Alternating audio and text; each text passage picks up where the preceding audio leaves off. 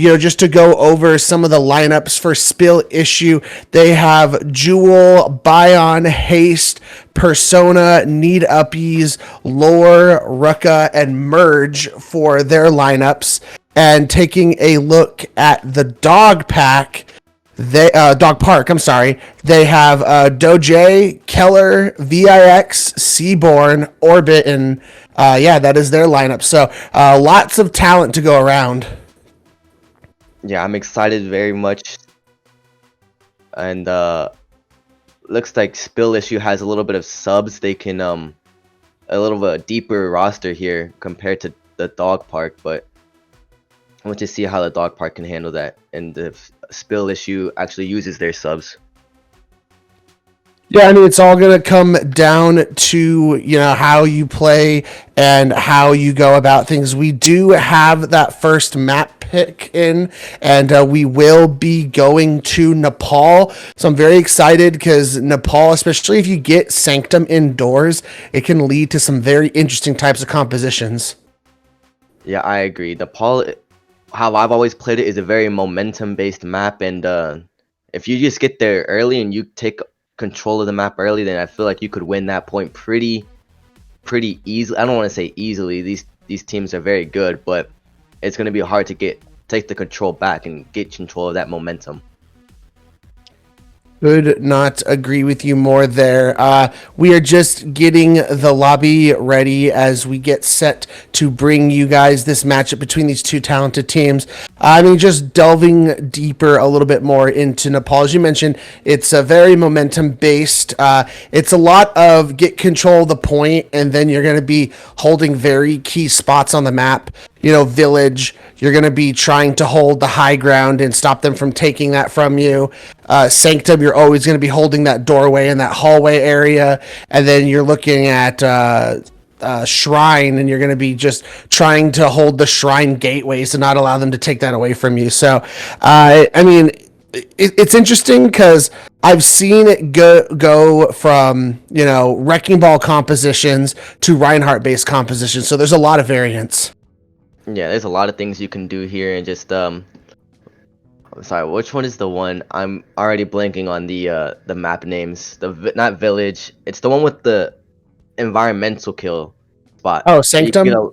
Exactly. My bad. That's a little brain fart by me there. But there I've seen a lot of Roadhogs being played just so that they can try to get that early pick off. You can try to get that early pick with the hook or JQ pull, or even like Reinhardt pin. I've seen a lot of that, and even Lucio, Pharah, stuff like that. It's just something to look out for. I want to see a little bit of that personally. Yeah, for sure. We did get word that you guys weren't able to hear us first, so I'll just re-welcome you guys in. This is the Blitz July Bash. I'm 2TryHardRay. This is Kid Shroud, and as you can see on the screen, we will be having Spill Issue versus the Dog Park. So very excited, and as we were talking about just right now, Nepal is going to be that first map. Very excited. I don't know how much they've missed, but it says 2TryHardRay, and I'm Kid Shroud. We'll be casting the matches, or the beginning of the matches, for y'all today. Yeah, that we will be, and I think we weren't heard when we were going over this, so I'll just go over some of the rosters again. So for Dog Park, they're looking at Doje, Keller, VIX, Seaborn, and Orbit. And for Spill Issue, they have a much bigger roster. So they have Jewel, Bion, Haste, Persona, Need Uppies, Lore, Rucka, and Merge. So as we were kind of talking about, you guys didn't get to hear it, but a lot more depth for them to work with. So we're going to have to see if that will come in handy down the line. And I believe this is a best of 3, so we'll be going to 3 maps. First to 2. Yep. So that just, it continues to amplify the urgency. You drop map 1 and you put yourself in a peculiar position because you drop 2 maps, it's all over, and you find yourself having to move on with that big L. So it just adds that extra layer of pressure to make sure you perform right from the jump on map 1. Yeah. Especially with it being so momentum based, Nepal, it's just you want to take control early. You really want to. You want to make a statement almost. Yeah, I couldn't agree with you more when it comes to that. As you know, just talking a little more about Nepal. Um, as we mentioned, there's the three maps. There is the Sanctum, there is the Shrine, and there is the Village. So, I mean, generally speaking, I'm not exactly sure where in the ranking system a lot of these players tend to be. But when I think of Nepal in a general sense, it tends to be more brawly, especially when it comes to Village. Village lends itself to, Ramatra or Reinhardt based compositions. Just hold your ground and move on to people as a team. Yeah, I could not agree with you more. You took the words right out of my mouth. I would see a lot of Ramatra, and again, we talked a little bit about it. Even a little bit of Roadhog. He can brawl to an extent, and just on Village, it's a lot of Sim, Mei, Reaper, stuff like that. Just because you're able to get those turrets in the little corners easy. You're able to kind of set the wall off and force the other team to go in the way you want them to go. So we're gonna see a lot of action, a lot of in your face, and just it should be fun. And I'm hoping to see a little bit of a diff here if they go Ryan. I want to see a Reinhardt 1v1 at some point. Yeah, that's always fun. As we are about to get you guys into this map, we have the readies from the team, so we will be loading in Nepal very shortly. As you see on the screen, we do have that first map being Nepal. I believe it was. I don't think it was a map picked by any team. I believe it was just a set map that is for this round of the tournament. So again, I hope these teams are prepared. As you mentioned, Reinhardt could be the key, but in this new meta we've seen, Ramatra is very, very strong, and this is a very good map for Ramatra. Yes, it's a fantastic map for both of them. I guess we'll just have to see who these players are comfortable playing, because at the end of the day, I think they would go someone they're more comfortable and not just because it's meta. That's what I've always said. Yeah, I think it's just going to depend. I mean, there comes a point where you could be like a London Spitfire type situation. We are currently on Obse. Try and force what you're good at, or you just play what's meta and what works for you. It's just going to depend. Can you force what you're really good at, or it is just the difference with how good the meta composition is forcing you to lose fights, and you got to figure out where you draw that line as a team. So we are in here. We do see Ramatra, a Sim, and a Mei, a Lucio. But on the other side of Dog Park, we are getting a Wrecking Ball instead of a Brawl kind of tank here. So you can see how they use that. They look like they have a very more mobile comp with Pharah and Tracer.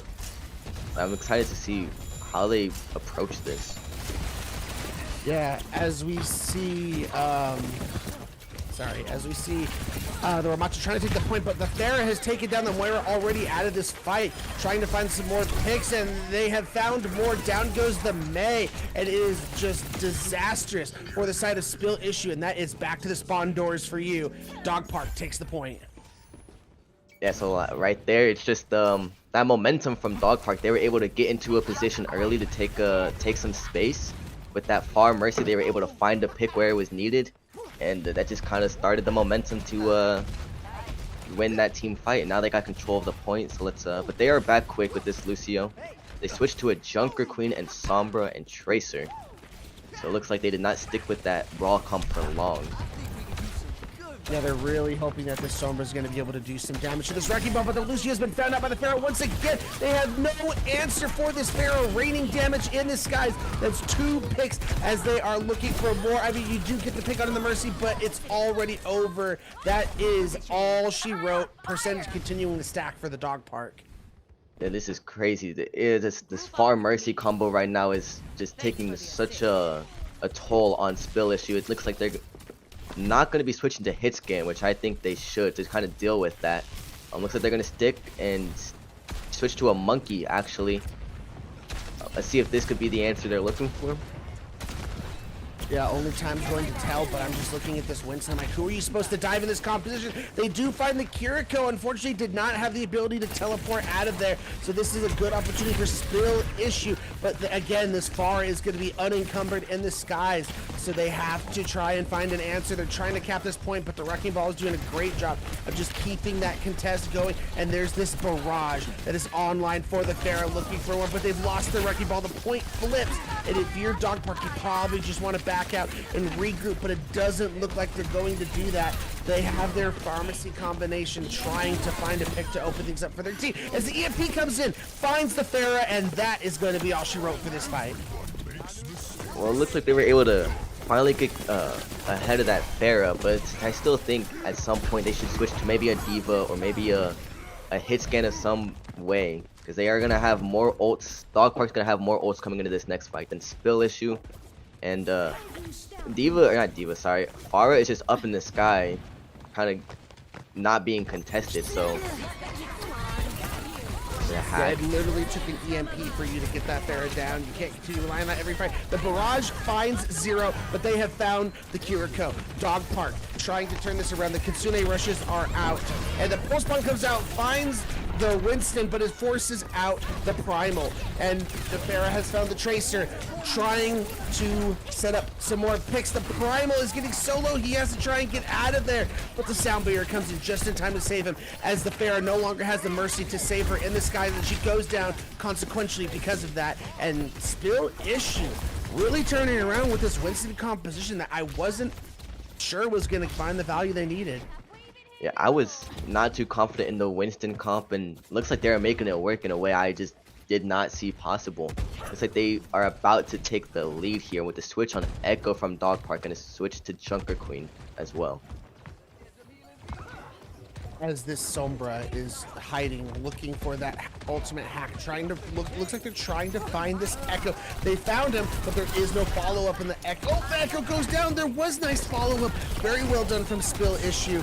As now they're trying to go after this Junker Queen. They found the Mercy, and this is looking disastrous. I mean, in the meantime, Dog Park flipped the point, but it's, you know, just a few percentage points they are stealing, as Spill Issue has the numbers.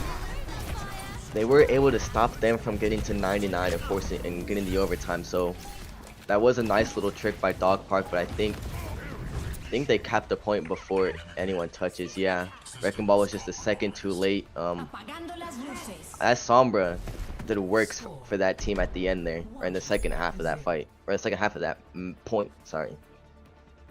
Yeah, I mean, I do think when you go this Winston-based composition, Winston, especially with his bubble and his ability, his movement abilities, and you have Sombra Tracer, it makes things a lot harder for your Pharah to hit because everything is so mobile, and then you don't have a lot of damage on that team outside of the Pharah, so when she can't be hitting targets consistently like that, it just spells disaster. As you see both of these teams making some compositional swaps. I think they were going a Ana, Mei, and D.Va swap on Dog Park. I was not able to see Spill Issues. I think they switched to a Ramatra. So yeah, it was definitely a Ramatra versus a D.Va composition. I'm very excited to see where this goes, because I don't see this interaction very often. Because generally, I like to think that D.Va, especially with the micro missiles, has a lot of damage you can force upon this Ramatra to try and force out,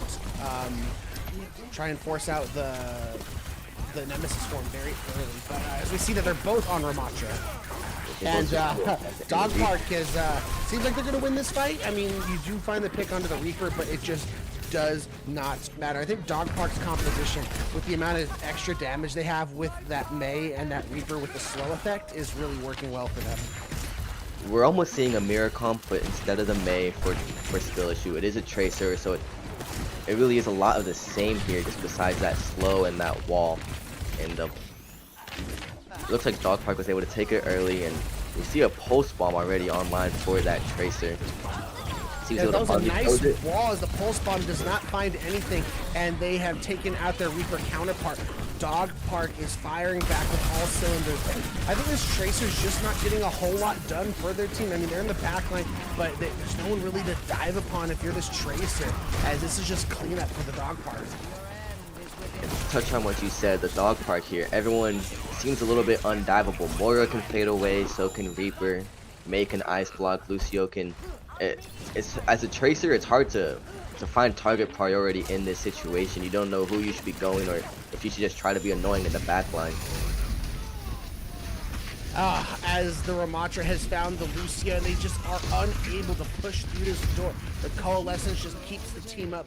And I mean, to win that fight with only having to commit a single ultimate is just so impressive from the Dog Park.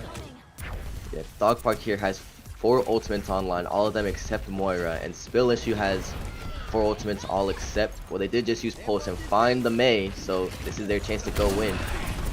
It is the Dead Blossom. It's found 2 almost. Okay, only found the 1, and the counter Dead Blossom has also found 1. So the advantage goes back in the favor of Spill Issue. The Ramatra has found the support, and that is it. Spill Issue finally gets some control on this point. Yes, but with 93% for the Dog Park, the Spill Issue is gonna have to hold them for quite a while. Looks like Dog Park's coming in with 2 ultimates, being Ramatra and Mei. They could just win this fight and turn it and cap the whole point.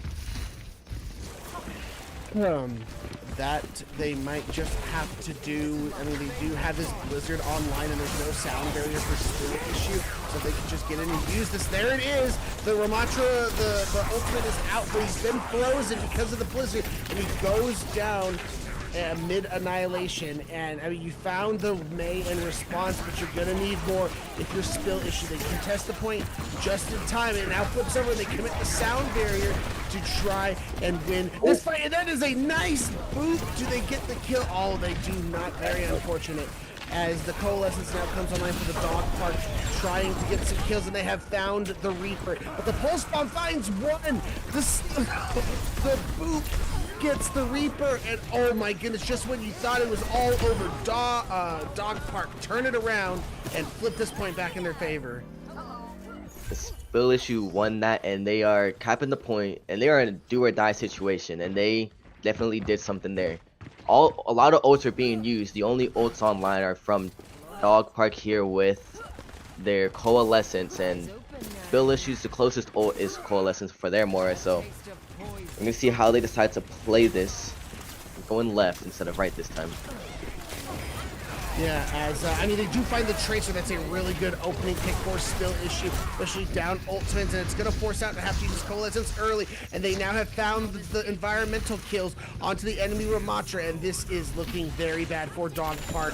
They are now up in this battle, and you're just going to have to fight to try and continue to contest and keep this overtime going if you are the Dog Park. And they do get the Tracer to touch just in time. Sound barrier comes out online for the Spill Issue as they have found the Lucio, and it is looking all but over. The Moira's there, but it's not going to matter. This map is going the distance. Spill Issue wins Sanctum.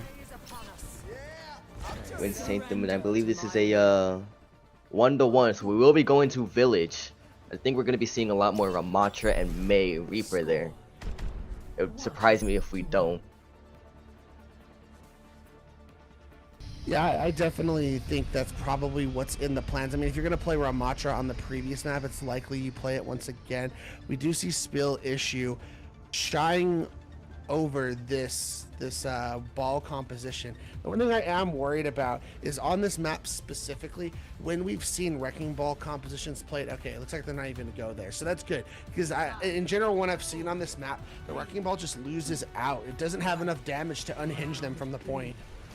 So we are seeing a sim swap from both the Reapers and a Reinhardt swap from Dog Park. We're seeing a Baptiste instead of Moira on both sides as well, so it's very mirrored again, with just a swap between Ramatra and Ryan. Hey, you do have a beefier shield if you are Spill Issue to try and build up your Symmetra beam. But the aggression coming out from Dog Park, getting that point first and getting this Immortality field out early could be a deciding factor in who wins this first fight. And a great moonwall to separate the Ramatra from their Baptiste, force them to back up. And because of that, they're going to get the first cap, which is really good for Dog Park, but they need to win this fight. We see the Symmetra trying to throw in those turrets, and the Ravenous Vortex is on the point. As they try and rotate, out comes that Amplification Matrix, and the Maywall's there to block it, but they're down. They're Reinhardt. This is Spill Issue's opportunity to move in. I mean, they throw in the Photon Barrier, but it's not a very great one, not providing that many shields, and that is just going to spell defeat for Dog Park, as Spill Issue is going to flip this point. So it looked like Spill Issue just got a really early window there, and we're able to just melt down some of that tank's shield. And May did a great job of trying to wall that off, but I think she accidentally walled off the Reinhardt on the wrong side and just isolated him with the enemy team. So I think that could have been the main demise there. Yeah, I definitely saw that as soon as it happened, and I'm just like, oh, that could be disastrous. Reinhardt survived longer than I thought he would, but they do get a comeback. They have this Amplification Matrix, and if things get really bad, they have a Blizzard, but they've lost their Symmetra. But they found the Baptiste. I think that's a fair trade if you're Dog Park. They have no main heals on their side anymore, so this should be a really good Blizzard. They have no way to stop it. There it is. Comes out, gets the Ramatra. He's down. There's a counter Blizzard on the field, but I don't know if it's going to be enough. The sound barrier is there to be provided to the team, and it's looking pretty good for Dog Park, but they need to find this kill. Shatter comes out, finds two. They need to get this May off this field. She's doing a great stall job, and they do, and they will flip that point. So Spill Issue ends that point with 51%, and Dog Park takes it back.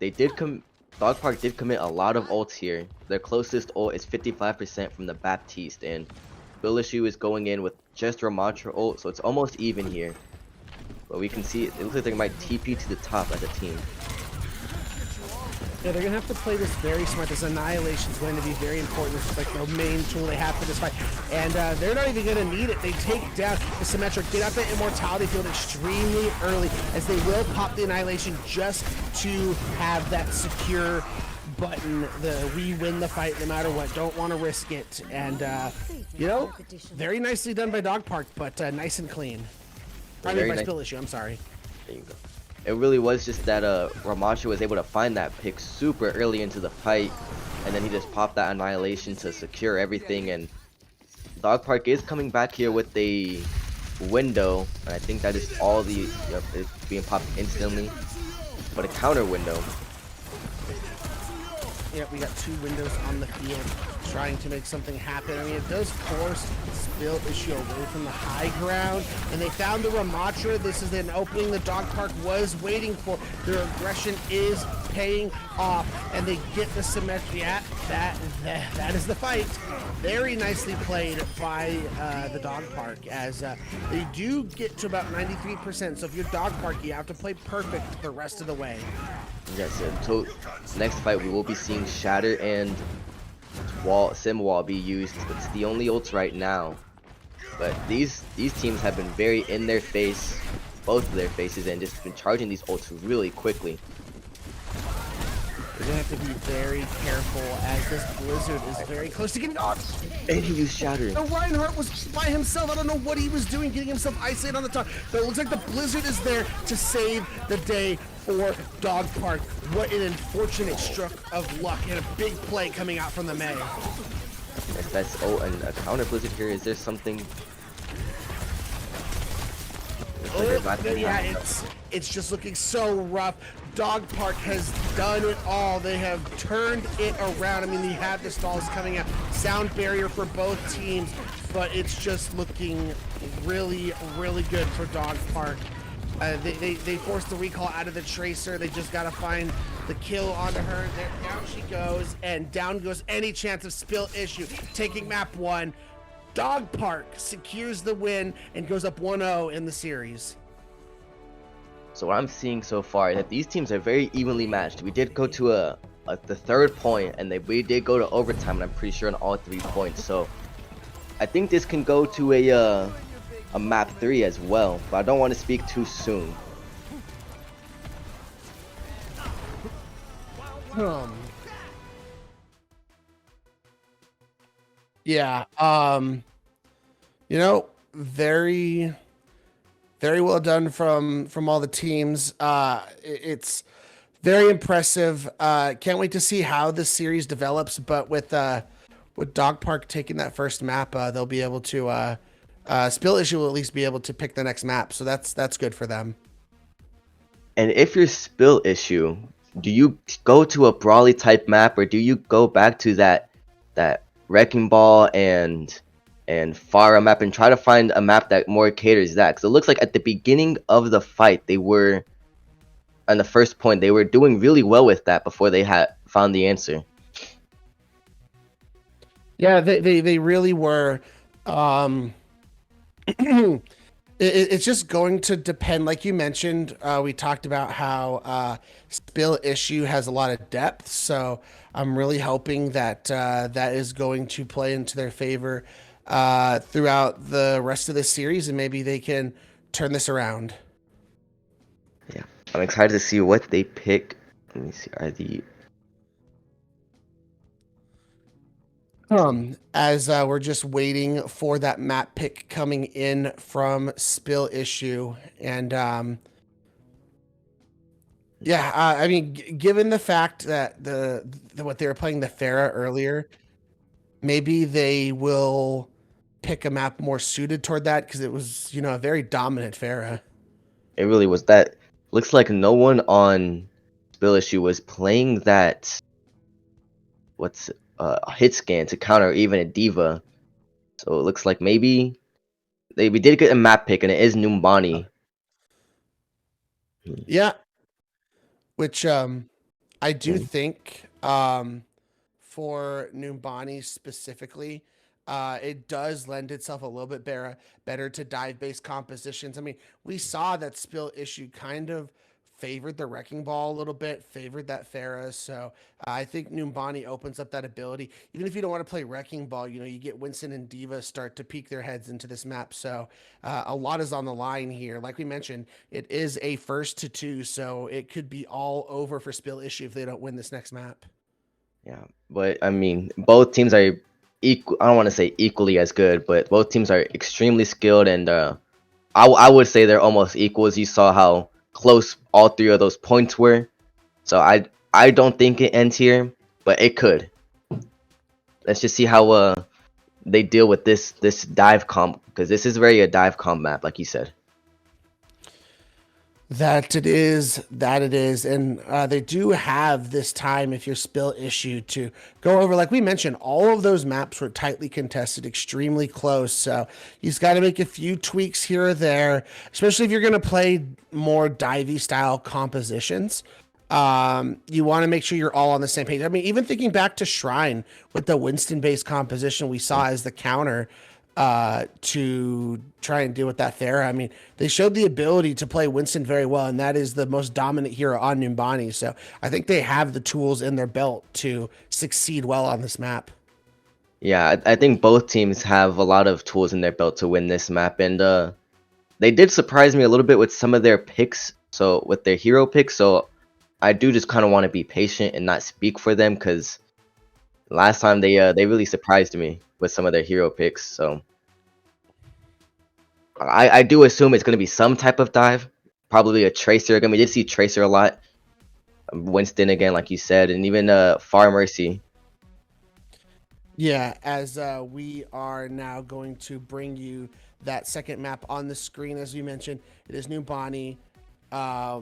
So I am very excited. Numbani was one of the late map comers to this game. Like, it didn't get added to the game until a decent ways in. So haven't been able to cast a whole lot of it on Overwatch 2, so I'm very excited. Yeah, I haven't been able to cast on it much either, so I am excited to see this. I'm excited to see these two teams specifically and how evenly matched they are. And I really want this one to go the distance, even going to overtime. So, and I believe if anyone can do it, it would be these two teams. Yeah, I mean, like we mentioned, it's been a close matchup. There's no words to mince here. I mean, they would not surprise me if we see this going a full 3 maps. But like we mentioned, because Spill Issues backs are against the walls. If you're Dog Park, you have to continue this momentum going forward. You don't want to give this team any kind of hope. You just want to win this next map, move on, and move on with your life. Like you don't want to mess around with map 3. Exactly. Dog Park does not want to ease off the gas pedal at all, especially with how close the other points and maps were. They just want to get in there, hit the ground running, and try to take this control as quickly and as efficiently as possible. And if it's your spill issue, you don't want to stop that from happening at all. You want to do that as well. You want to make a statement. It is capable. Both teams are capable of doing this. So we'll just see which team comes out on top. So we have the readies from production and from the team. So we will be getting you guys into the streets of Numbani very shortly. Arissa's home map. So I don't think we'll see much Arissa because this is a very high ground based map. But you never know. You never know in Overwatch. You could just be getting counterpicked. So. So what? Sorry. I was saying they could just be getting just playing the counter picks and rather than specific team comps. Oh yeah. I mean, it's really gonna depend what these teams go, but I still think it's fair to assume it's gonna be Winston. As we see both teams currently on the Winston-based compositions right now. Strangely enough, I didn't expect this full mirror. I mean, okay, full mirror is not a surprise. But with a Winston-based composition, a Tracer Hanzo mirror is quite surprising to me because when I think dive, I don't necessarily think Hanzo. When I think Winston-based composition, especially in the meta we currently exist in, I think Tracer Sombra. I agree with you. Or Tracer Genji, maybe to dive that Ana that's usually played with Winston. But that Brig is, I would be believing to protect that Ana. So it's gonna might be harder to kill her as they might think. That we could, I mean, we're just gonna have to see as this fight develops. I mean, it's all gonna be about trying to get up this high ground and taking it away as we see the Winston of Spill Issue up there. I mean, gets anti-nated, so it forces him completely away from this high ground as he tries to retake it once again. But it's extremely tough, especially Tracer doesn't have a really good way to get vertical to help out your Winston up there. I mean, they did get up there, must have taken the long way around. They found the enemy Tracer, so that takes all the pressure off your Brig and on a backline, as now they are looking to pounce even more as you try to take this high ground, but there's a nice whip shot coming in, and Dog Park is fired back. Hanzo has found 2 picks in this fight, and if you're Spill Issue, as I say that, their Winston gets to the backline, kills both of the supports. So, I mean, with no supports on this field, this should be easy cleanup, but the Winston has been found out from Spill Issue, and it looks like they're gonna have to reset now without a Winston. We were able to get one little checkpoint, one little tick off that point, so I did not even see that they had that point long enough to do that. It helps out a little bit, Spill Issue coming in. Drive that Hanzo. That Hanzo was amazing with that headshot on the other Hanzo.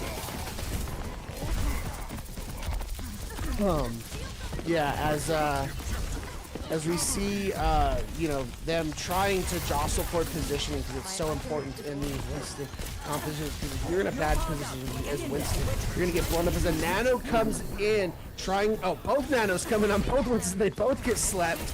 Don't see that every day.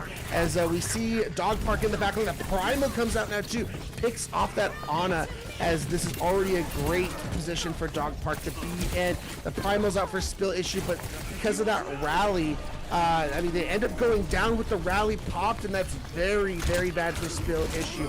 They tried to get that second tick, but I don't think they got it in time, but they did. Dog Park did get the Hanzo, so picks are going back and forth as this Tracer duel ensues on the point, and they're just trying so hard, but it really did not matter there. Dog Park continues to hold. Dog Park is doing an amazing job holding, and a lot of ultimates being used on both sides. You can see a rally pop on top of the little. Spill Issues finds one pick on the enemy Winston. Could this be the play they're looking for? And the Tracer. Yeah, they do completely clean up there, so that was very well done from from Spill Issue, all things considered, when it was looking a little rough there, but it took them a little bit, but they finally were able to secure that point as now they're looking to start building up some meterage on this point B. Let's see this. Dog Park has a pulse bomb going in, and Spill Issue has Hanzo Dragons and pulse bomb. Let's see if Dog Park here looks like they might be trying to flank and get this pulse bomb on somebody. Sneaky little Tracer trying to find that perfect timing to throw in that pulse bomb. Haven't found it yet so far, as they're just as the fight is going to see here on the high ground.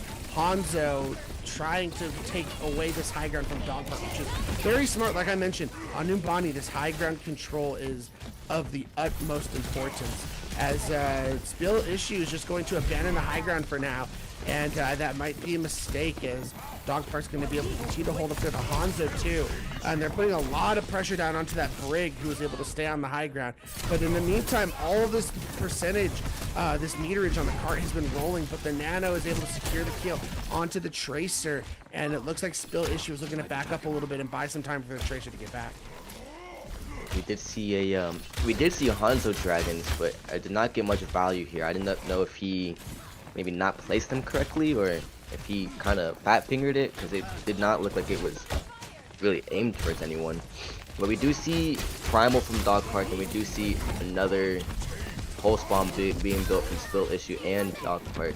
A lot of ults that can be used. Nano coming in for the monkey, gets booped off.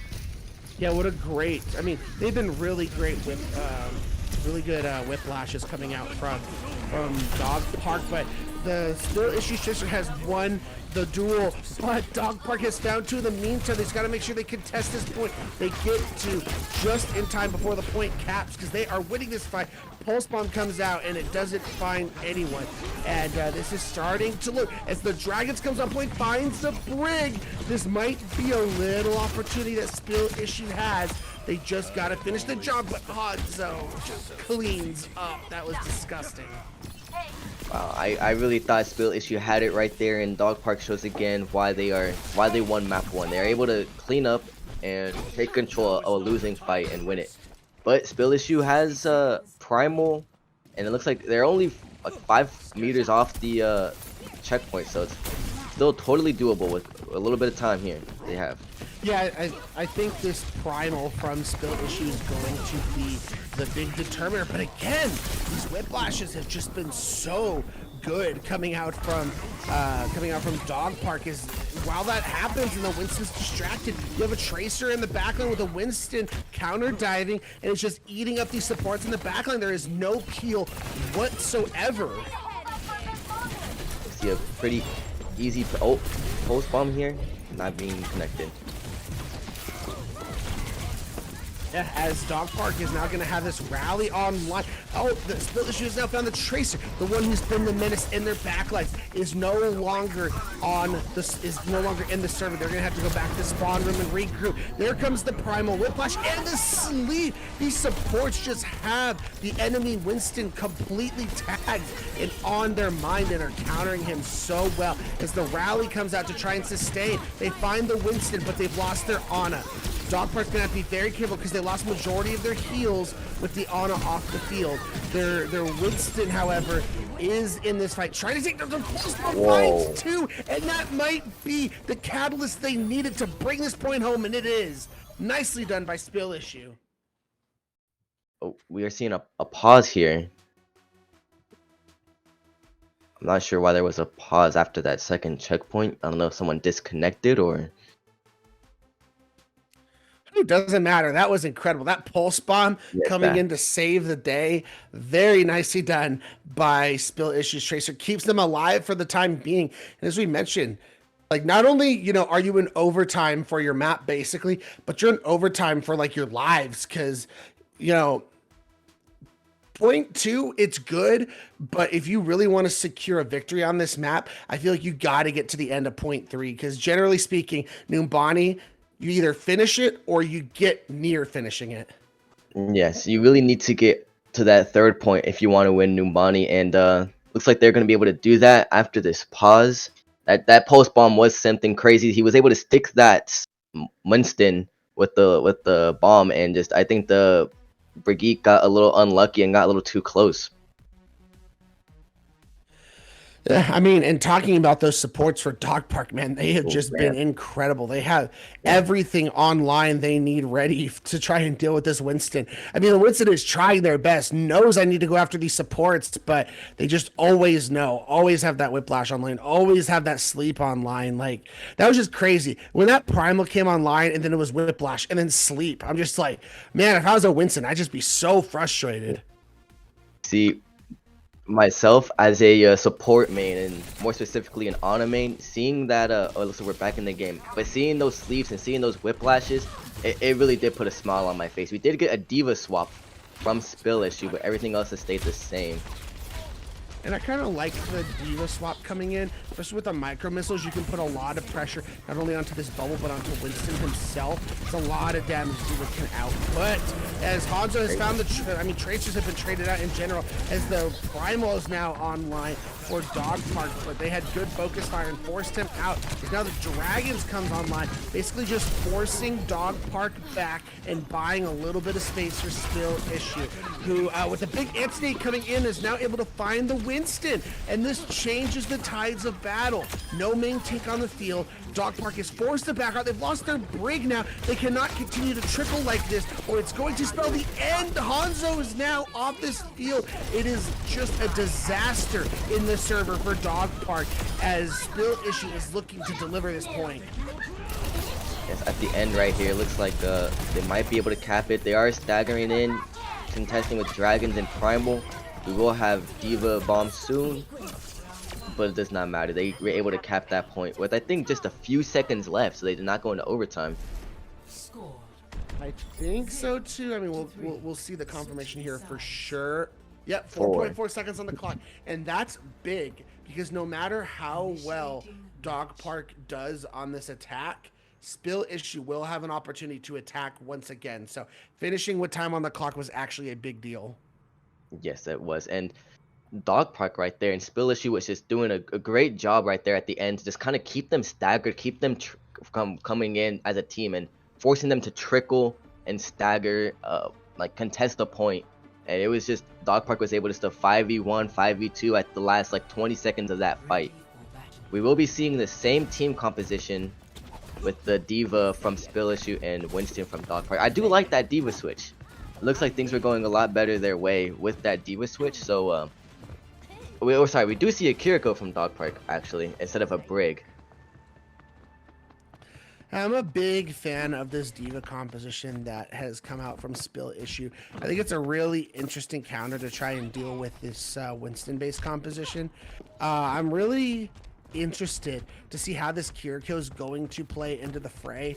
I mean, Kiriko can, engage in on these dives and look for some good headshots to try and help with a lot of damage onto this, but very vulnerable if, you got to time the cooldowns perfectly to make sure you can keep yourself alive and then be able to TP yourself out of there if you get in danger.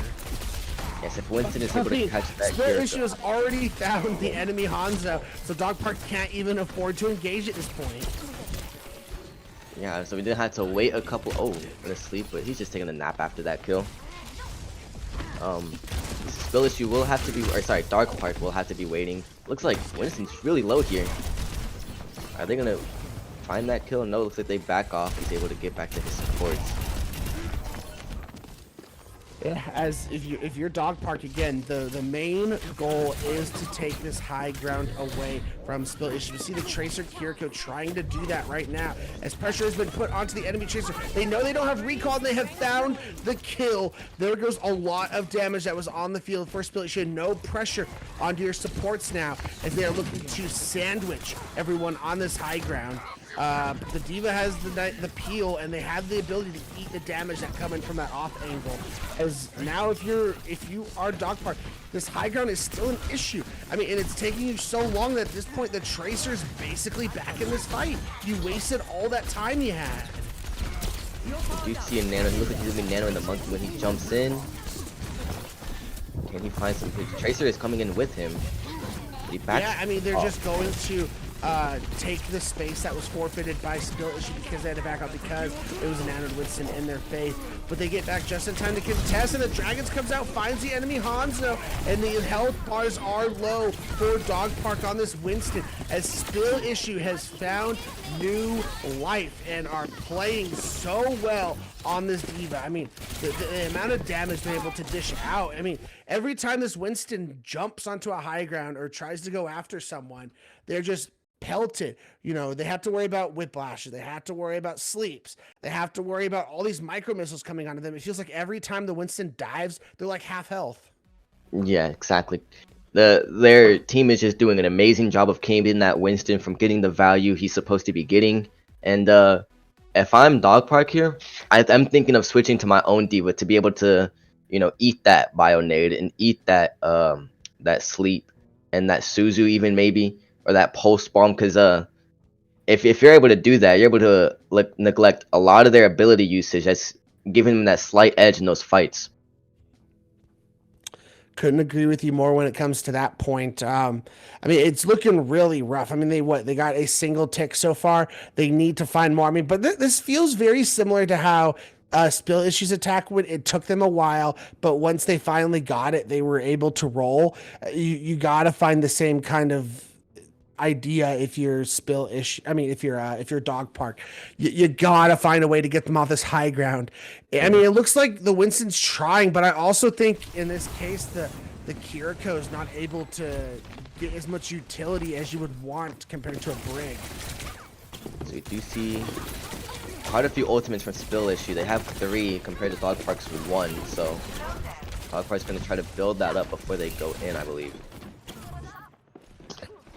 Yeah, because if you think about it, this Kiriko versus this Brig, I mean, you're able to dive in and unleash some more damage, and you have a counter to the anti-nade, but you don't have any protection for your Ana at all, so the Diva can easily counter dive your Ana, and there's nothing you can do to protect her.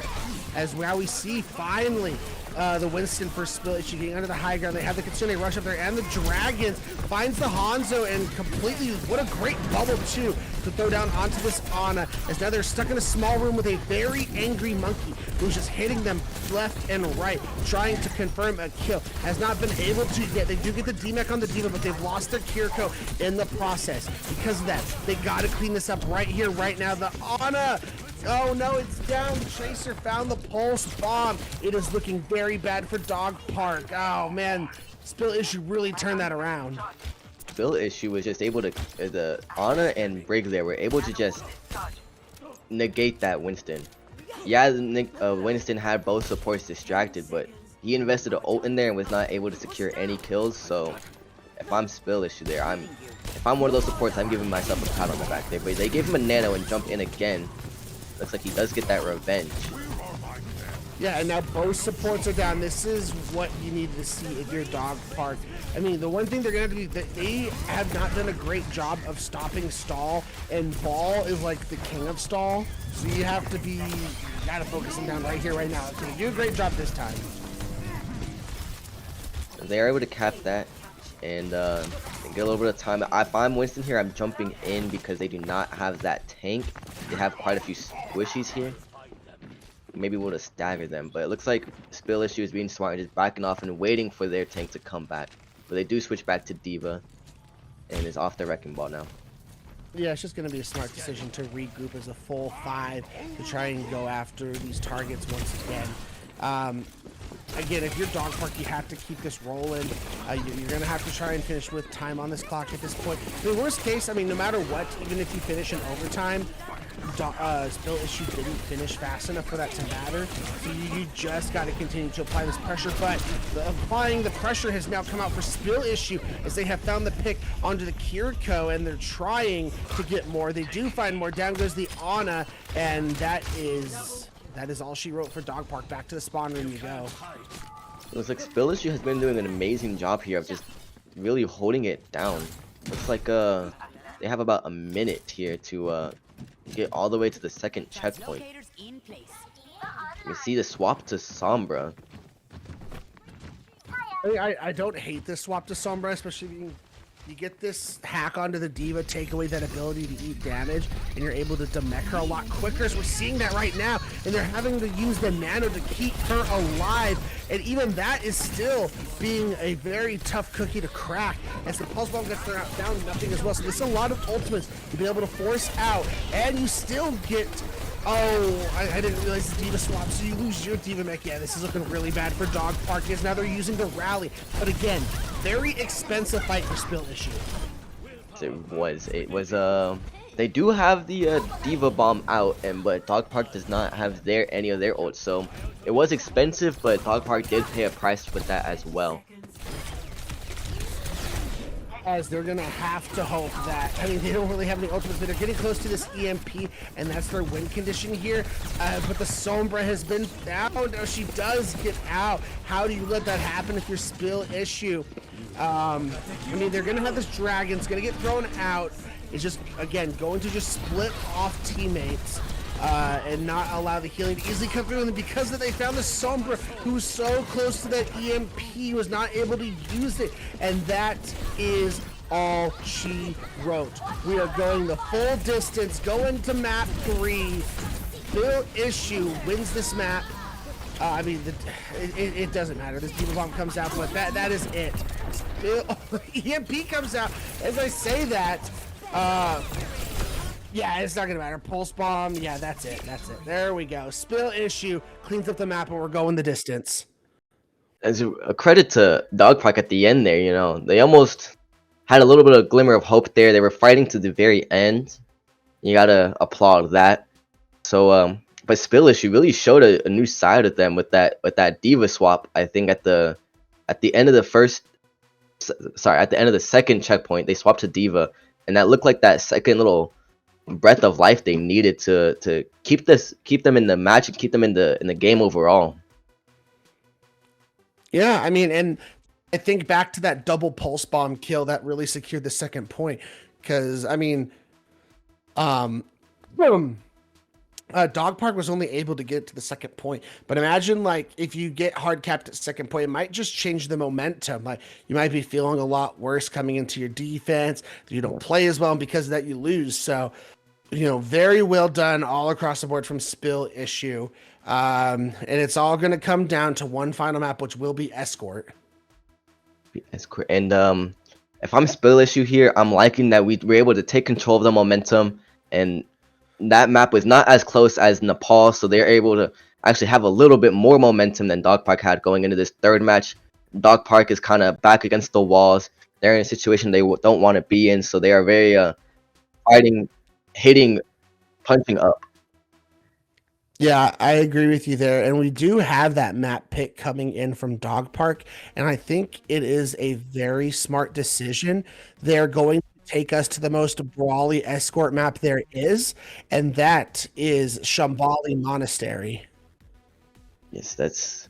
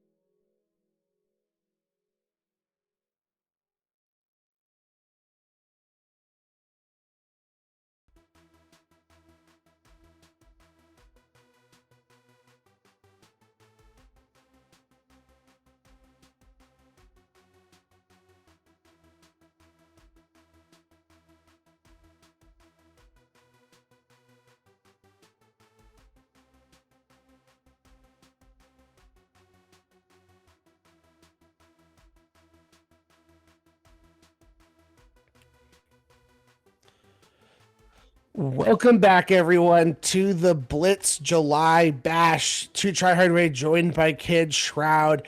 And as you mentioned before the break, we are going to Shambali Monastery for that third map. And again, I think it favors Dog Park, as when we were on Nepal and they played the Brawl Mirror, they tended to get, I mean, it was closer, but they tended to win those situations.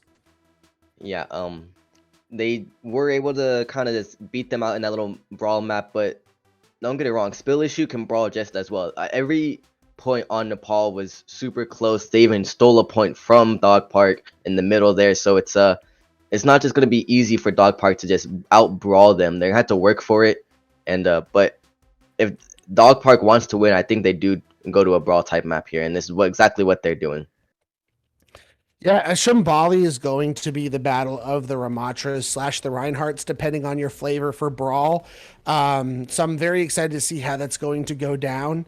As we mentioned, Dog Park was just a little bit better at the Ramatra compared to Spill Issue. But you never know what I call Uncle Mo, which is momentum, is going to do for Spill Issue now that they're able to get a map under their belts. Yeah, they do have that momentum, and that could be the very slight edge they needed to win this brawl. But we did see a lot of mostly Ramatra with a little bit of Reinhardt. I am expecting to see more Ramatra, and actually, I don't hate the idea of going Far Mercy here again. They do have that very open sky that they can fly around with the tall buildings with the corners they can hide around.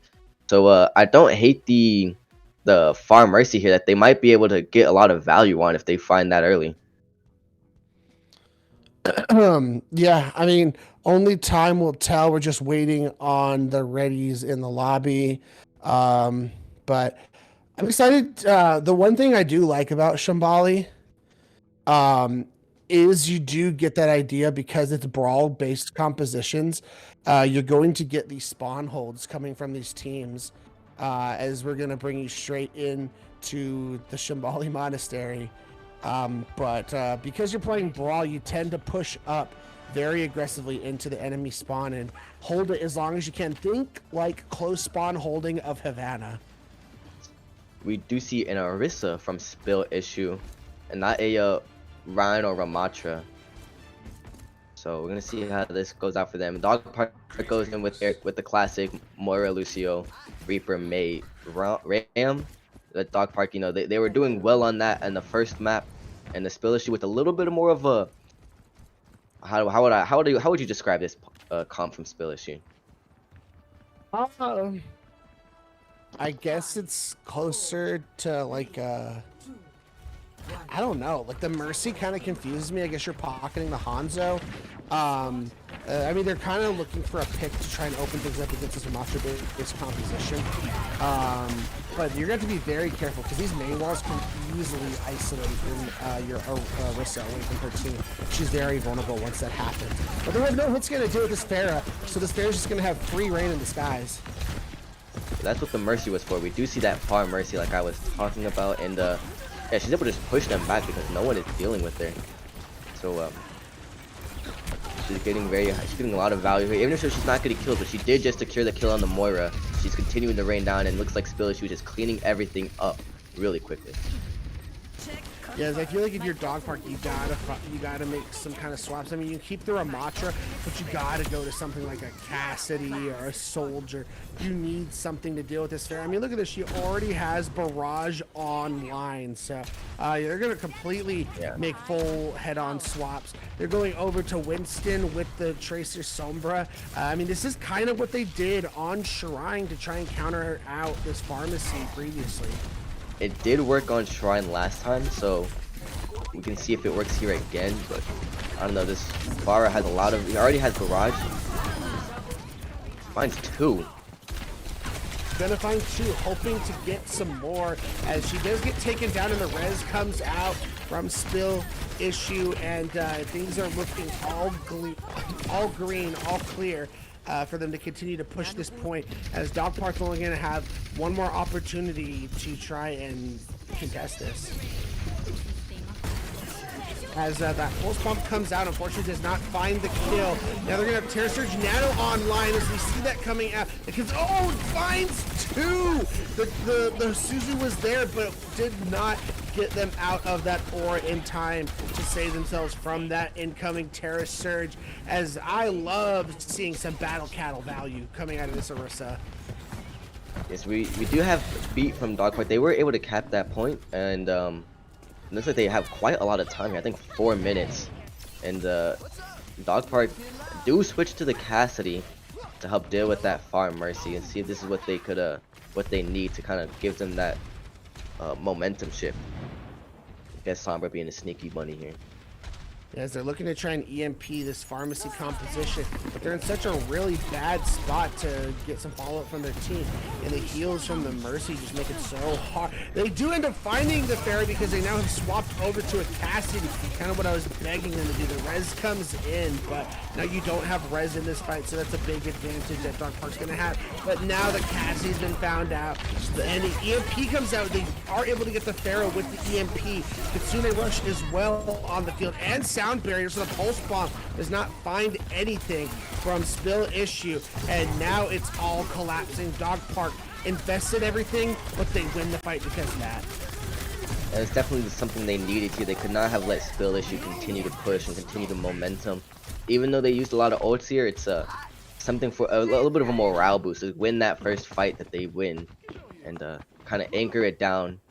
You know, take their time, get a breath of relief. Much better.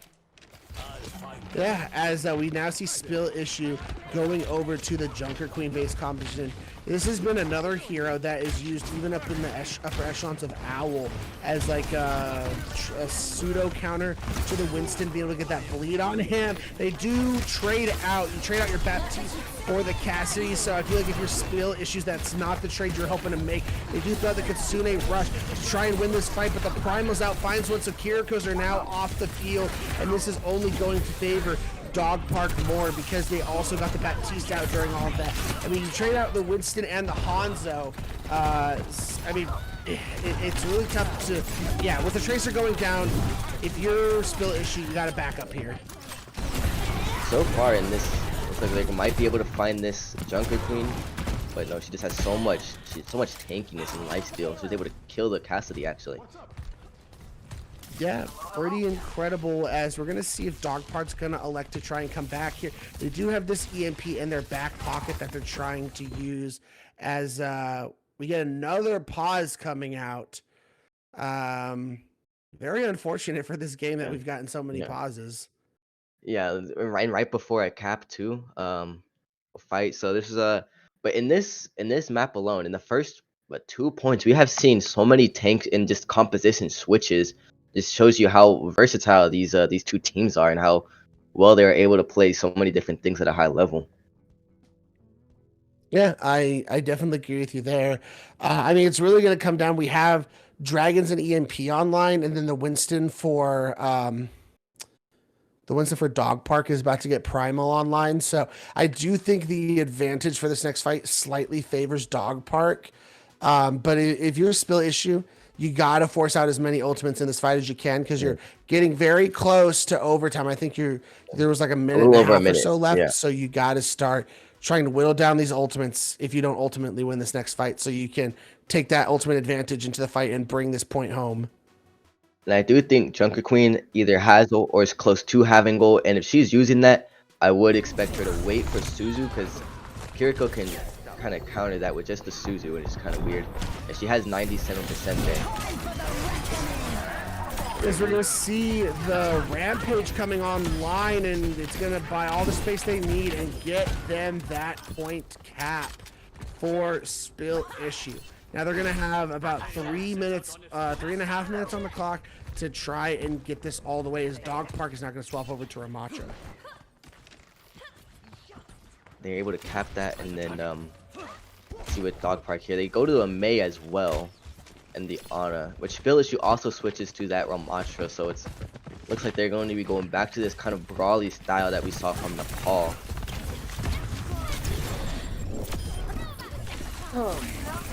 Yeah, as the Pulse Bomb finds the pick onto the Ana, And without your auto, your Ramacha's pretty much dead. Oh, you sound barrier there. That is disastrous for Dog Park. You are gonna need that ultimate for this next fight, and that just adds to the pressure that Spill Issue is placing onto the backs of Dog Park.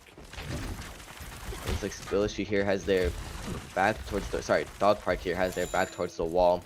They have about quite a bit of time to push that last little few meters, and so they may make something happen here with no ultimates. This is asleep. On his side, a good position here. Yeah, as Ramacha has now found 2 for Spill Issue, and it is looking all but over for the Dog Park. Spill Issue going to bring this point home with just over a minute on the clock. I mean, that might be a minute and a half. It's kind of hard for me to see, to be honest. We'll see right here. here. It is going to be minute 39. Okay. Yeah. So they got a good little chunk of time there, and so if you're Dog Park, I want to see the kind of changes they're making.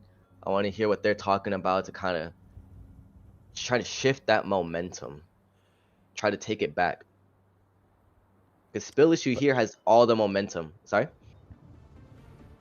Yeah, exactly. Dog Park, they're up against it now. I mean, they have to complete this point and then try and win this in extras if they even want to move on. Spill Issue has just flipped a switch since map 1, and they are playing so much more better, so much more coordinated, and their Hanzo has been popping off. Same with their Tracer. Their DPS are doing a great job. Spill Issue coming in with a Ramatra Tracer, and it looks like this last support can't make up its mind. I think I'm gonna stick to the Baptiste, and nope, I'm switching back to the Yana. He's really tricking me here. As this defensive setup coming out from Spill Issue, continuing to play this Mercy, they seem to find a lot of value. I mean, I do feel like they have had some really crucial reses coming into this fight that have turned things around when things were looking not as great as you would have hoped. Dog Park, they're gonna come out on the Zarya, which I find extremely interesting. I mean, it's a lot. Okay, as I say that, they now swap over to. They're swapping it again. Okay, they're going Wrecking Ball now. Okay, so they're going back to Zarya. dive oriented, so they're looking to try and get on top of this. Now they're back to the Zarya. I don't want to speak too soon. I think they're sticking with the Zarya this time. Yeah, I mean, the indecisiveness for me also is very telling. Dog Park just has no idea what to do here. I mean, the Zarya is going to be a lot of damage, and because of that, they find the Ramatra. It's just too much damage for that Auto Mercy to be able to handle. They're going to have to do a better job of being wary of the Zarya and not trying to shoot her bubbles as much. Yeah, but they Dog Park, I was not expecting a Zarya in this kind of comp here, but it looks like it could work. Maybe they're gonna try to combo a Graviton Surge with Pulse. They do not have any like Beats or Trans or even Suzu to kind of protect them from that, so could be a big play if they can get it cooked right.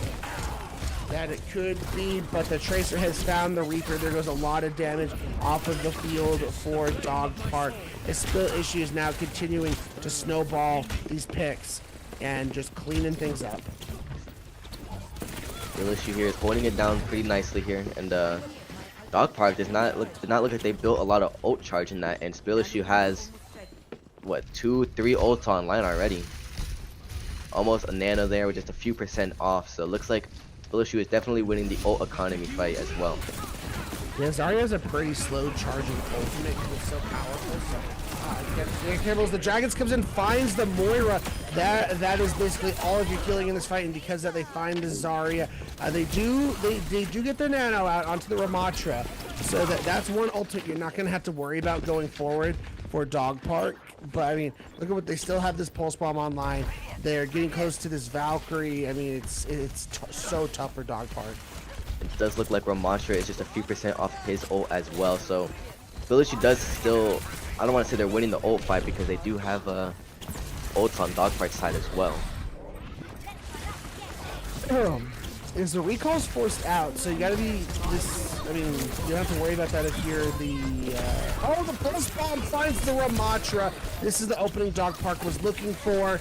They gotta continue to get these picks, though. They gotta find them quickly too. But the res comes in, but they've lost their Ana in exchange. But oh my goodness, they have found a way to turn this around. The Annihilation finds 2, and that is a spill issue difference right there. Wow. So they're just really holding solid defense. But Dog Park does have their beat and their Blossom and their Graviton Surge. This could, you know, might see an ult dump here from Dog Park to get that last little meters to cap this point. They are running out of time here, less than a minute, so it isn't now. Or but they found the Reaper who had the Death Blossom online. That is really bad. Now they found the Moira. This is just so bad for Spill issue. They have to get back to spawn. They cannot continue to trickle. They just need to regroup, and like you said, ult dump, man. They have the advantage in this next fight. They cannot continue to get themselves picked like this. And just a little bit of time left. They have to touch here and they have to make something happen. We see dragons coming out. But that pretty much does nothing, as we see now. The Graviton Surge, they're going to block as much healing as they can. And now they've lost their Tracer. But the Nano comes out, but the Death Blossom has found 2. Dog Park finally able to use those ultimates that they had. And they're going to be able to bring this point home in overtime.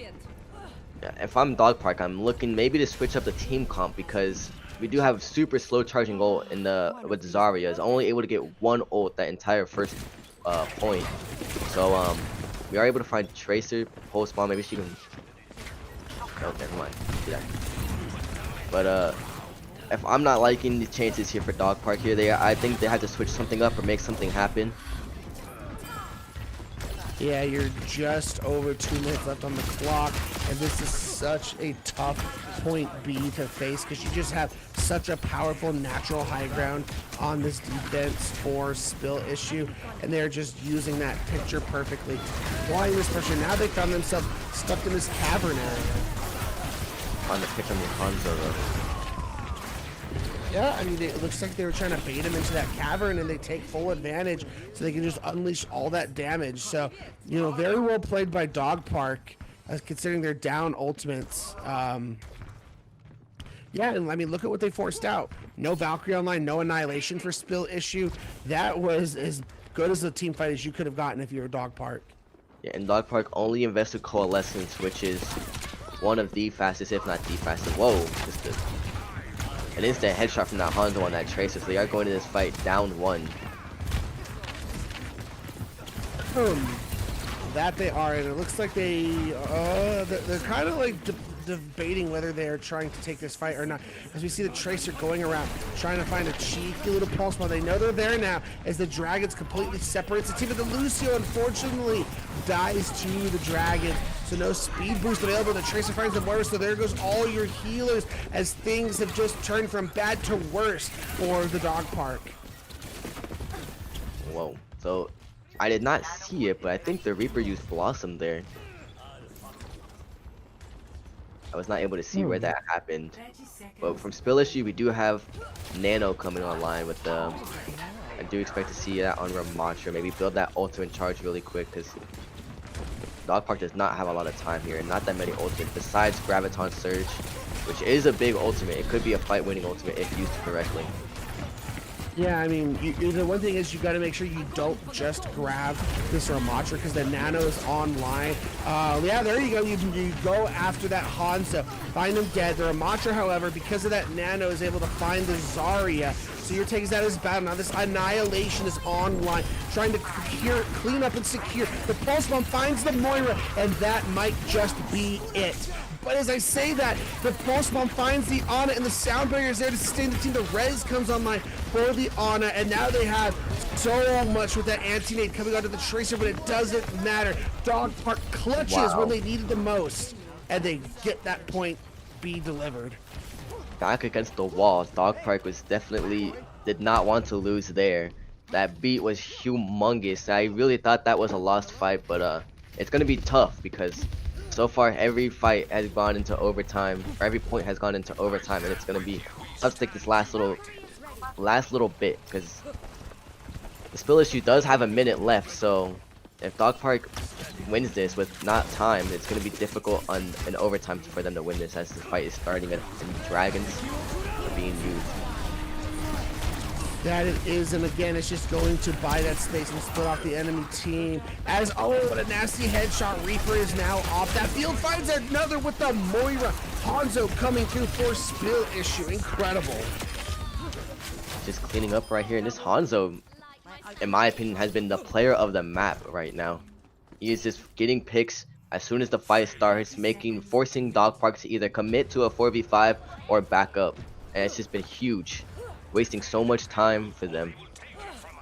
Yeah, and you know, because of all the ultimates they're forced to use, they're really only looking at a Death Blossom here to try and bring it home. Spill issue once again has this Pulse Bomb online, and every single time this Tracer has had Pulse Bomb, they find a kill. But they didn't even have to use Pulse Bomb to get that kill. They win the Tracer duel. The Death Blossom comes out, finds absolutely nothing. The Nano is now onto this Ramatra, and they are just mowing people down via some punches.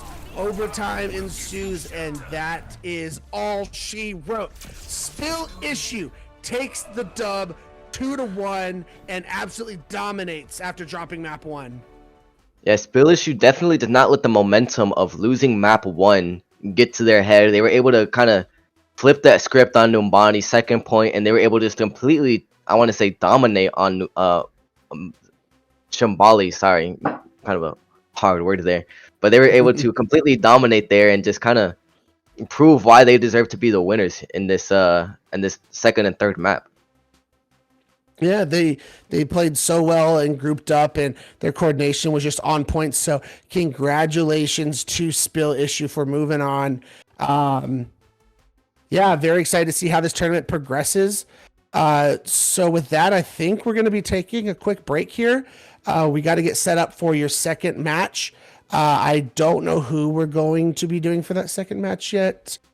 But once we have that, we'll be getting that set up for you guys, and we'll hopefully, you know, be back soon.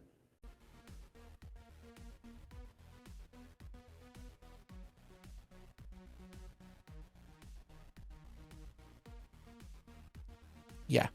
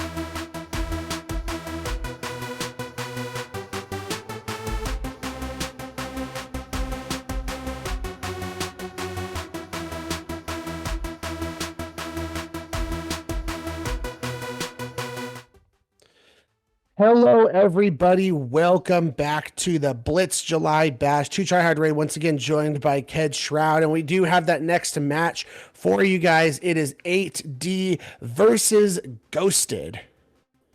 Yes, it's gonna be an exciting match. After what we saw between the last match, I hope we can see something of that same quality here. Looks like I we hope do so got the first too. map, Ilios. Sorry. Yeah, I hope so too. I was gonna say, as you mentioned, Ilios was the first map. I was just gonna go over the rosters as constructed for 8D. We're looking at today: Bedtime Story, I-23, Narwhal, and Puppy Cat. Bedtime Story, look out for him. Incredible DPS player. Casted him in Open Division, casted him in the Contenders Summer Series. Very, very good DPS player. And then trying to find the roster for Ghosted. Here we go. So for Ghosted, we got Light, Silent, Cabe, Still Kiwi, Goose, Ghost, and Depression. This is another OD style. A lot of open division players. Light, very talented tank player. Cabe is an incredible tracer player, very incredible DPS player. This is going to be a great matchup. Yes, I'm very excited to see on Ilios here. They already started the fight, and they are. So let's see the comps here. They got a Winston, Tracer, Echo, Brig, Ana for Ghosted. So it's actually kind of what we saw last fight here with the on Numbani. In 8D, we are seeing a mirror almost with the Sombra instead of an Echo. Yeah, I mean, it is looking very strong as the pulse bomb comes onto the Brig, and that is going to be pretty much it as 8D is continuing to dominate on this point. It looks like 8D has already gotten almost 0.5% here, but with no ultimates real online besides Primal and Nano coming in soon. Ghosted here is going to need to make something happen with 0 ultimates. Not a lot of ult charge either besides Nano. Yeah, as Light is looking, gets the Nano, trying to find some more picks, forces the recall out of the Tracer, as look, just unable to find the picks with that Nano. As now it's going to force out the Primal. Will he be able to do anything with this? Found the Brig completely isolated, but it's going to be tough when you can constantly proc Inspire on this Primal. Now they're going to pull out the Rally as well, and they get to sleep onto Light as they're hoping to try and flip this point around, but it is looking all but good for the side. But the EMP comes in and they're able to find the Tracer as things were looking bad. 8D has flipped things around, but the double pulse bomb coming in from Hayes is going to flip this point around, and Ghosted finally starts getting some percentage on this point. Yeah, this is going to be huge for Ghosted, but they do need to just kind of anchor down here, make something happen, because they cannot lose a single fight here or AD wins the point. We are going to see, so that was a huge post bomb by that Tracer, so see if they can kind of replicate something the same. They need a huge play like that to keep winning. They got 20% already though.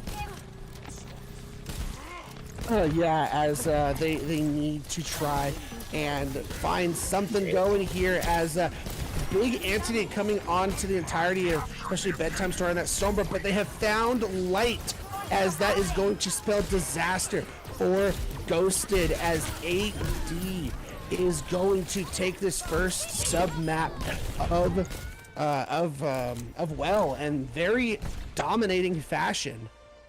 Yeah, from what I saw from both of these teams actually is when that monkey tried diving in on 8D, that Brig and that Ana, just like the last map on Numbani, we saw it a lot. When Winston tried diving in, we saw a lot of the whiplashes, we saw a lot of the sleeps, and didn't really allow Monkey to really jump on those backlines. So see if they counter that with the Sim and Ash on 8D, but the same comp so far for Ghosted. That Ash is might spell trouble for the Echo. You might see an early swap here, and a Sim from Ghosted as well. Yeah, as this Ash that we see Bedtime Story going over to is what I know him so much famously for in the open division scene. So this is going to be a tough ask for Ghosted to try and get this high ground and take Bedtime Story off of it, as it's going to rely a lot on the sync up between Light, Cabe, and the Echo of sorts. They get engaged pretty early here. Oh, as the Brig's already been taken down, 8D absolutely dominating Ghosted right now, as that is just a complete reset they're going to have to take. And they're able to cap point early here in the... They did both switch off Sim, so they did just use it for the TP. Did not notice that at first. So they went Tracer on both sides. But everything else besides the Ashe and Echo, we did get a pause here. But everything else besides the Ashe and the Echo are the same across the map for team composition. So yeah, as these two teams, again, like I mentioned, littered with a lot of open division talent. Ghosted is just getting completely diffed right now. This Winston dive is just getting in their face, and they have no countermeasures to it whatsoever. And because that dive is doing its job, it's allowing Bedtime Story on this Ashe to have all the free reign on the high ground, and they're just unable to put pressure onto him. And so you're just unable to unleash all that dynamite damage, all the passive damage from the shots that Ashe can rain on you, and it is just spelling disaster for them. So Ghosted really is gonna have to try to focus on that on Winston and Tracer to fake out that Ashe at the beginning of the fight, so that Echo doesn't have to play so passive. Because if you have an Ashe just uncontested there, then Echo is having to hide behind so many corners and having to hide behind so many walls to try to get value, and it's hard to do that. So let's see if Ghosted can make that call and make that happen.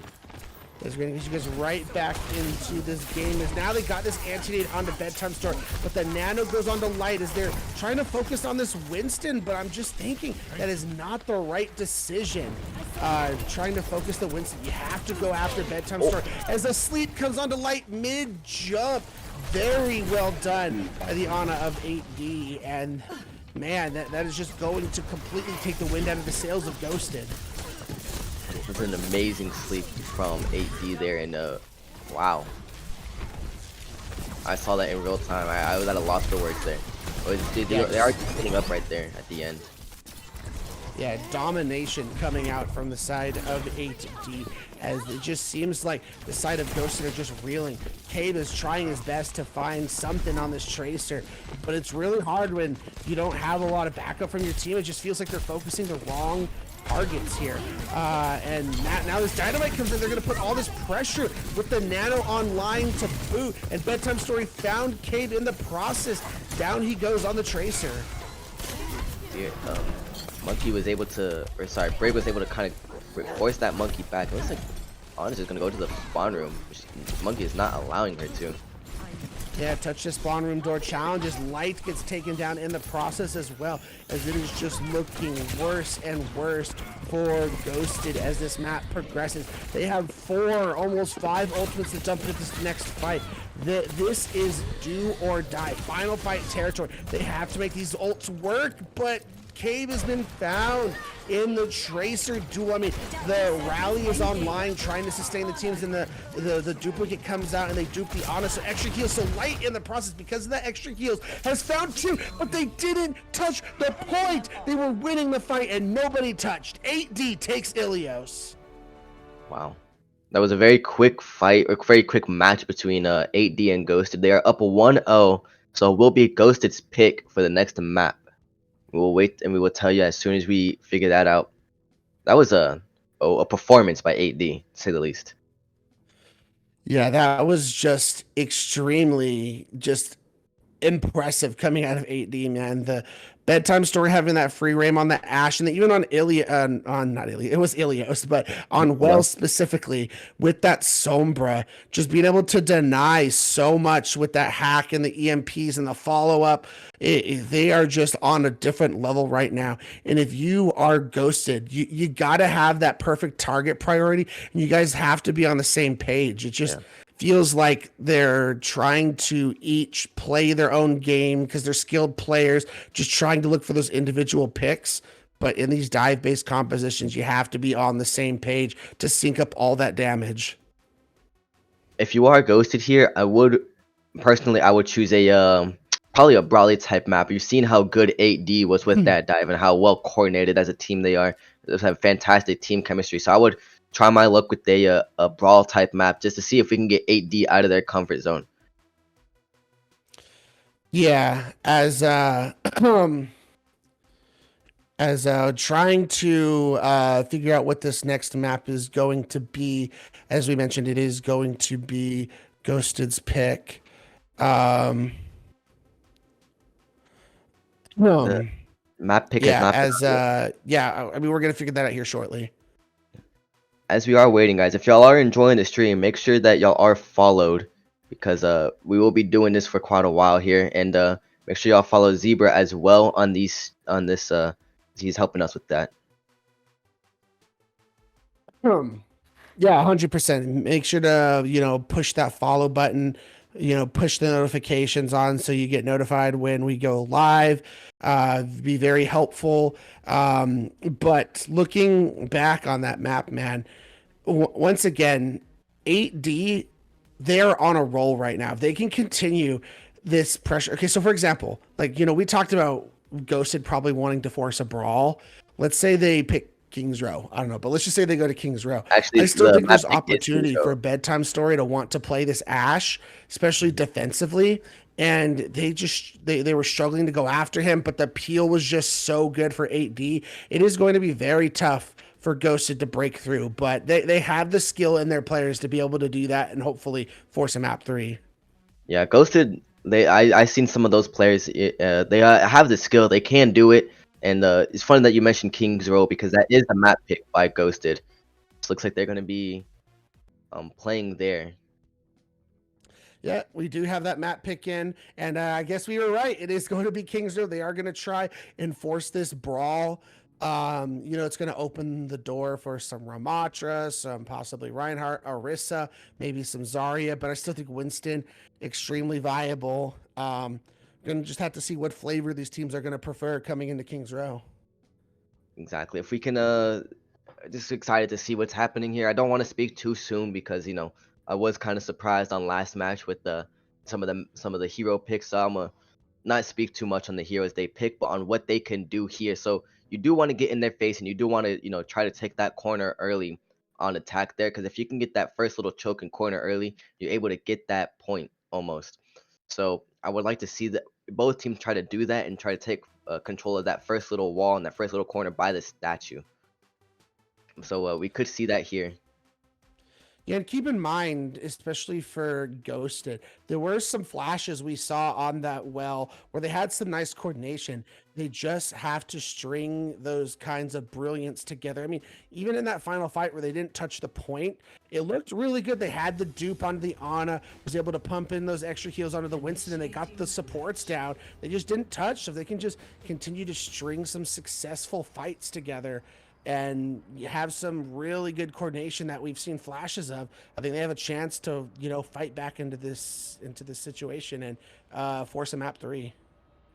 Exactly. It looks like Ghosted was able at the end there too, like you said, where they were able to win that fight at the very end. All they needed to do was touch, and they could have kind of flipped that script maybe. But let's hope that this time they can stay on the point. And it looks like they are going very brawly with the Sojourn and a Mei, Ram, Bap, and Lucio. And looks like AD is going very divey over here. So I don't know how useful that Genji's can be. I think that Mei can kind of shut him down for 8D. So we will see what happens here. I'm pretty sure it's flip-flopped, FYI, for everyone watching.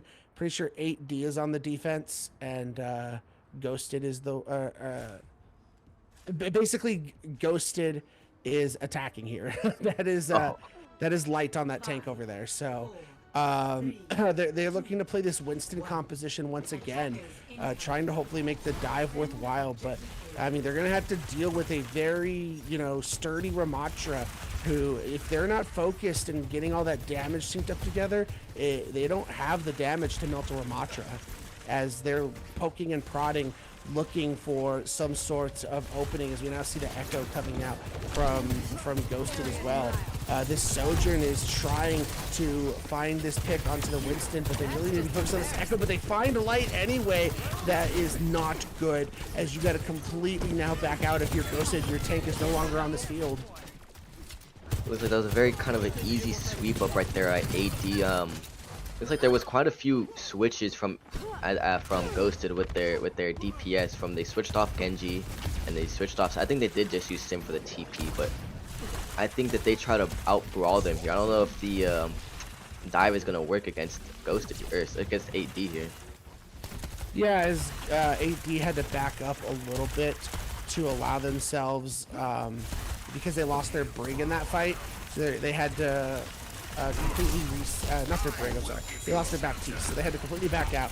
As now the Ramatra is just able to hang here on the high ground for 8D, as Ghosted has to try their best to take this away, as the Echo is trying to place some pressure onto the Ramatra, but it's just not doing its job so far.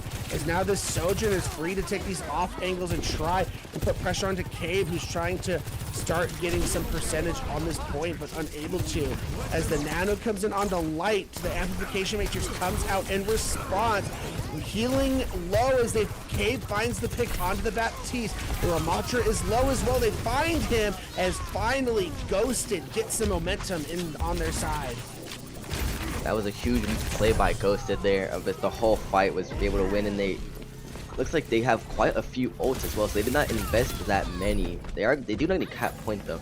They have 3, 4, maybe they have 4 ults coming into this next fight compared to 8D's 0. Most about 57% on Sojourn. That's the closest one they have to an ult. So looks like 8D will be able to kind of keep them. Sorry, Ghosted. I keep getting them flip flop. It is kind of reversed there. It looks like Ghosted does invest pulse bomb there. It's not find one. Yeah, unfortunately for Cave, we did not find the connect onto that pulse bomb, but they are going to have this duplicate online, and we saw it work its magic on Lighthouse previously on the last map.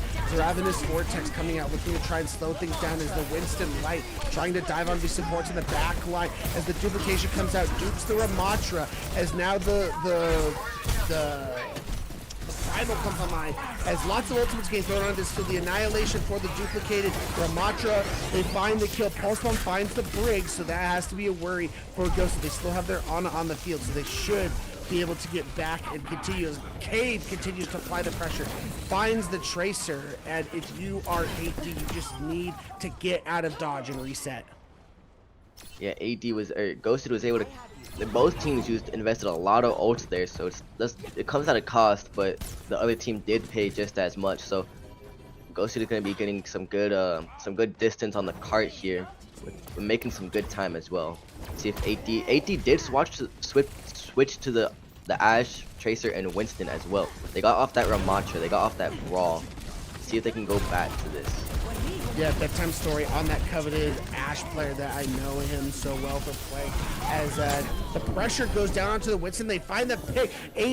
Ghosted has now found their momentum. Cave absolutely dominating on this Tracer, but it's the entire team. This dive looks so much more coordinated, and they have really brought things together, and they are going to cap point B with over 4 minutes on the clock, just under 4 minutes on the clock.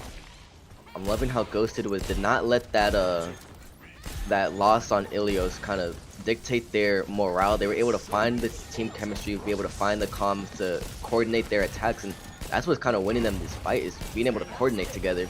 That's not what we really saw from the first map, and we're seeing that a lot here. Couldn't agree with you more, as they're also going to have this duplicate online to try and continue to mount this impressive attack they've had so far. Cave forced to recall as the duplicate comes on. They do bedtime story, so they have the Ashe on field. So a lot of extra damage is now on the field as the Brig is down the pick onto the Tracer. The Bob is going to force out that duplicate away, so no Bob is rewarded for that dupe. But it forces out as the Nano now goes online to the Winston. He gets slept. So unfortunately he gets woken up by Light, who is trying to get back to his team to peel, but it doesn't matter. There's no value seen out of that Nano. But 8D still has a lot of ultimates to use in this fight. They have both that Rally and that Primal to work with. Ghosted has Rally and Nano to work with as well, so it's We see if this is going to be used. We do see a nano come out on light. It does get a rally in response to the pulse bomb. Unfortunately, just hits the bubble of the shield as 8D is trying to find an end, find a way to stop. And they do get the Ana down as the rally came out, but it is not going to matter. Impressive anti-nade coming in to seal the deal as 8D continues to hold on his defense. Huge. As an Ana main, I'm loving all these sleeps. I'm loving these huge anti-nades. It's a beautiful thing to see, myself personally. As now we see sneaky little Ana 8D looking for a big anti-nade, finds it, gets it under the brig, but the brig is able to get back. They were not able to confirm the kills, and now they have been punished for their very risky play. Ana goes down as Ghosted is looking to make some more, but they've lost light. But as 8D is down their main support, they have to be careful. They have no supports now, so 8D has to completely back out here and allow the space to be taken by Ghosted. Luckily for 8D, they were able to chew up so much time off of Ghosted's clock, so they are pushing here, but they had about almost 4 minutes, and now they have a little over 1, so huge plays by 8D, and it looks like they're finding picks already and engaging. Yeah, they do find that on. I did like what I saw out of Ghosted. They're trying to apply that pressure on the Bedtime Story, completely forced by that Mega as the headshot from Bedtime Story goes on to Cade, who is now matched mono for mono on this Ashe, and unfortunately in that situation loses that duel. As now they're going to worry about the pulse bomb. It does come out, but it does not find anybody. But Nano's going to come online on this. It gets a nice sleep onto that primal Winston, however, as this Winston is very low in the back line for AD. Looks like they have a little under a minute left with Ghosted here to try to push, and you can see a Nano and Rally being popped. Both sides commit basically the Nano. One commits the Nano, one commits the Rally. Now the Nano's in, and that forces the Rally out. So support ultimates galore coming out on both sides. This is Winston, 56 health on the high ground. If they only just knew they could turn around and focus him down, but they have a Tracer on this off angle to try and deal with, as it is a tough job as a big anti-nade comes in, and because of that, they're able to clean up, and that is going to do it for this attack of Ghosted. They got it a decent amount of the way, but they could not get it all the way. 8D stops them at that last corner turn on point C. See, and if I'm Ghosted here, I'm happy with how far we pushed it. You know, we had some really strong statements being made in that second point where they really dominated. So I think if they're able to hold them at the first two and not let them cap that second one, I think they can do something great here. AD did show signs of life at the end there, so we can see how this plays out at the very beginning of this second half. I mean, I do think they have a lot of positive momentum going their way right now. They're just gonna have to continue to capitalize and make it happen, but I think they're in a really good spot right now. I mean, the DPS have been stepping up, Cabe specifically on this Tracer and on this Ashe, and then I think Light has done a good job. Before, I think positionally on this Winston, he was just never able to get himself in a good spot to be able to isolate any supports and get kills, but he's been doing a better job of that since well on Ilio, so gotta shout him out there. Exactly. So we are seeing Ghosted with the Junker Queen and Genji this time, and Kiriko. So it looks like they're going to be playing some of a rush comp here with the Lucio and JQ there. You're seeing 8D with the Widow, I assume just try to get early picks off that high ground and that Bedtime Story on Ashe that we know him for. Or we're going Reinhardt. This is a similar situation to what we saw in the previous matchup, where they pulled out the Junker Queen to try and counter this Winston-based composition. But Ghosted isn't even going to play Winston. I don't know if they knew the Junker Queen was coming, but they are now going Brahmatra. So these are going to be very brawly style compositions going at it with each other. So when it comes to Ghosted on this Junker Queen, they gotta stick together as a unit, clumped up with this Genji and Tracer, but the duel, Cade has lost to the Tracer, and now that's gonna force Ghosted to completely back up, but it doesn't matter. The Tracer is on it right now, just putting so much pressure on a Ghosted, and that's gonna be a point cap for 8D. AD was able to kind of get that early.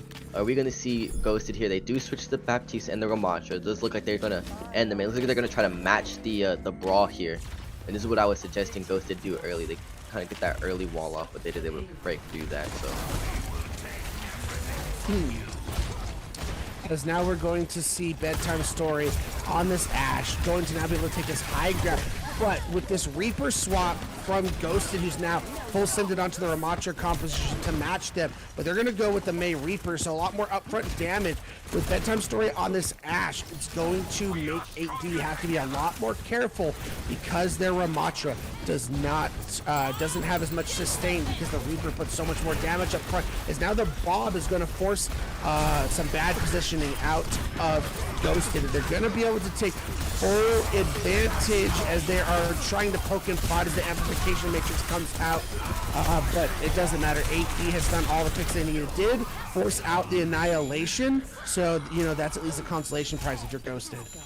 Yeah, so AD will have the Coalescence and Blizzard coming in, but Ghosted has more ults here with Beat gonna be online, Blossom, Blizzard, and Annihilation, so it looks like if Ghosted can kind of use these next few ults well, they could win this fight and try to switch the momentum. As now we're going to see this Blizzard online for Cade. Hopefully, they're going to see this Annihilation also comes out, but very good awareness to get out of dodge from 8D. But as the counter Blizzard comes in, I thought it was going to matter, but Ghosted comes through Bedtime Story with no pressure on him, being able to take those sightlines, was able to find 2 kills, and they deliver the point. AD has both beats are online, as well as Ghosted having Blossom. So if we can see something here, they have a little over 5 minutes, I think. So it's gonna be hard for Ghosted, but it's definitely doable. We saw how they were able to, take control of that second point and see if they can able to make something happen here. Yeah, this Lucio 4AD has to be on key with this sound barrier coming in line to try and counter the Death Blossom, but both sound barriers are used early in the fight, so this is going to allow this sound barrier to come through this Death Blossom, which honestly, Ghosted doesn't even need. They're winning this fight without having to commit it, and that's going to be what you need going forward if you're Ghosted. Committing as little ultimates as you can to win these fights, and they only had to commit 1 there. Yes, if you're Ghosted here, you just want to try to use 1, maybe 2 ults at a time here. They do get back window as well, so it's gonna be difficult for them, but it's definitely doable. It's always that last few meters that's hardest for attacking teams to cap. So.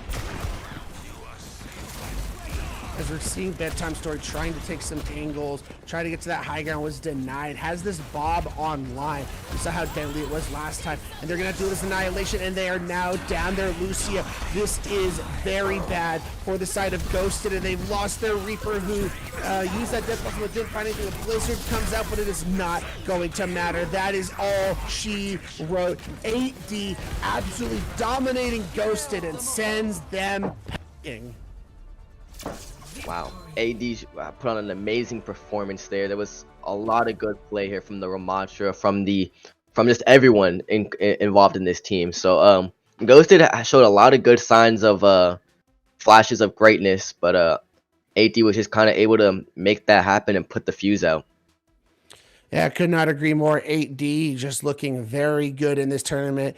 Their coordination was just so good. And Bedtime Story on that Ashe, that signature hero I talked about, was just amazing. So congratulations to 8D, moving on to the next round. And with that is actually going to conclude it for me and Kid Shroud for today. We will be turning it over to some amazing casters. K-Wing and Willowtron will be taking over for us. So from 2 Tryhard Ray and Kid Shroud, thank you guys for tuning in and watching us, but make sure to continue watching, support the other casters, hit that like, hit that notification button, and we'll see you guys we'll see you guys later.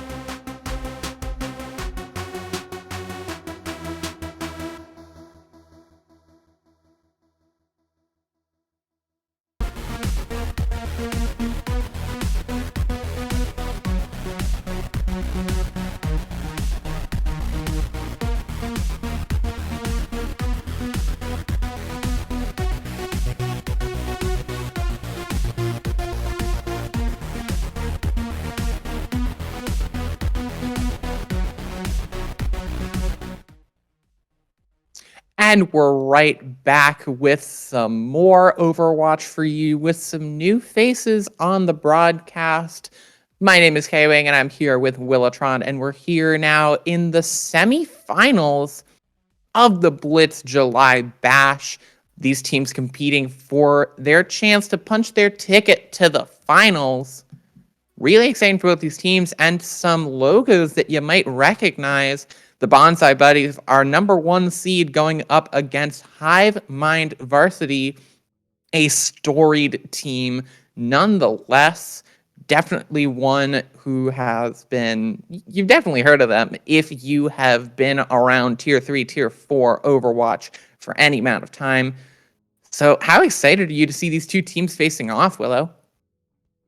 I mean, you've got the #1 seed versus a very storied and confident team that, at this point, what are you expecting from them if not just something of a gigabanger of a match?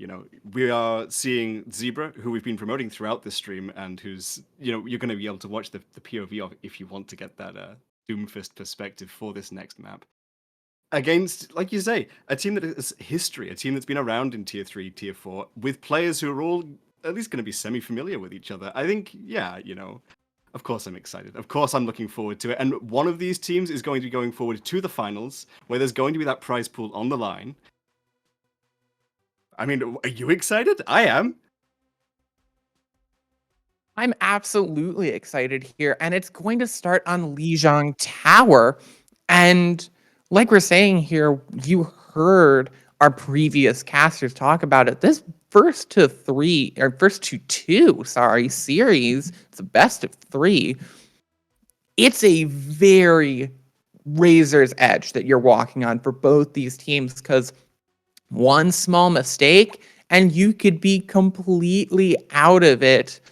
So you have to be on your best play every single map. You can't go down even one, or you're going to be on match point and in danger of losing your spot in this tournament. Yeah, we'll see every now and then that, maybe on Control, where things can be a little bit more back and forth, you'll see maybe the expected weaker team of the two is maybe going to clinch up there. They just happen to pull through in that third round after a very close map. But when you've got just the single elim, first to 2, best of 3, like you say, it is immediately you cannot afford to lose anything, because it puts you in that danger zone right from the start. So neither team is going to want to give any space. Neither team is going to want to give any kind of room. You just don't want to risk it at all. You really can't. And as we load in to the shady parts of Lijiang Tower, you have to wonder what compositions these teams are going to be pulling out. I mean, I feel like, Zebra is here. So the Doomfist is essentially guaranteed. I would be very surprised if we saw anything else. We've been seeing as well some Lifeweaver, if you've been watching along on Zebra's stream. This Lifeweaver pick on Lijiang is not unfamiliar. You use it basically as just a free pull-in. The Doomfist slams in, punches, both cooldowns expended, who cares? The Lifeweaver pulls it back out, Diana's just there to keep them alive forever. This Pharah switch, though, is a little new for them, so I'm excited to see how it'll go into this Sigma composition that Hivemind Varsity are running. Yeah, me too. And the teleport's going to come in immediately. The rush composition is really, really scary, but this Pharah is really the character I'm looking to see if this is going to work out for the Bonsai Buddies, because it's an interesting choice as we're getting in. Trying to fight from outside as the Reinhardt's going to get walled up onto the platform and just try to push in, engage onto this Pharah, but you can't swing your hammer that far up, my buddy. You gotta just find someone to face head-to-head. The Doomfist might be the person, but just gonna get bursted down immediately. A rocket and the follow-up from the Doomfist. All coming up, Bonsai Buddies. Yeah, and if it was going to be a map that you were wanting to run kind of brawl rush competition, it would be Control Center. But as you can see, it feels like Bonsai Buddies were kind of a step ahead. They've rolled out with the Far Mercy. They were not necessarily expecting it, perhaps, but at least ready for it. And even though you've got the Casty, even though you've got the Baptiste, Pharmacy is it's just strong, right? It's the gatekeeper. If you can't handle it, then you're just gonna fall to it. So I'm curious to see how they're gonna try and handle this going into the second fight. Yeah, there's the pulse bomb already coming in. That Pharah having the barrage is so scary. We've seen how deadly the Pharahs in these tournaments can be, and this one's gonna be no exception. Taking out Cassidy immediately, just spending so many resources, and then you gotta deal with the Doomfist, and you just can't do both. Not at the same time. Even the Lucio cannot escape. The Amp Matrix coming out from Hive Mind Varsity was, I think, a really nice play for them to make, but you can see in the same way as you'd expect maybe a May to use Blizzard if this was that Rush mirror composition. The Pharah stood up and ready, the Amp Matrix comes out, immediately the Barrage comes through, that's just completely zoned out, they can't make use of it, and that lets Bonsai Bodies get the advantage in the fight.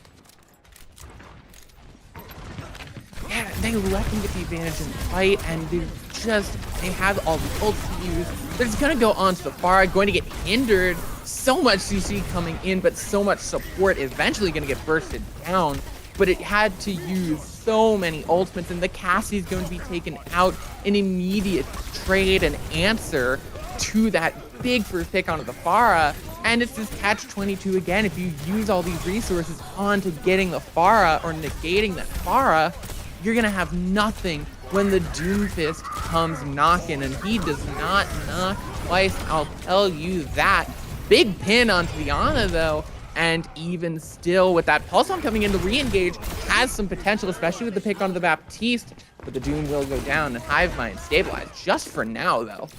Yeah, that was about a 30% charge on the control point there from Bonsai Buddies, even though Hive Mind Varsity got the pick almost straight away, so almost up to 90%. That's a nice little flick shot, I like to see that. But yeah, you expended so heavily into that fight for both teams, but for Hive Mind Varsity, you can't afford to lose a fight now. At 90%, you're basically in last fight territory if you lose it, so you've got to be so careful now approaching. Yeah, they have to be so careful. Each of these rounds is so incredibly important, and we have talked about this time and time again. Even these rounds in control, you have to fight for them with every single ounce of fight that you got in you. There's the ult coming into the Doomfist, just using it to get out and get that mega, keep themselves alive over to the side of Bonsai Buddies, but the stray Fire Strike is going to draw out the res onto the Pharah. The beat from Hive Mind Varsity, they need to invest all that they've got.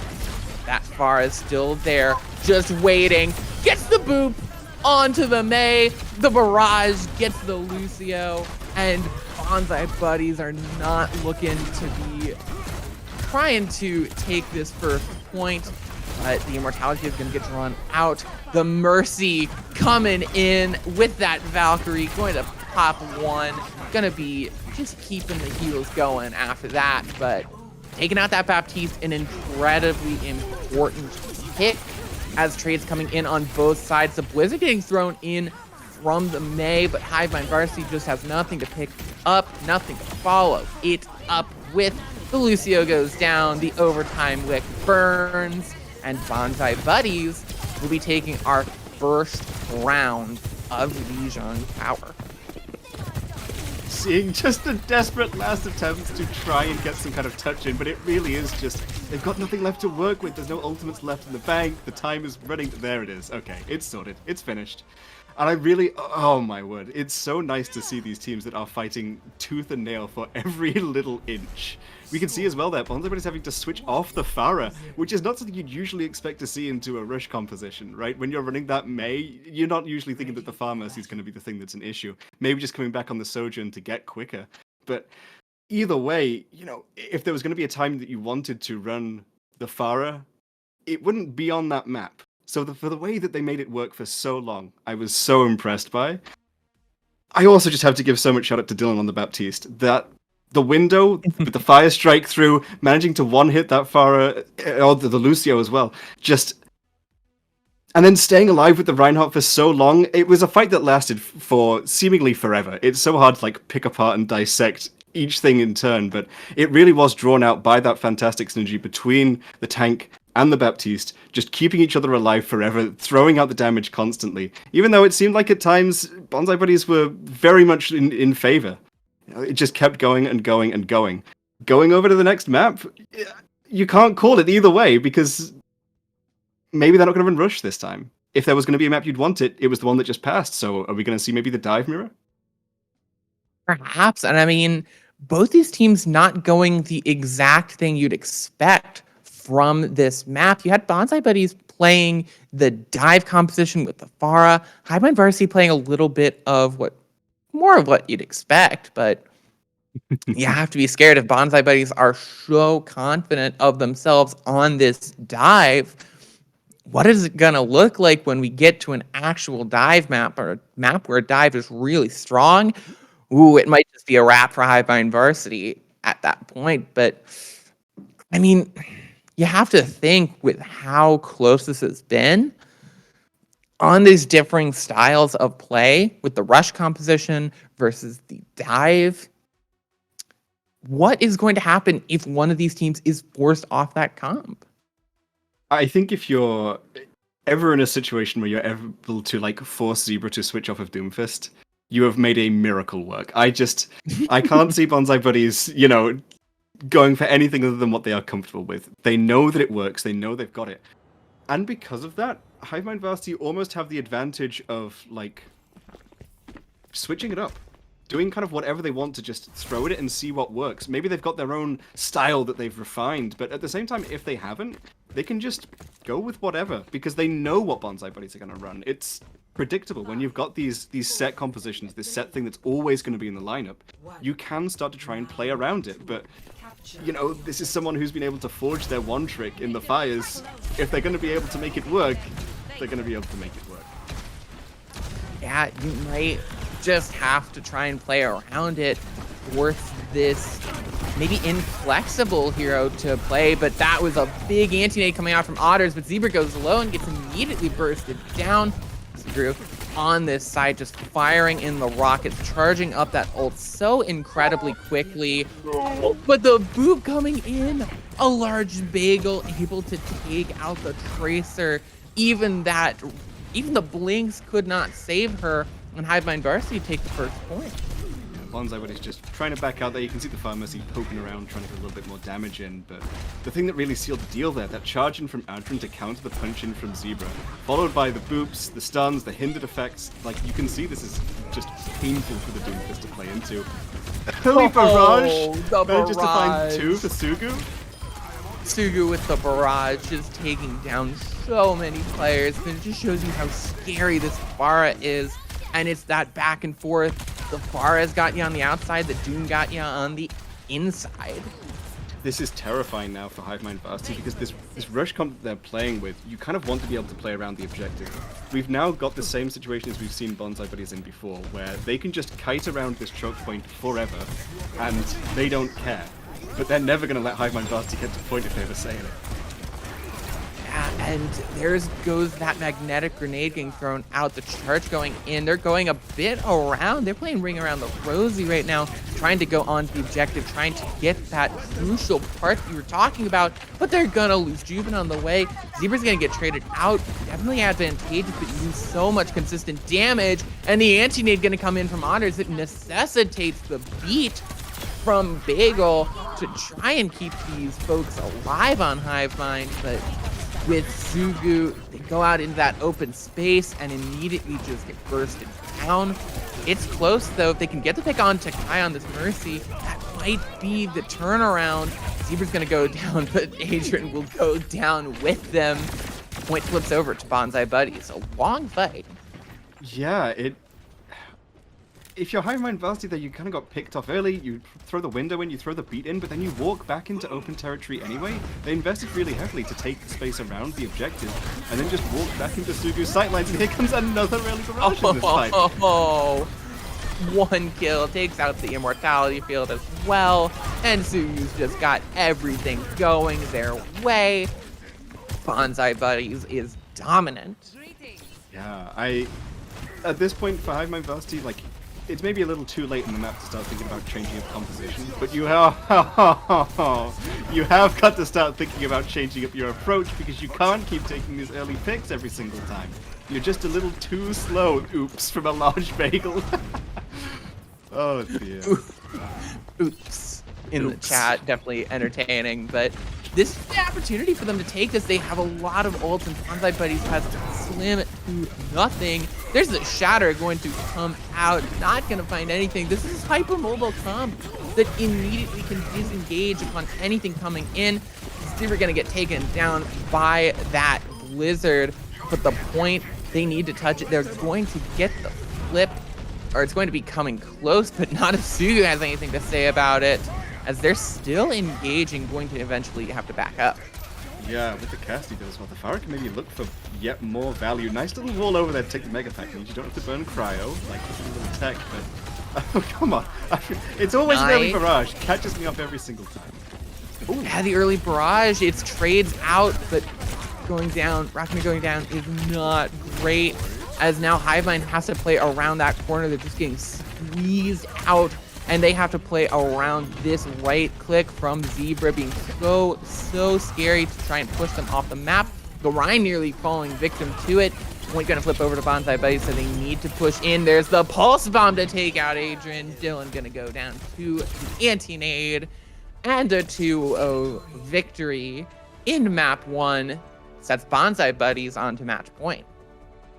And it's important to note as well that the highest seed in these is the one that gets to pick the map first. So Bonsai Buddies were able to go to Lijiang. That was their comfort area. They knew that they could play around it. So we've seen them play around it earlier in the tournament as well.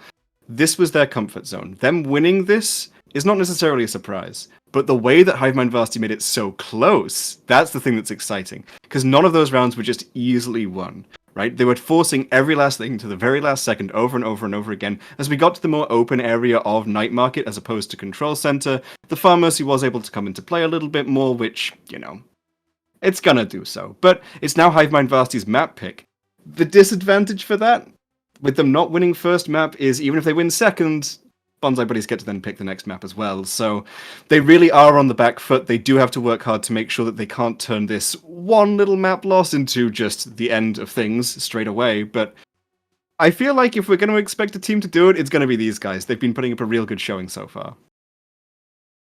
They have. And like you said, Bonsai Buddies had that advantage of coming in with their map choice. Hivemind Varsity made it as close as they did. Really surprising, because like we said, Bonsai Buddies are our #1 seed.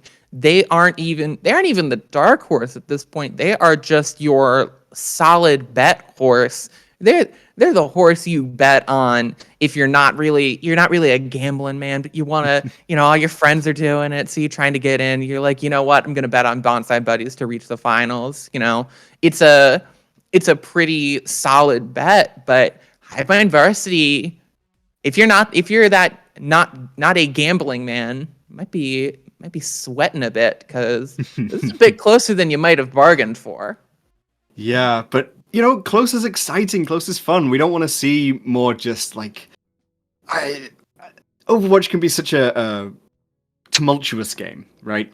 You get into it, sometimes it just means that you're off your game just a little bit, and that's it. It's 2-0, quick as that.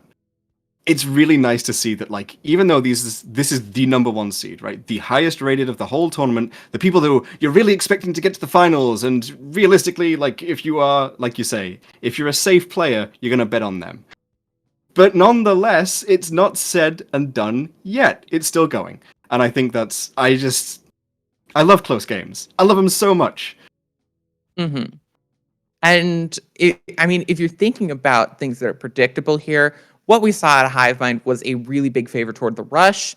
And so what would be more predictable of them with their map pick, with their one and only map pick, by the way, to go to King's Row? I feel like we barely even needed to talk about it there. It's just, they like playing Rhine, they like playing Rush, you go to King's Row. What are you going to do? Like high ground Numbani with a Rhine comp? No, you go to King's. And I feel like Bonsai Buddies are probably going to be ready for this too. I don't dislike the Doomfist on this map, and if anyone's going to make it work, it's going to be Zebra. But, this is the one where you'd expect Hivemind Varsity to really be able to make it work. So I wanna see how they're going to approach it. I'm curious to see how Bonsai Buddies are going to approach this, to be honest, because I feel like we've not seen like hard committed Doomfist into hard committed Rush in a really long time. Yeah, and I think also it's really I think it's really funny that we kind of just skip over like, oh, what does this map mean? We're like, it's King's Row. We already know what King's Row means. It's Rush, baby. As much as it can be, it is Rush. And if you don't see Rush, it's a big surprise. But we Yeah. might not see Rush here. This might be one of those, one in a million times that we do not see Rush on King's Row. And we end up seeing something a little different. And we end up still seeing this Doomfist come out from Bonsai Buddies because they've shown that they can kind of make it work. And honestly, the Pharah isn't the worst option, at least for first point, maybe even into second, not the worst option. No, the thing that's really got me curious is, like you say, are they going to keep running the Far Mercy for the side of Bonsai Buddies? Are Hivemind Varsity going to switch over to the Ramatra? Ever since Ram's introduction and then the little balance patches that have gone to both Rhine and Ram, it's been a kind of battle between the two, right? Who's the one that you run in a rush composition?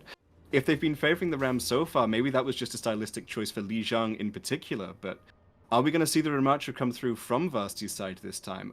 I'd kind of like to see it tried. I don't think that the Rhine is bad here, but if you're going into this more open-ended map as opposed to Lijiang, which can have very, very enclosed spaces, you're going to want to be a little bit more flexible. I'm being teased with the Adrian Doomfist. It'd be really funny. Look, It'd be really fun. Okay, I'm sure that they are a fantastic Doomfist player. Okay, I'm sure that they're real good. But it's Zebra, okay? Just let's. I mean, if they go for it, then I'm going to be really excited. But also, are you sure? I feel like it's a bait. Look at the rest of the composition. They're going to switch over to the Rhine or the Ram, okay? Don't get too involved in it. Kai over on the Kiriko though. Sombra Tracer is standard. Kiriko Ana, maybe. I'm not so sure on. I mean, I like it. It's a really solid backline, but yeah, okay. Agent going back over to the Rhine. There it is. It's exactly what you'd expect to do on the Sombra. Definitely that pick you usually expect to see with this dive composition, as just trying to dive in onto a target and put a lot of pressure first onto the Lucio just to disable the skates, hit the power button on them, and watch as he falls to the ground. It's so funny watching it as Hivemind Varsity are just stuffing themselves into this corner, really just getting them punched in the jaw, courtesy of Zebra, just taking little chunks off of them, and Rockin' is going to get hit with the hack and taken out. Zugu is just that good on the Sombra, and now what was a long flank is now a bit of a trap. Hivemind Varsity are just stuck in there, and what are you going to do if you're rocking it? You can't just walk at these 5 other players on Bonsai Buddies being like, oh, sorry, let me get back to my group. You can't do that. You kind of are just stuck, split in 2, as now the Reinhardt going to engage, and Juven gets knocked, nearly going to Horizon Lunar Colony. Rockin' is going to get taken out first. Otters stays alive, but it will be at the cost of Kai's life. Back and forth with these 2 teams. Again, just the pressure that Zebra is bringing, going to take out 2 Zomba, and it's a long fight, but a clean win for Bonsai Buddies. It was almost Great Bamboozle-esque, the length of rotation that Hivemind Varsity wanted to take around first point there. But that's kind of the disadvantage of running this. You kind of want to be looking for the closed spaces, you want to be looking for like high ground advantage to not let Bonsai Buddies get it, but it takes you so long to get there. Raccoona going down early in that fight meant the Mei just couldn't get back for pretty much the rest of it, but the rest of Hivemind couldn't just rotate back. It would have taken far too long and they would have just got picked off, so if they're going to go for this again, they have to speed it up. Yeah, and the anti-nade from Otters gets 3. The pulse bomb thrown in. It's just going to get the immortality field, but a big piece of utility gone from Dylan. There's the nano coming in onto Zebra. They're going to get walled off, but the EMP dynamite from I really Sugu. liked that wall. The wall that Raccoona put up, I think, understanding that the Sombra was there wanting to deny the EMP coming through, but Those pillars, they've only got a little bit health left now. They've been nerfed a few times. I'm afraid that Sombra is just going to burn through it, and that EMP just wipes the whole of Hive Mind Varsity, who are coming up on 5 ultimates. Yeah, they have to get through here. This is their best chance. The Anti-Nade's going to come in. The beak going to be drawn out off of it. Bagel, it's just Bonsai Buddies waiting for that beat to wear off, and then they re-engage. Otis is going to get taken down, but traded out for that Cassidy. It's evens here. 4v4, Rock gonna have to throw in the Blizzard. Going to zone off Kai, who's going to get barely taken down. Really good, getting taken out, getting thrown away from the fight. Zebra's gonna get that Mega. Really love that tech on the ultimate. As the Tracer going to blink in, but it is a solid fight going for Hive Mind Varsity, including taking out the tank. That's going to be first point going their way. Yeah, it doesn't matter how hypermobile your composition is. I think if you're trying to go in now after Zebra's already gone down, Zomba's at 5 HP. Nope, chased down by a large vehicle. Yeah, you're just going to give that point up. Let Varsity take that one. That was a really nice, you could see that time. Hive Mind went in with a quick rotation through Hotel. Immediately ult used. Okay, they maybe got picked a little early, but they found the trade back on Otters. That was the valuable one. Without the Ana, Bonsai Buddies are struggling way more, and Varsity are able to take that space far easier. It's nice to see them react so quickly and understand how to address the issues that they had in that first couple of rotations where they took forever to set up. Yeah, but it was a lot of ults that had to come in from Hive Mind to keep them up and keep them active. So now as they're pushing through this really tough choke of the archway, they have to be smart with these ults. It's even on the Cassie. Going to take out Zebra, and the Pulse Bomb is going to just find the Immortality Field again and again. And Bonsai Buddies are forced to retreat without their prized tank. They can't do much of anything. Yeah, slight mistime on the Pulse Bomb there from Zomba. The Baptiste Immortality Field felt like it was going to expire just maybe 0.1 second earlier, and it didn't. So even though the stick goes on to the Deadeye, Deadeye finds a kill, stick doesn't. Huge beat, but it doesn't save Dylan. Yeah, the EMP just comes out and Dylan dies immediately. That's the re-engage from Bonsai Buddies, but it didn't seem like there was a horrible amount of follow-up as the Shatter's gonna come in. Adrian immediately cleansed off of Zebra. Big headshot. Sugu gonna get taken down. Trade's going both ways. But at this point, Hive Mind really need to push this through. The Nano's coming in onto Zebra, determined to stop them in their tracks. If they lose this out here, it's gonna be such a long trek from spawn, but they're going to have to disengage. Yeah, neither team really wanting to give up space there, both of them having to respect the sheer damage output of the other. Nano coming through onto Zebra, but at the same time, Adrian just being a big Reinhardt who's going to live forever on the front line until the back is gone. You're just... Neither team can take it there. You've just got to back up, reset, and look for picks like those. Oh, what a big anti-nade coming in from Otters onto both the supports of Hive Mind. So vulnerable, they're just barely staying alive. They're going to get taken out sooner or later. But that is a big fight to lose here. It's last fight territory for Hive Mind, and they don't have much to work with. Yeah, you just gotta be careful. Is Zebra gonna chase? Is setting up? Oh no, just getting ready for the early pick onto Juven maybe. Okay, gonna play it safe. You've only got 15 seconds, so you don't have time to waste, but you also can't get picked off early, otherwise that's it. Any offensive is over already. Yeah, Zebra's just gonna get a little bit of poke damage in, just hoping to delay them. A small thorn in their side. Do they take the overtime? They do take the overtime in. So now Bonsai Buddies have the chance, but they're just getting all these picks immediately taken out. Incredible stuff. My dogs are incredibly excited about them. You can hear them in the background. Apologies to that. And a good hold coming in for Hive Mind. Or for Bonsai, sorry. Yeah, Hive Mind Varsity go into that last contest with really only the Blizzard on the table. I think Dylan does build up to Amp Matrix just as the fight starts there, but you've only really got the Blizzard for breaking open this defensive from Bonsai Buddies. But then tries to use the Blizzard to just catch Zebra out, who simply slams away. The rest of the Bonsai Buddies are left completely unbothered, and even if they were caught in it, Kai Suzu would be there to make sure that they were able to escape it regardless. So kind of not being able to use that Blizzard to really find the opening that they needed was the nail in the coffin for Hive Mind Varsity there. Once that resource is out of the way, Bonsai Buddies can just take their time, dance around cart. They're not the ones who have to worry about the overtime. You know, if they mess up, they just go on to the next objective. Who cares? But for Hive Mind Varsity, you really couldn't afford to give up that resources. Yeah, this is what it's like. Taxi service. Just waiting. Maybe a large bagel will get to take Dylan to the point at some point. Sugu on the Widow. I'm You know, trying to you find go some for it. early picks. You try it. You give it a go. What are you gonna lose?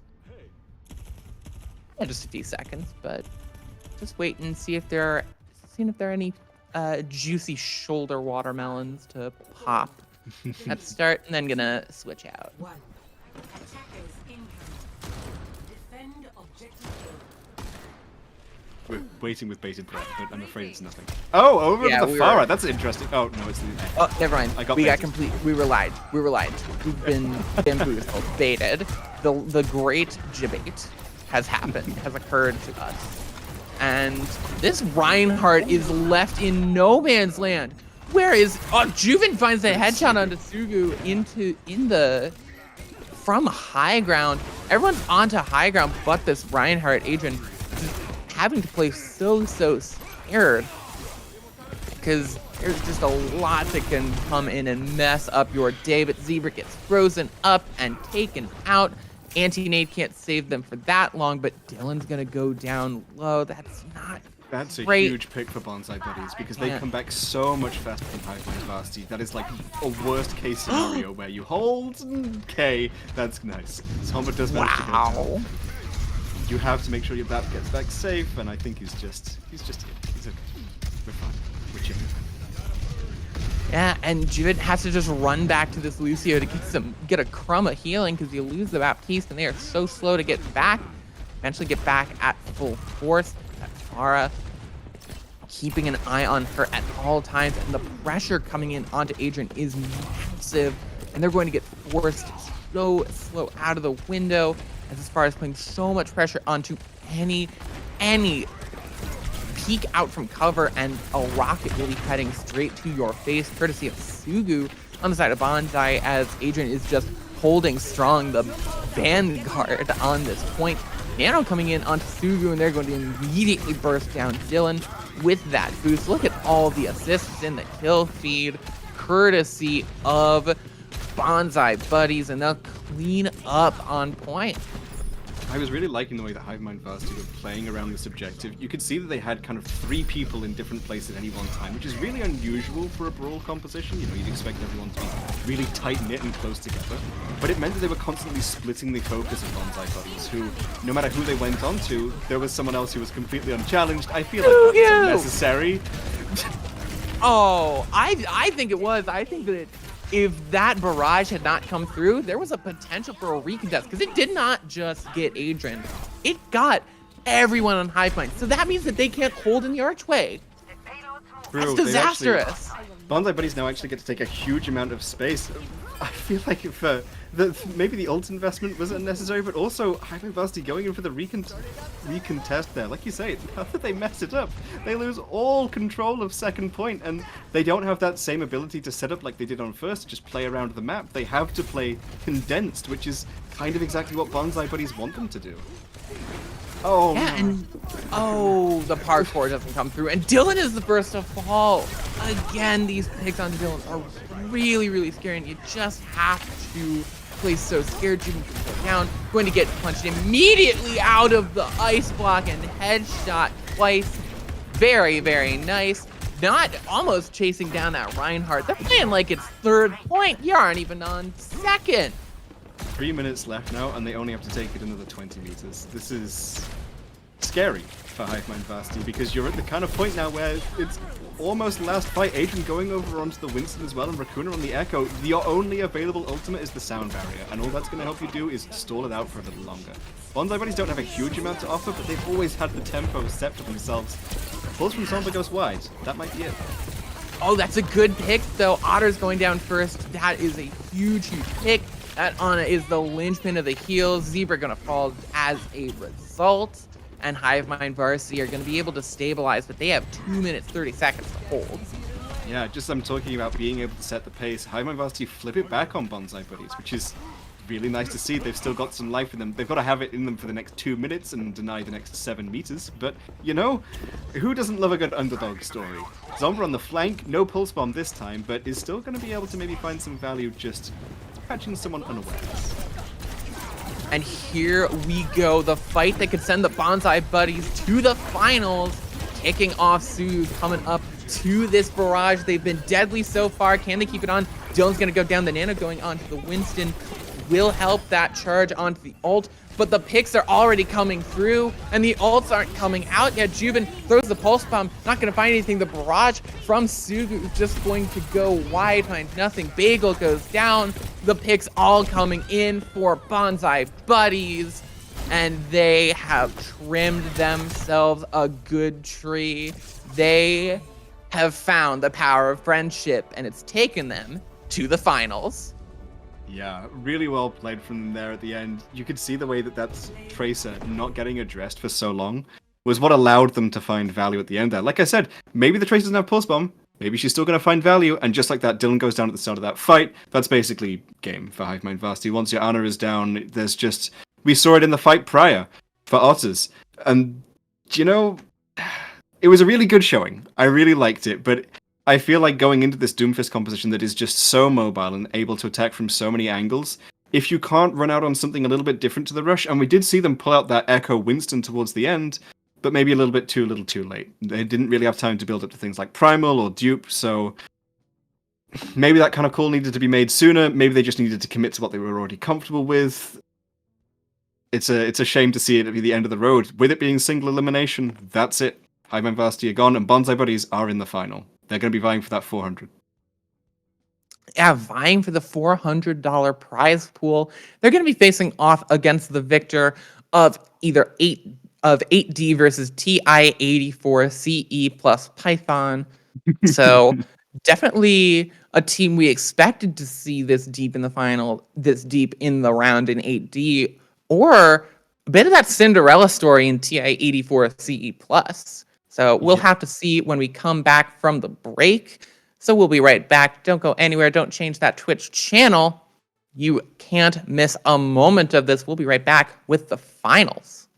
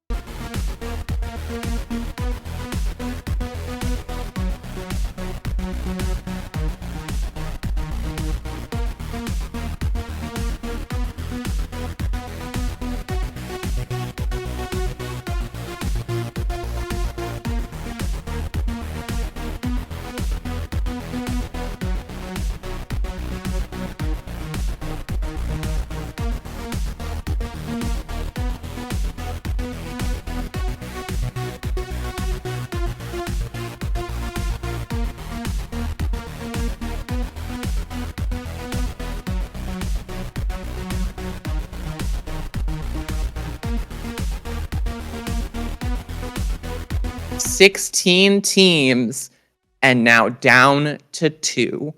Welcome, folks, to the Blitz July Bash Grand Finals. We're here with our final 2 teams looking to take their place as the champion of this first tournament and that $400 prize pool. We have the Bonsai Buddies, who we just saw taking out their opponents with reckless efficiency, and we have 8D. 8D ended that Cinderella story we were talking about with TI-84CE, and now they are looking to end the reign of terror of the Bonsai Buddies in this first to 3 series. I'm still K-Wing here, still with Willatron. Willatron, how are you doing? And what are you thinking about this grand finals match? I'm in mourning a little bit. You know, when you have a team who joins in and they name themselves after a calculator, and then they start that Cinderella story, right? And they make it through and they take out the higher seeds. You know, there's so many good casting puns you can do with that. Oh, they were calculating. Oh, you know, Texas Instruments playing along. We don't get to do that now. It's just 8D, which makes me think of bat chesting, which, you know, maybe that's fun. Can we get some bat chests going? But other than that, you know, I'm just happy to see them here. Yeah, and I mean, with both of these teams, they have not lost a map the entire tournament. We've had a lot of 2 Overwatch here so far, but both these teams have not dropped a single map. And that streak has to end for one of them on Lijiang Tower. Really interesting here, because we've seen Bonsai Buddies and we've seen the absolute big brain bananas type comps that they are willing to run on this map. And we've seen 8D, some of the compositions that they are willing to run on other maps. We've seen with this team, with 8D, we've seen their DPS player Silent run the Echo.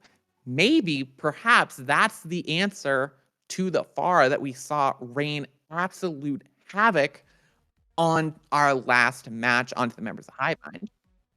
Yeah, I think with Lijiang in particular, it's one of those ones where, like we saw on Control Center, if you're going to run the rush, you can do it there.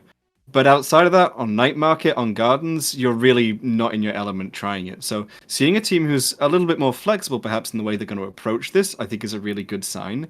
Especially considering, like, if 8D is able to put up a better showing than maybe Hivemind Varsity was on this map, you know, that's going to be a really interesting series on our hands. But like I say, there's a reason why Bonsai Buddies keep picking Lijiang. They know it works, and it does work for them so well, the way that they're able to play around the map. If they happen to get lucky as well, and they're starting on, it would have to be Night Market, so that they go to Gardens on second map, you know, they don't even have to worry about Control Center and all that tight enclosed space. So, I don't know, I feel like you have to favor Bonsai Buddies for this. We've seen them play so ruthlessly around Lijiang in particular, but I think 8D are maybe in with a better shot of upsetting than Hivemind Varsity were. Yeah, and like we said, this is that first 2-3 series, so you don't have the same concerns that you do in a first to 2, where, you know, oh, if you go down 1, then it's match point, and you have got to pull out the reverse sweep. You've got to shape up or ship out, and we've seen the effects of that. This first to 2 series has really been rough, and a lot of these teams have not shaped up or shipped. They've not shaped up. They've shipped out. We have had only one map 3 this entire tournament, and it has been that spill issue versus the Dog Park match, that 8 seed versus the 9 seed, and it's been pretty decisive so far. So we'll have to see if these guys can give us a long one, give us a bit of a closer match than the others. I think if nothing else, I'd just like to see the 4th map. You know? If they want to go 3-1, then that's fine. But, like, at least let us get to that point. Because we've seen the 3, you know? I don't want to see another one end after 3. Take us to the 4th. And I feel like, you know, these are 2 really, really good teams. If they're going to do it, it's going to be now. And, you know, this is the make or break moment. If they don't, then one of them's just finished. So Show us something good. And already we see Sugu on the Sombra, not deciding to play the Pharah, trying to play more of a serious comp. But I mean, I say that You said Kai's that. on the Life Weaver, and I said that, and it immediately switched. We got the Pharah. Yeah. The Pharmacy, maybe they were setting up the Sombra and the Life Weaver thinking, you know, if they're going to be running Counter Dive or maybe something more traditional for Night Market. But we are on Control Center, like I said, so these more brawly compositions around the Pharmacy, and then the kind of Winston Ash with no mercy for 8D. Going to be a little bit more static than the competition that relies on really clean coordinated dives. Yeah, the big question has to be Sugu. We've seen them pop off, but 8D are playing around the White Room. It's something that we talk about a lot during our break, was we really wanted to see Hivemind play more in this White Room and just take advantage of the long range and try and dodge around. Zebra just getting left to die there on the point. No support there for them, and they just get taken out. The sleep coming in. Puppy Cat sleeping otters on the side of Bonsai Buddies. And Bonsai Buddies are getting forced off of that Pharah. Yeah, 8D playing really nicely around White Room, like you said, and then Puppy Cat finding a really nice anti onto Zebra as he goes in to try and contest on the objective. I-23 goes down early to Sugu, though, with the Pharmacy. It's still working. It's still working. Copium Huff. It's still working. Zamba on the Tracer takes down today. And they're actually winning this. This is terrifying. But Zebra goes down. That's a huge first pick. The re-engage is going to be swift. Coming out from 8D, they do have a very mobile comp. Pulse Bomb getting thrown out and missing. Sugu's going to get immediately resurrected. Just jumping right toward it is Kai. But taken out, losing their life for it is Bedtime Story. Hey, Bedtime Story, when they're sleeping on you, tuck them in.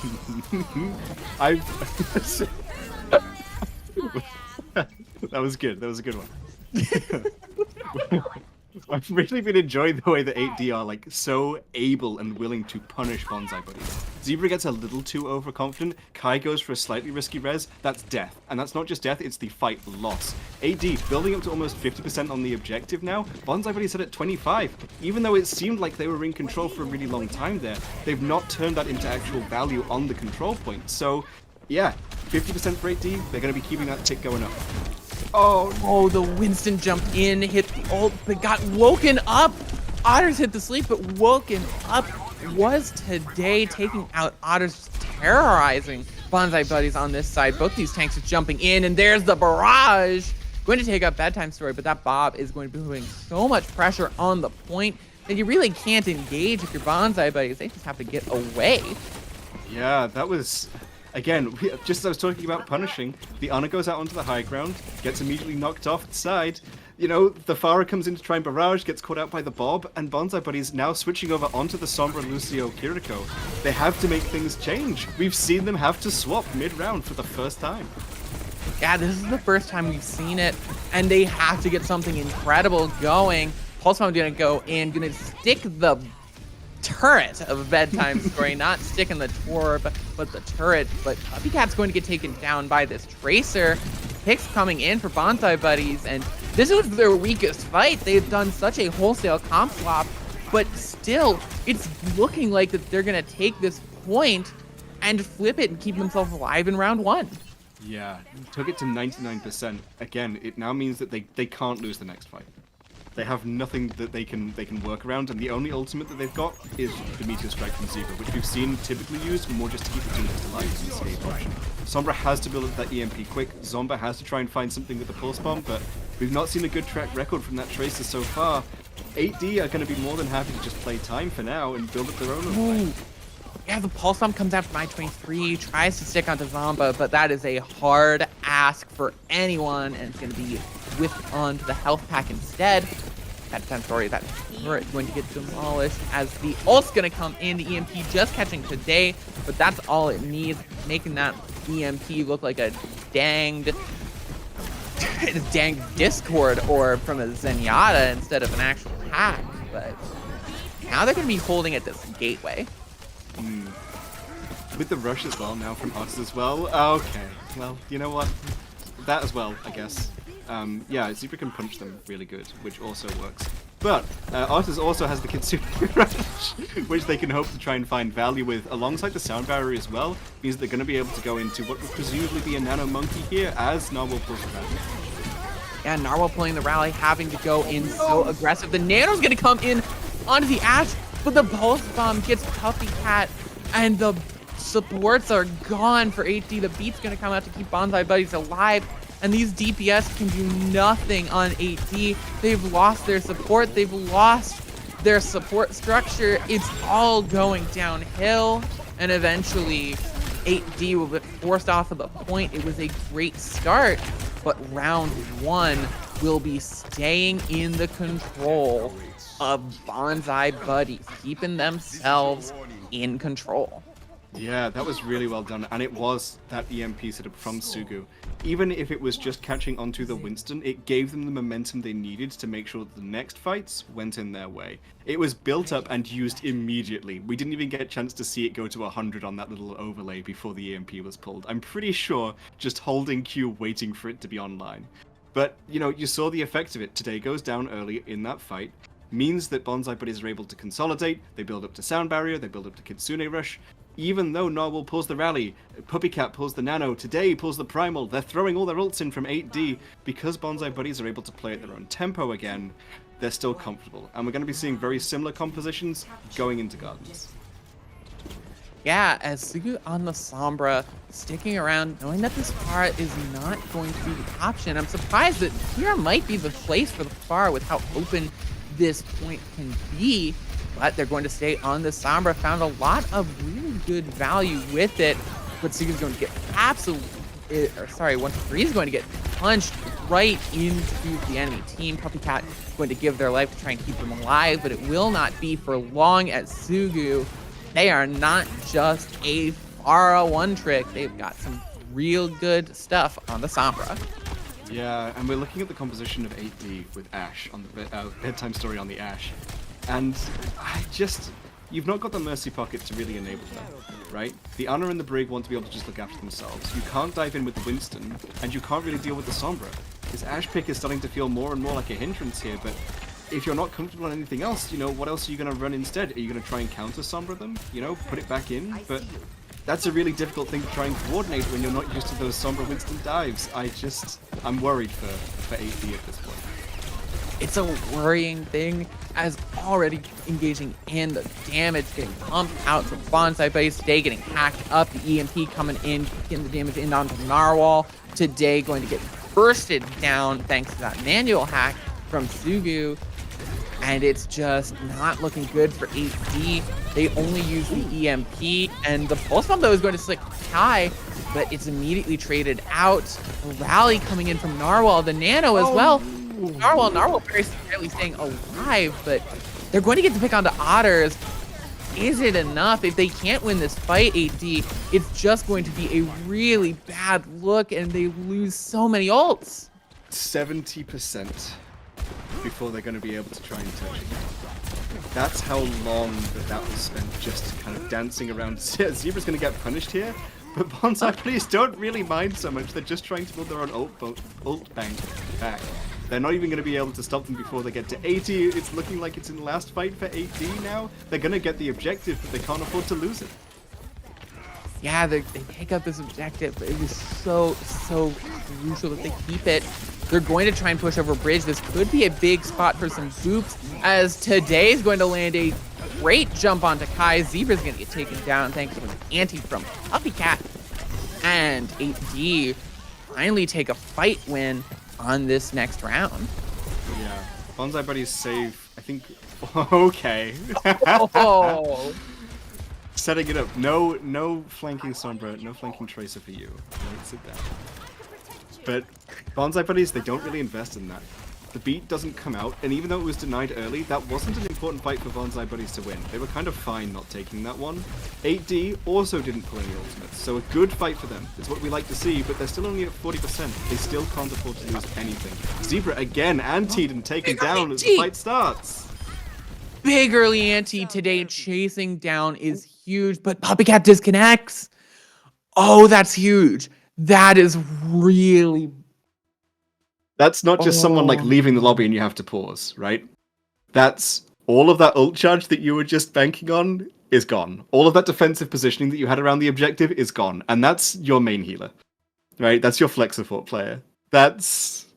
I mean, technical issues happen, and we. That's unlucky. That's not There's no fantastic. other word for it. That's unlucky. No. That might have just put a serious nail in the coffin of 8D for this first map. Because like you were saying, they were really close to that ult. They had the defensive positioning, and now they might just have to switch to like a Kiriko to just to get to the point fast enough from a really unlucky disconnect. I mean, there's no other way. There's no other word. There's nothing else to say It other just than sucks. that. It's just bad. It's really, really unfortunate there.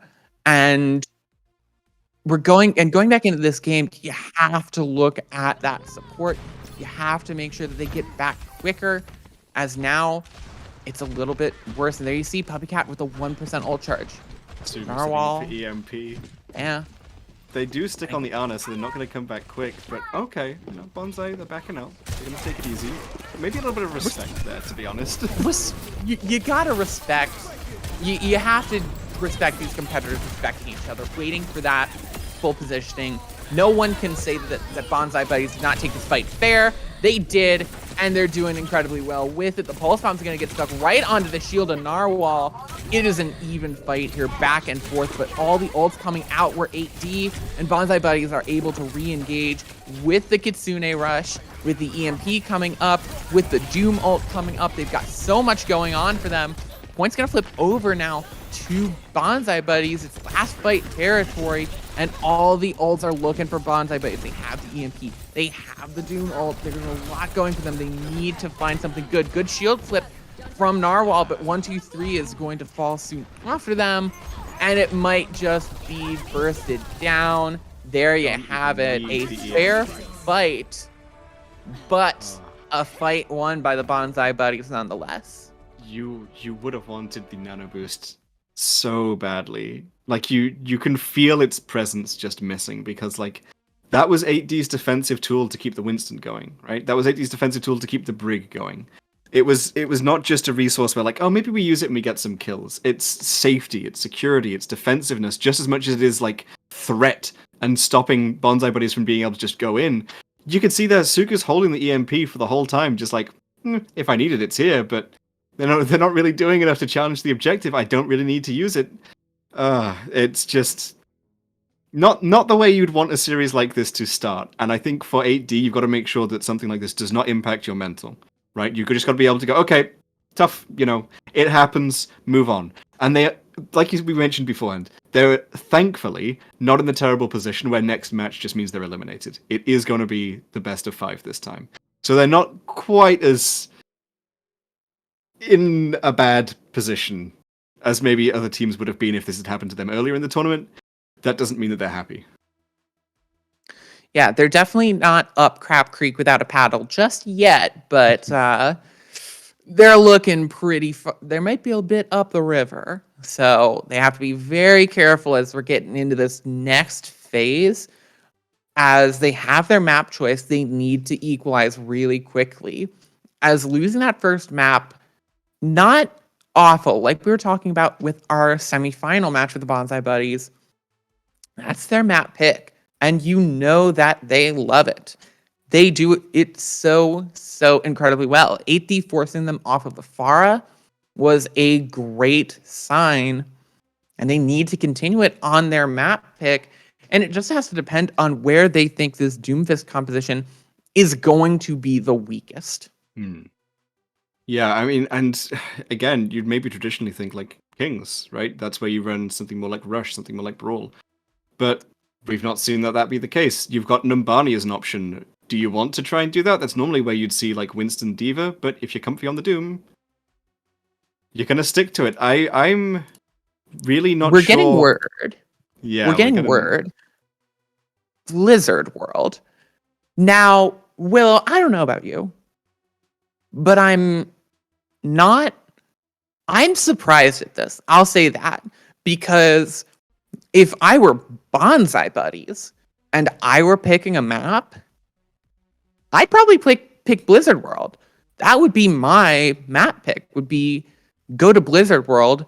Dive's great there. You have incredibly open. You have incredibly open first point, long sight lines that this fire can take advantage of. Second point, really, really nice to have a little bit of high ground, and you can take so much advantage of it. Hybrid Blizzard World is as close as you can get to the King's Row of Dive.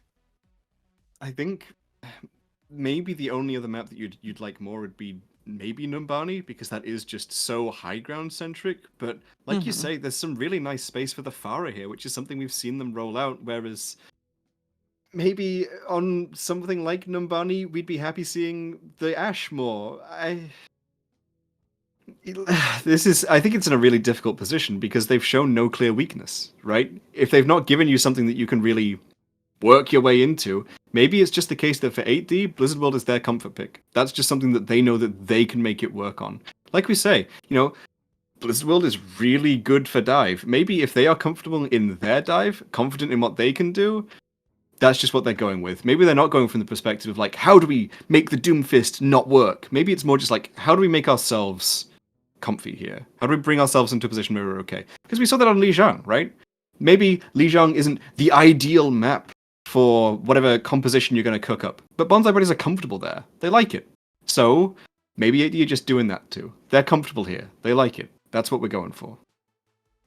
Yeah, maybe. But I'm interested to see what 8D is cooking up. I mean, they're going to start on the defense here. You might have seen the names swap in places. They're going to be on the defender's side, looking to even up, looking to make a strong start. Bonsai Buddies, of course, picking to attack first, looking to just set a great start on that map. But I mean, you have to wonder what they're cooking up. They're cooking up the dive here for 8D. Yeah. Okay, that makes sense. The Ashe as well, I'm not surprised to see. I'm still tentative about not seeing it with the Mercy, because if they just run the Far Mercy, the Ashe, especially on these very open maps, is just going to get left out to dry unless there's constant peel from the Brig and the Winston, which means there's not those resources put into the Ana. I feel like just on paper it's a composition that has a lot of open spots. The reason why you wouldn't normally pick up on the Doomfist is because Doomfist just isn't very strong overall, but it's Zebra. He's going to make it work. So coming out on the top, here's Sugu coming up on the Widow, maybe just looking for a cheeky first pick. No one's going to. Yeah, you sometimes see that happen where they just kind of do a grapple shot up and see if they can find any cool heads. But yeah, those are sometimes good. I've seen the Life Weaver with the Orisa using the life grip into a Terra Surge is really funny because it just comes in off the top rope and you just slam in 500 damage. It's crazy. But now coming in a really interesting flank coming in for the Bonsai from Bonsai Buddies over on the side now, as that main force is going to come in onto the high ground. Goodbye, Puppy Cat. Take a nice little dip in the wonderful waters of Blizzard World, why don't ya?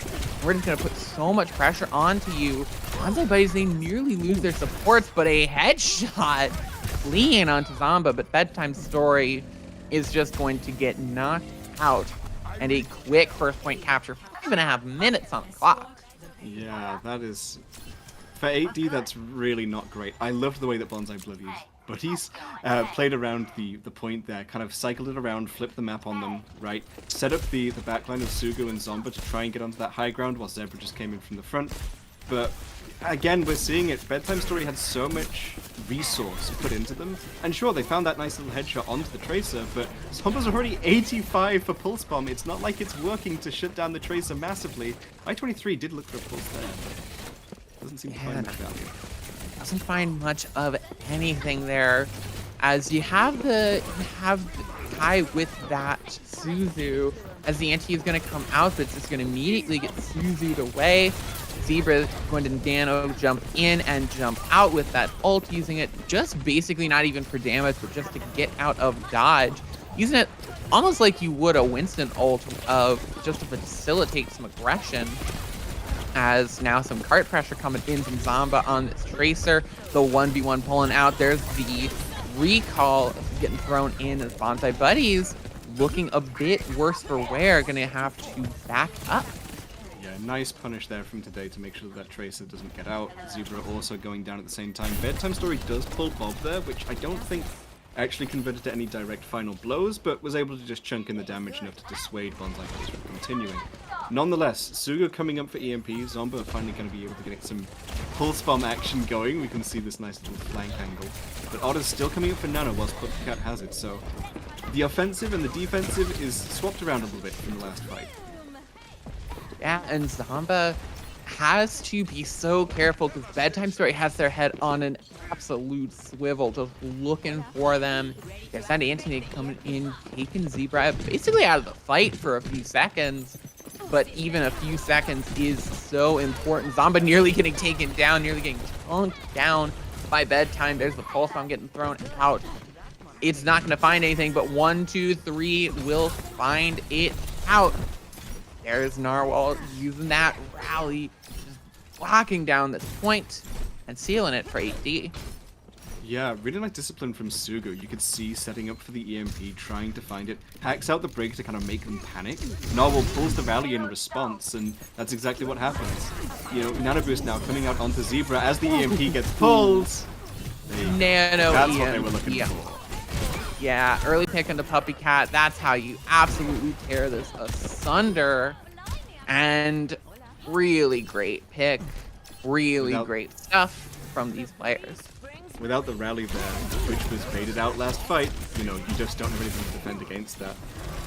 Meteor Strike could be used offensively here maybe for once, but I'm expecting it to be used defensively. The Nano onto... No, they're going to go in aggressive, going to put some pressure in onto the Ana, but just not enough. And Zebra's going to get chunked down. That's going to be the end of this push for Bonsai Buddies, and that's a really tough place to get stopped. Yeah, that was a really good flip around from 8D. Honestly, I wasn't expecting that by any means. It really felt like Bonsai Buddies just kind of had that comfortable, but a really nice nano from Puppy Cat just allows Today to take all that space and get all the damage through. Zebra kind of gets caught out a little bit, does use the Meteor Strike aggressively, gets punished for it. And Bedtime Story getting punished there as well, as Puppy Cat does too. Oh no, this is such a really good place to hold. Your spawns are so close for 8D. You have to hold longer than this, but the pulse bomb's gonna come in, take out Today, and it looks like they're gonna be hoping for tomorrow. 8D, to their credit, burns down a huge amount of that 5.5 minutes that Bonsai Buddies have. But even so, they do manage to cap out second. They've got 3 more minutes to finish out third, and the second is notoriously difficult to complete on this as well. This is like not a good situation for 8D to be in by any means. A nice kill onto the DPS line of Bonsai Buddies, but this car is so free to just move at the moment. They've really got to find a way that they can stop this from getting any more distance. Yeah, and the next fight is going to come immediately after that. Pick will slow them down, but it will not stop them from pushing forward, as these spawns have been completely flipped. Before it was 8D with the close spawns, but now Bonsai are right there, and 1, 2, 3 is going to get taken down courtesy of Sugu on the Sombra. And there's the EMP getting thrown in. It's only going to hit Bedtime Story, thankfully, and there's no follow-up to chunk them down with that increased damage coming in. And the fake out with the fake out there, trying to think that they're going to teleport with the translocator, but staying alive. Good sleep onto Today at Nano. The Nano Prime can only get you so far there, bud.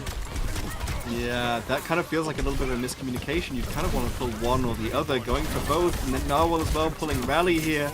They have to convert it into elims, but it's them who's being converted into the ground. Bonsai Buddies are just finding all of the picks. Okay. That was a very costly fight for both teams, but 8D are the ones who have nothing left in the bank. Zebra still has this Meteor Strike. You know that it's going to be used defensively from now on. You know that the same mistake isn't going to be repeated, but they've got control of the cart, they've got control of the space. Ramatra now coming in from there. It's an interesting pick, but I mean, since you're trying to keep your supports away from this really aggressive Doomfist, I think it's definitely a choice there to go on to the Lucian Moira, but it's still gonna get 1-2-3 pick. Narwhal will eventually get chunked down, and Zebra just again using that to facilitate more aggression, because whenever they get low, they can just queue out if they've got the ult. The Nemesis form is just going to be there to get a little bit of damage reduction and some armor. Today is going to get chunked down.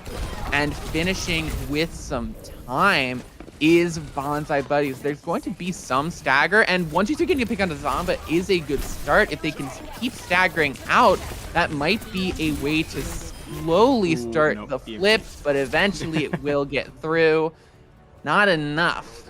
One pick was not enough to steal it.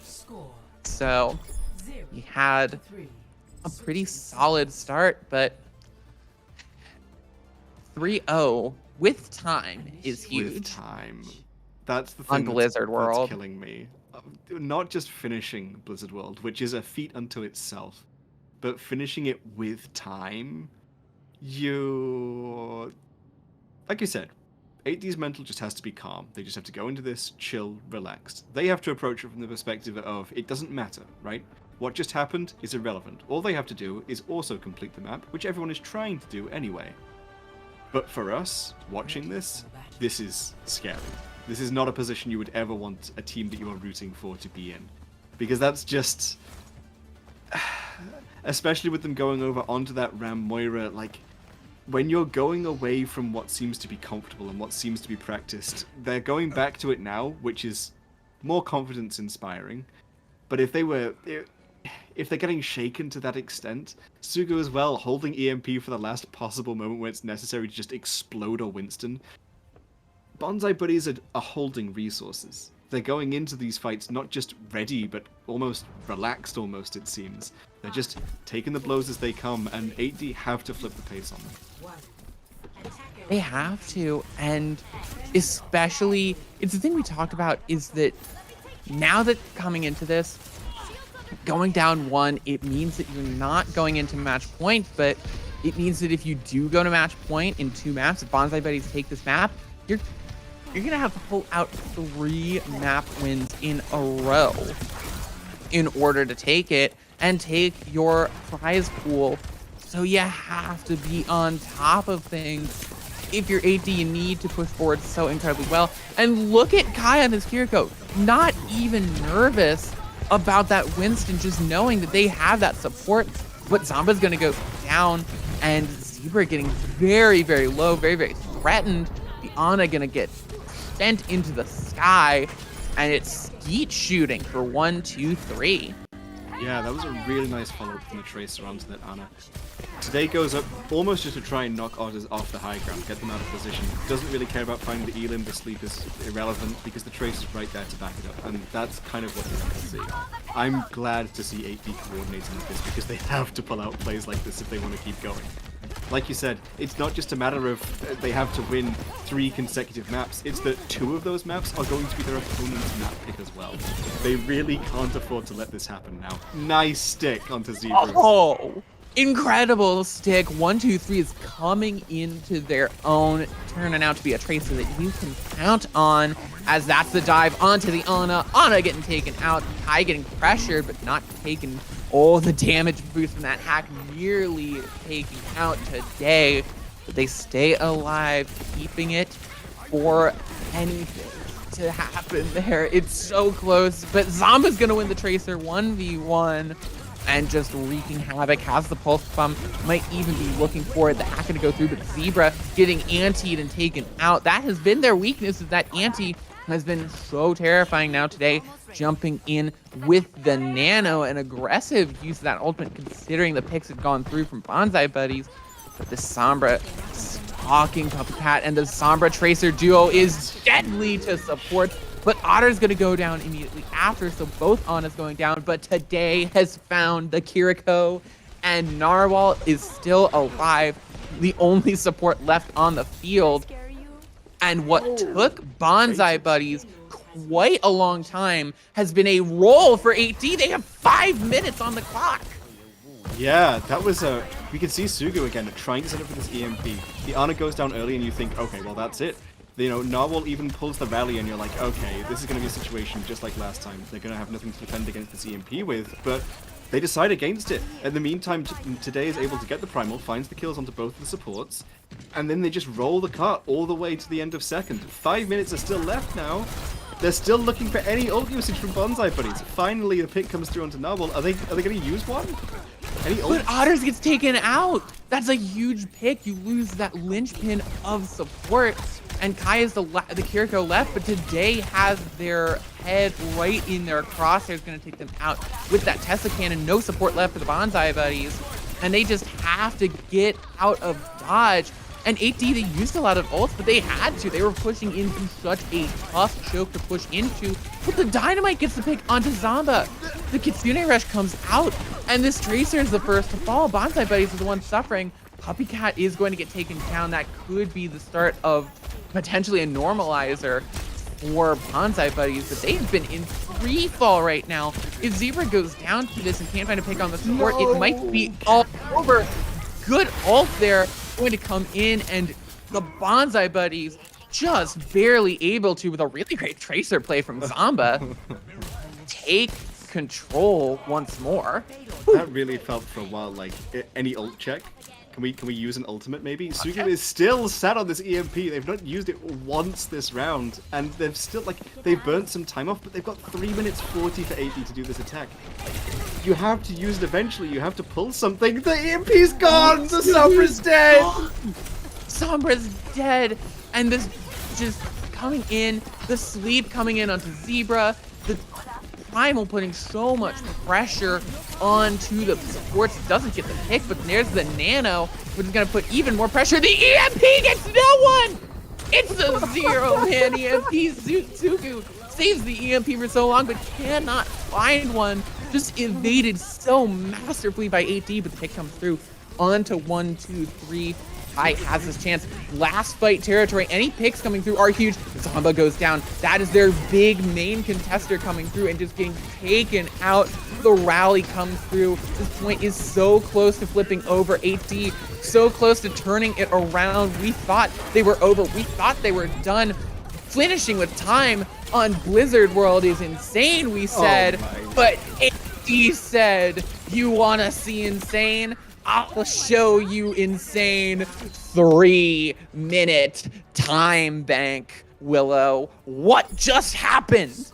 I asked for them to flip the pace. They didn't just flip it, they took it and they made it even faster. Bonsai Buddies couldn't consolidate once after seemingly one fight on first point. It was just kill after kill after kill, early pick after early pick, punish after punish. It really felt like Zamba, Suguru, Zebra just kind of stood out in the open every now and then, just found themselves dead at the start of each time, and Sugu holding the EMP for like 4 minutes, only for it to catch on to literally nobody. They waited so long to use it that 8D had built back a full ult bank again after expending all of it like a minute ago. You have to respond with a little bit more confidence, because we saw there from 8D especially, I-23 on the Tracer, Bedtime Story, Today, Narwhal, Puppy Cat, as soon as they had ultimates, they were just pulling them, right? It wasn't necessarily the most efficient usage of them, but Bonsai Buddies just kept waiting for the opportune moment, and it left them in a situation where they just didn't get to use them most of the time. That's really not what you want to see from Bonsai Buddies, but I'm so excited to see it from 8D. Holy! They're making it work. It's the dream, baby. Here we go. Yeah, and they have to now pull out a good defense. A minute on the clock for Bonsai Buddies is still incredibly doable. We have seen, I bet you and I have both seen these maps where it looks incredible for one team on that second round, but then the team that has like a minute on the clock puts together the insane overtime push of a lifetime, as Bonsai Buddies taking a bit of a slower approach. They're only going to give themselves one fight, but they are confident that they can win it. They've got their eyes on the Ana, but what a good use of this shield from Narwhal. Puppy Cat takes almost no damage. They are still going to have that lingering hack damage onto them. The sleep comes in onto the Winston. Today is trapped. They're taken down, and no one can find any picks on the side of 8D. They're a bit in the lurch. Zebra is low. Anti taken down by 1, 2, 3. Zamba, the recalls force out. This last fight ticking over. Both these tanks trying to run back. Today is going to be back first, but it's going to be overtime and that push for Bonsai taking over. If they want a chance, they need to get something going, but 1, 2, 3 wins the Tracer duel. Today has hopped in. The Nano goes in onto who? I don't know. They're dead, and not even a tick goes through for Bonsai Buddies. 8D have 3 minutes to get 1 tick and even us up going into map 3.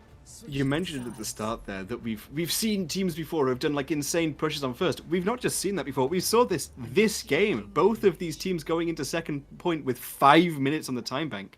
But this time, 8D made the adjustments. They started playing around that side room towards the left side of the objective, instead of trying to play back on that high ground, which meant that Narwhal and Puppycat were just able to live forever, safely. Even though today goes down, they're able to find an incredible anti onto Zebra.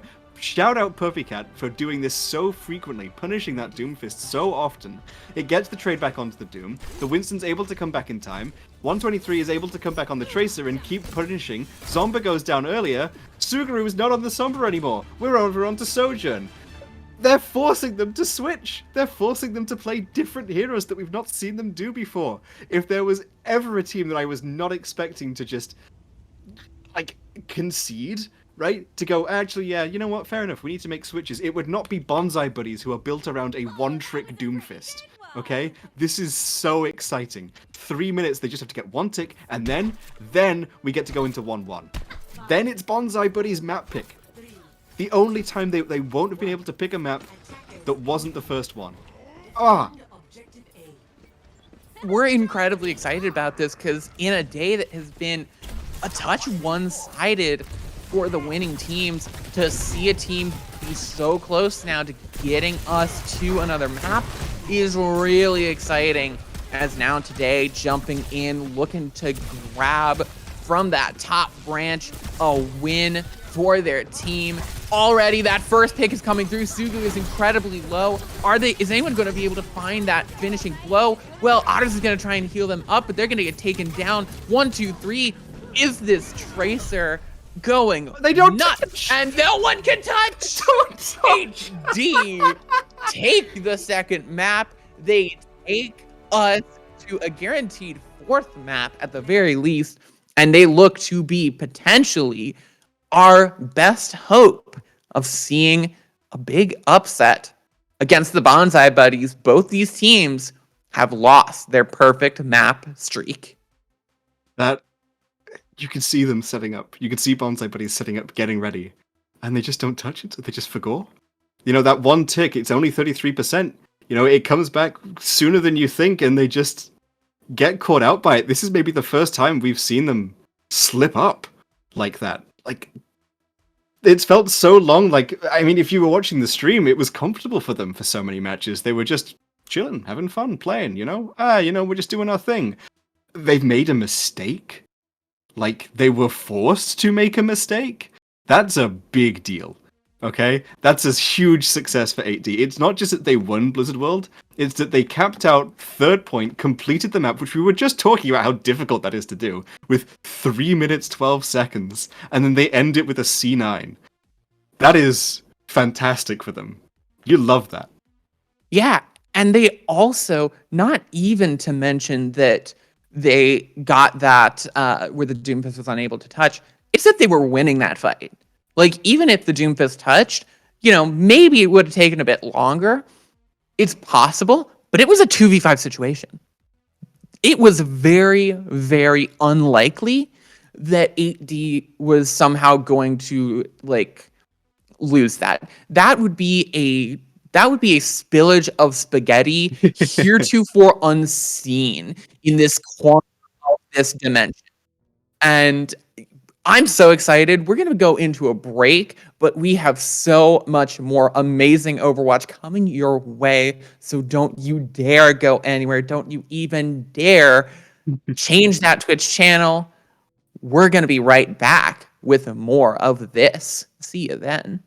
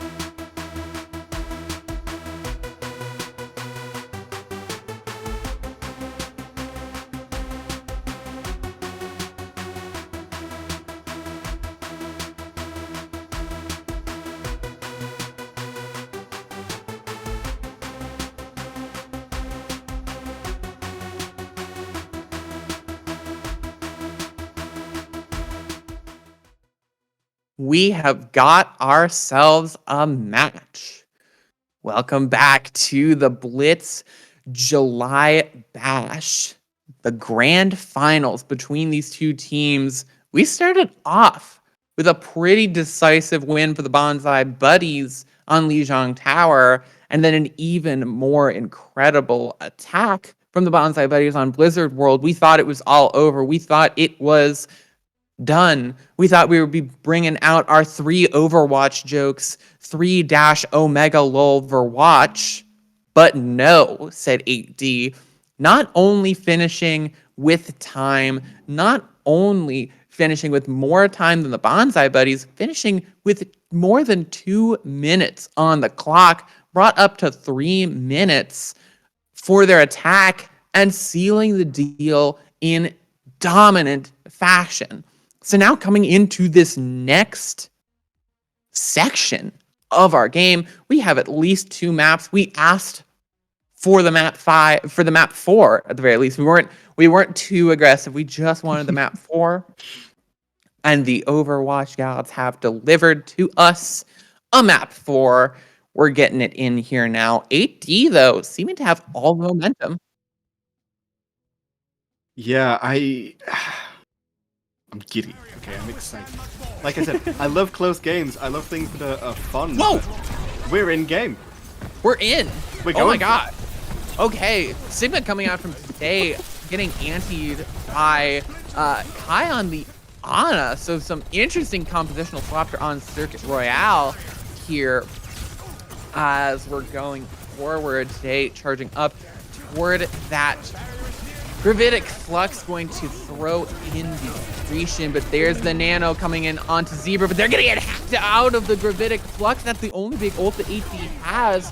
Bedtime Story gonna get taken out on this Widowmaker, and even the Pulse Bomb.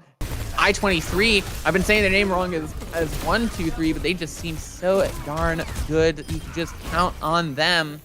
But I-23 will go down, and that'll be first point to Bonsai Buddies. Yeah, and immediately the switches from 8D coming over. Today, back on that Winston that we were more familiar with. Narwhal sticking on the Zen, Puppycat going over to the Ana. Presumably, when you're at 87 for Transcendence, you stay with it. But you're so vulnerable to Sugo on that Sombra. You gotta get value from this trance if you want to stick on it. You gotta make sure that it comes through and that it works, because the EMP is ready. It's being set up for. Again, there's not gonna be 3 minutes of no EMP this time. It's gonna come through soon. I promise you. I hope. It has to, and for Narwhal, it might be a reaction test to see if they can just pop the Transcendence early, or if it's going to be a hack and a hook. As the Transcendence is going to go through, they're going to get some value, but today is going to go down still. The hack going to come in onto Zebra. They're going to get taken out courtesy of Puppycat, who we have not been able to sing the praise of enough so far with these anti-nades, really putting a damper onto Zebra's day. But Zamba has the railgun, taking out Narwhal, but Otters is soon to fall afterwards. But Zamba showing their hit scan prowess, eventually going to get taken down by today, but not before taking a 2-piece with them. 8D still holding on. They have these closer spawns to take advantage of. They're not having to push up this hill, as there's the dive coming in just a bit too late on that sleep. Sugu able to escape with a sliver of HP remaining, but a big EMP coming through, going to deal out some damage, and the stagger onto the Ana is brutal from 8D. Yeah, and this is kind of what you needed if you are 8D, to just put a stopper in Bonsai Buddies just going and going and going. Oh, okay. Otter's now going back over onto the Ana, Kai onto the Brig. I was curious, we saw the Kiriko Lucio for a second, and I was like, I don't know about that. But yeah, 8D coming to this with Nano Boost. Puppycat does get hacked, so maybe in danger, but it's Bedtime Story. Yeah, it's Bedtime Story getting taken out first. The Sombra going down, definitely preferable to your Ana going down, but the Ana's going to go down soon after, but the Nano goes off onto Today regardless. And we have seen how Today can just absolutely carpe diem and seize Today. Incredible stuff, and you like it? You like it? I like it. That was good, and I liked as well the Giga Chad Today play of just, I am nano boosted, I will stand here, and just looking at Zebra as the Doomfist can't really do anything about it. Like, yeah, you can just die. You can stack it yourself if you want, but I'd recommend just die. Oh, today jumping in, gonna get hit with the anti-nade. We've seen these antis be very, very deadly to the tank, getting slept. Gonna have to use the ult just to stay alive, but they're gonna get hacked again. That damage is going to be so much. It is the Discord orb of the Sombra, but I-23 is going absolutely wild, leading all the DPS of Bonsai Base onto a wild goose chase. Zebra has to use their ult to get out and get onto a Mega. So you're gonna get punched out or get hit out of the that time. Sorry, getting that pick and Bonsai Buddies hanging on again. I-23. These staggers are disgusting from 8D. Yeah. This is so much aggression. Today just keeps going in. We saw Today go in with like the little bit of support that was available. Has to pull the primal because I think they were at literally like 40 health. Right, has to pull the primal, immediately gets burned again, is still going in, has no tempered aggression at all, just wants to go, go, go. Narwhal and Puppycat, though, going to get EMP'd. This is really not good. We have seen how good the support line can be, but they can fall apart just as easy. They are a house of cards at times. They'll get taken out. There will be an opportunity, but with I-23 going down, it might just be too little too late. Yeah, EMP is good though.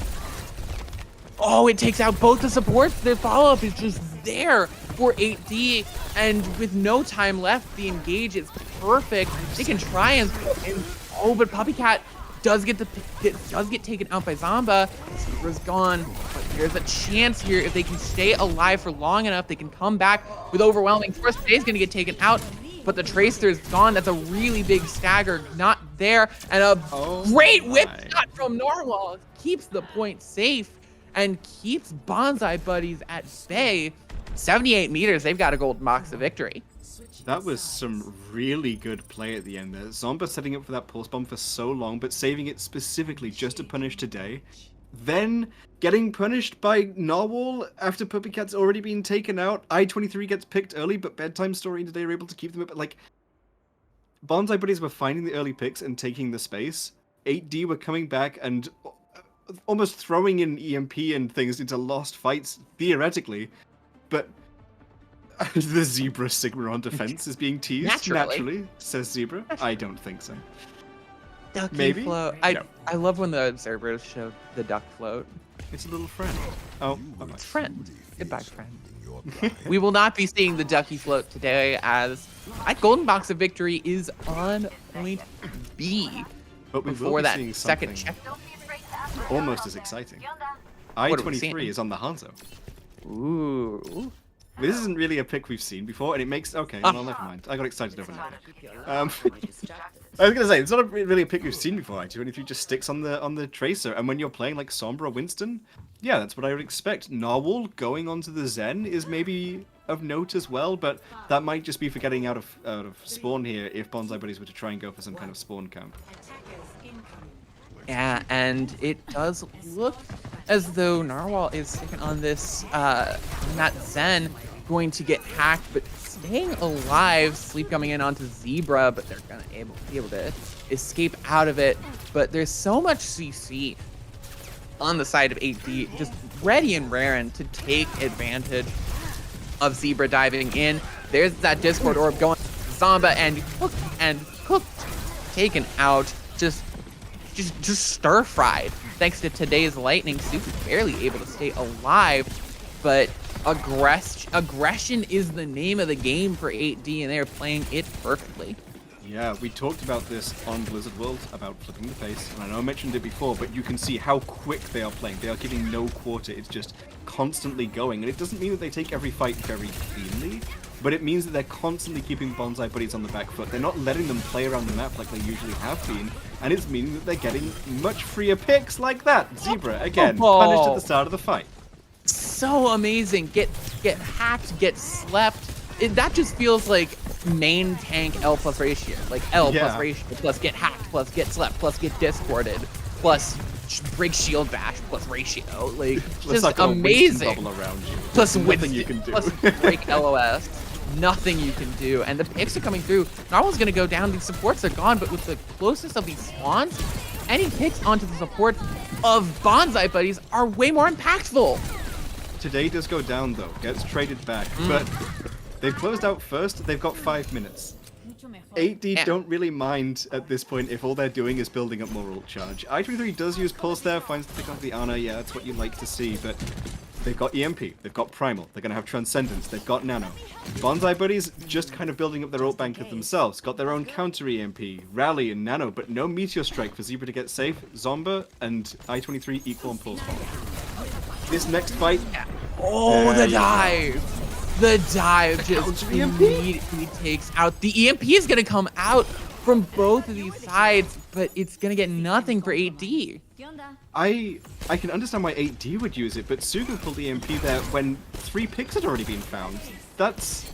I mean, you trade it, so it's maybe not the worst thing in the world, but you just dived there. That was kind of your win condition. Like, you can't use Meteor Strike in the same way that today could use Primal. This is interesting. I'll say a Nano Boost now coming out onto Narwhal to keep Onto the the Zenyatta Zen! alive. Narwhal gonna take out Sugu. Whoever said that you always have to use Nano as a defensive ultimate, you can use it to get some kills as well. And the pick onto the Sombra means that there's a lot more aggression ready and raring to be dished out, but Puppycat's gonna go down. And the Transcendence has to come in to sleep, to help that sleeping Winston as the rally comes through, but Otter is the first to fall. Narwhal gonna trade themselves out, the Pulse Bomb into the backline, not going to find any picks, but dish out some damage as 8D struggling again. Yeah, Narwhal going back over onto that Pekita. I think it's just a more comfortable pick for them. Probably just wanted to use Trance and then swap, but it ended up going a little better than maybe expected. Regardless though, 2 minutes burnt off the time bank. They managed to push 30 meters in 2 minutes. That's not a great sign for 8D. And they used a lot of ultimates there. Nano, Rally, and Pulse all gone. Only Primal. So, Bedtime Story got to set this up well. Yeah, but I mean, we've seen how deadly that these primals can be from today, especially if it enables that aggression as it comes out. Not finding anything. That support pick going off the Ana is definitely a good choice for them so far, but the aggression does get them some more space. They have the EMP. It does get in onto Zebra, but no picks are going to come off of the back of it. Zebra's going to get hacked, going to get antied, but the cleanse is not there. Otters must have used it earlier on. It's going to be Sugu going down first on this Reaper. Not going to be able to use the Death Blossom as this cart going to keep rolling forward, barely able to stop it. And the Pulse Bomb is going to come in, nearly getting the pick onto the supports. So we're going to have to barely break LOS, but Kai is going to, P41 is going to go down. The Tracer falls too, and 8D for the first time are in the lead, and Bonsai Buddies are now falling behind. Yeah, that was... I am not sure about the Kiriko switch there, to be honest. I can understand why they were wanting to have a little bit more flexibility in coming back faster. You've got the Suzu, but we saw the Suzu have to come out to stop that EMP, killing Zebra immediately. Right? The EMP gets pulled, it goes, catches only onto the Doomfist. The Suzu comes out tonight. Happy days. Puppycat antis straight away. Of course, Puppycat antis straight away. And then you've not got anything to deal with that because the Suzu is gone and your heal output isn't high enough, so the Tracer just gets to run around you for free. And then all the pressure and all that time is burning away and you just don't have anything left and right? Kiriko is nice when that Suzu only has to worry about one thing. Alright? Or when 8D make a mistake and overlap 3 abilities at the same time and you can just clean all of them and it's fantastic. But when you're in that situation, the EMP comes out, you Suzu that, and you're not ready for the anti-nade to come in afterwards, that's killer. And we saw just how much impact it had. The anti-nade catches onto 3, I think, Zebra and both supports. They just have to zone themselves out. You've got to give up space, but if you're going to die anyway, well, you better die on cart. This is fantastic from 8D. They're actually, playing to the weaknesses of Bonsai Buddies. We didn't think that they'd shown any, but they found them. And that's exactly what you needed. Yeah, they found the Achilles heel of Bonsai Buddies, and now with 2 unanswered maps, 8D are on the cusp of winning this tournament. And if they're gonna do it, it's gonna happen on Colosseo. Bonsai Buddies, this has to be where the turnaround starts because they have been on the back foot for, at the very least, a map and a half. This is an interesting pick. Obviously, Circuit Royale was also Bonsai Buddy's pick. Maybe when you're looking at just like a raw escort, there's nothing there that you're super fond of. What are your choices? Like Route 66, Circuit Royale. Like, you've not got anything super nice there. But Colosseo is not a map that's especially known for dive. And I think that's what they're thinking here. They know that they can run this composition into something that is brawly, right? They know that they can make that playstyle adjustment work. But if you're looking for a really strong dive map, maybe that's something that 8D wants, you're not going to find it here. This is where you want to pull out the Rhine, this is where you want to pull out the Ram. If you were going to play a reset at any point for any reason, it would be here, though I would never recommend it. I think this for them is them deciding, actually, you know what? Rather than, like we were suggesting before, playing to our own strengths, we have to now try and play to the weaknesses of 8D, right? We can't just go for comfort picks so much. Or, well, maybe this is for them. Maybe they understand that, you know, they can run it as a dive, they can run it as a brawl, they can kind of choose which one they want, depending. Maybe we're going to see the return of the Far Mercy, right? I think that this leaves them open for a few different playstyle adjustments that they can make in-game to do that maybe we haven't seen from 8D. We've seen them make the swap to play more aggressively, but are they going to be able to carry that forward? That's the question.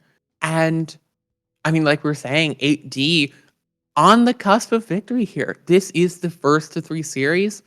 So if they seal it out on Colosseo, if they come out of that gladiator pit victorious, it'll be all over and they'll take the $400 prize pool for themselves. And Bonsai Buddies, I mean, we have a complete reversal. This is the first time they have been down. This is the first time they've dropped a map, and now they're on the verge of losing the match. They have got to dig deep and pull out some crazy stuff if we're going to see them come back. Do you think they can do it? If so, I want to hear you say it in the chat, because it's exciting. We're excited here. I'm excited. I know Willow's excited. I know we're both excited. Well, I won't speak for you, but from the way you're talking. Oh, yeah. No, like, I love this. This is what we were asking for, right? A close series, a tight match, you know? An underdog story. We didn't get it from, you know, the calculators, but we've got it here. 8D are not the favored team going into this, and yet they're making it work. Narwhal, Lucio, Puppycat, Moira. We're seeing it. The Ram composition is coming through. I-23 over onto the Mei. Bonsai Buddies sticking with what's relatively familiar, but Kai, Lucio, Otters, Kiriko is going to be a little bit of a variation. Maybe when you've not got to worry about anti-heal, this Suzu is going to be able to deal with the Sombra, maybe? But they've not got the Sombra either, so I am starting to wonder, would the Amorous be the safer pick? Maybe, and the wall comes in just to try and keep the aggression from this Doomfist away just for a little bit, as the bot's going to start pushing forward just a touch. Today going to get hacked and going to get some pressure onto them. The punch is going to send them right into their team, though. Big slam coming in from Zebra, but they're going to get a lot of damage pumped into them. They're going to throw down. A lot of ult charge coming in from Zebra. They're able to go so aggressive on this Doomfist, already 83% to ult, but they're going to get booked before it can come out. And once the Doomfist is gone, the Pulse Bomb will come out and find a Ramatra with enough armor to withstand it.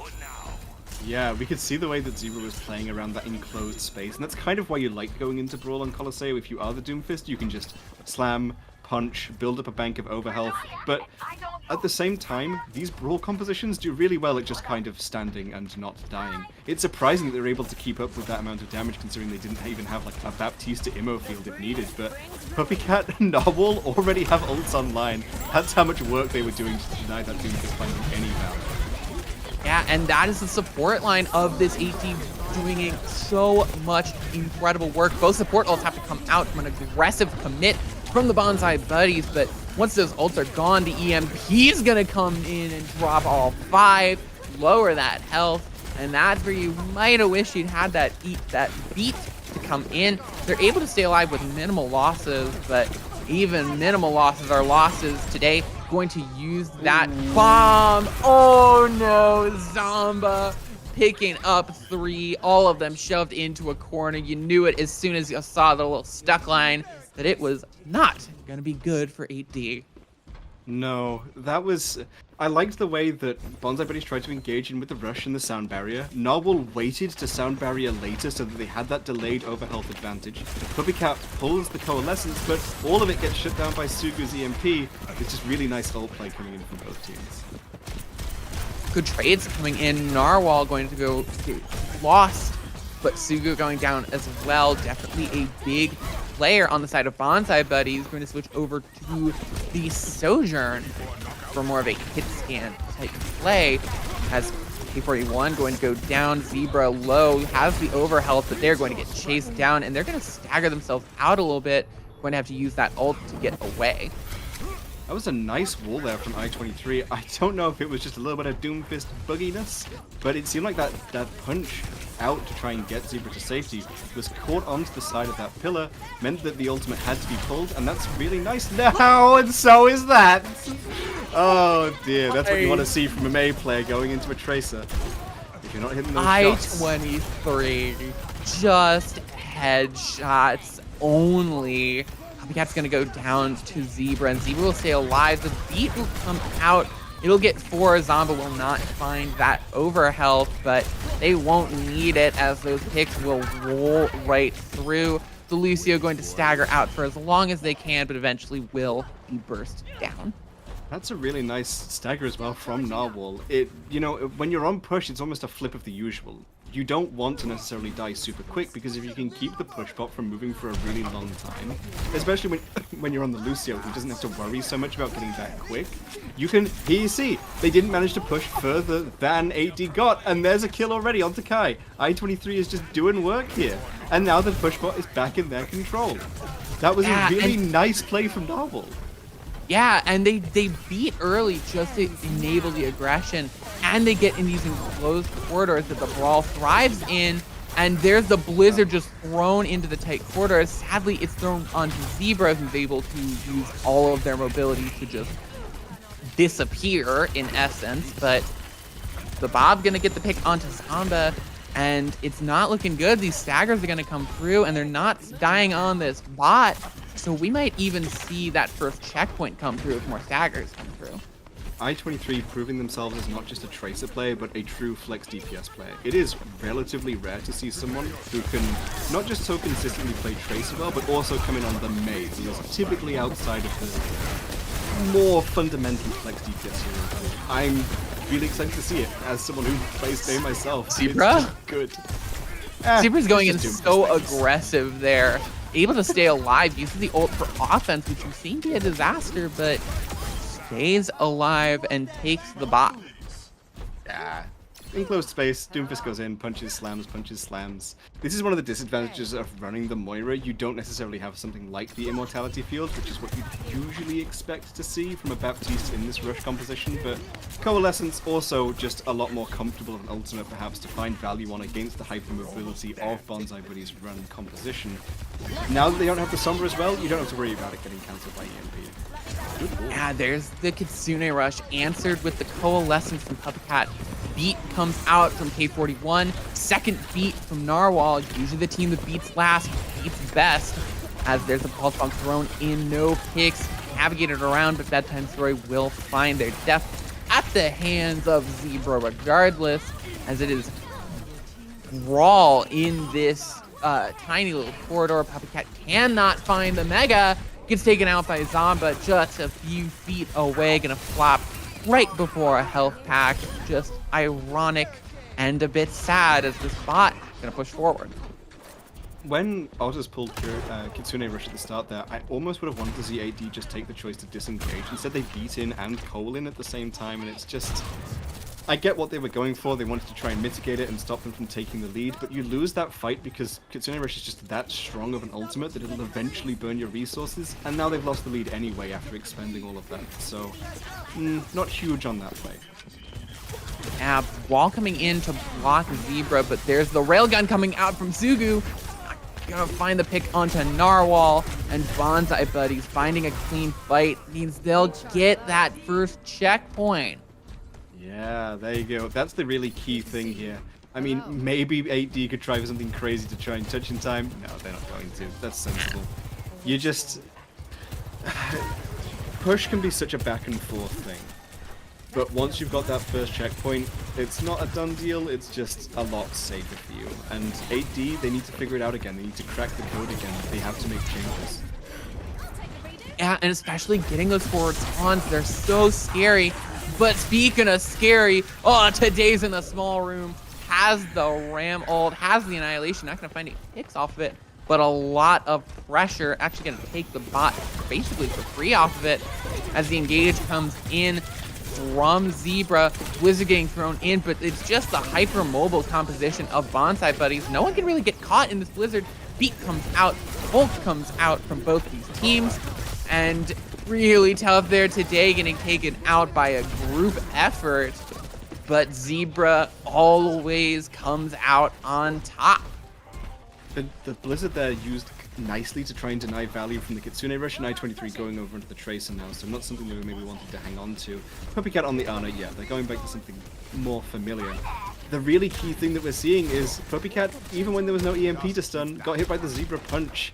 That Coalescence just being stunned out of value so consistently, you can't let that happen if you're going to play Moira here, and I think it's the right choice to just swap away from it.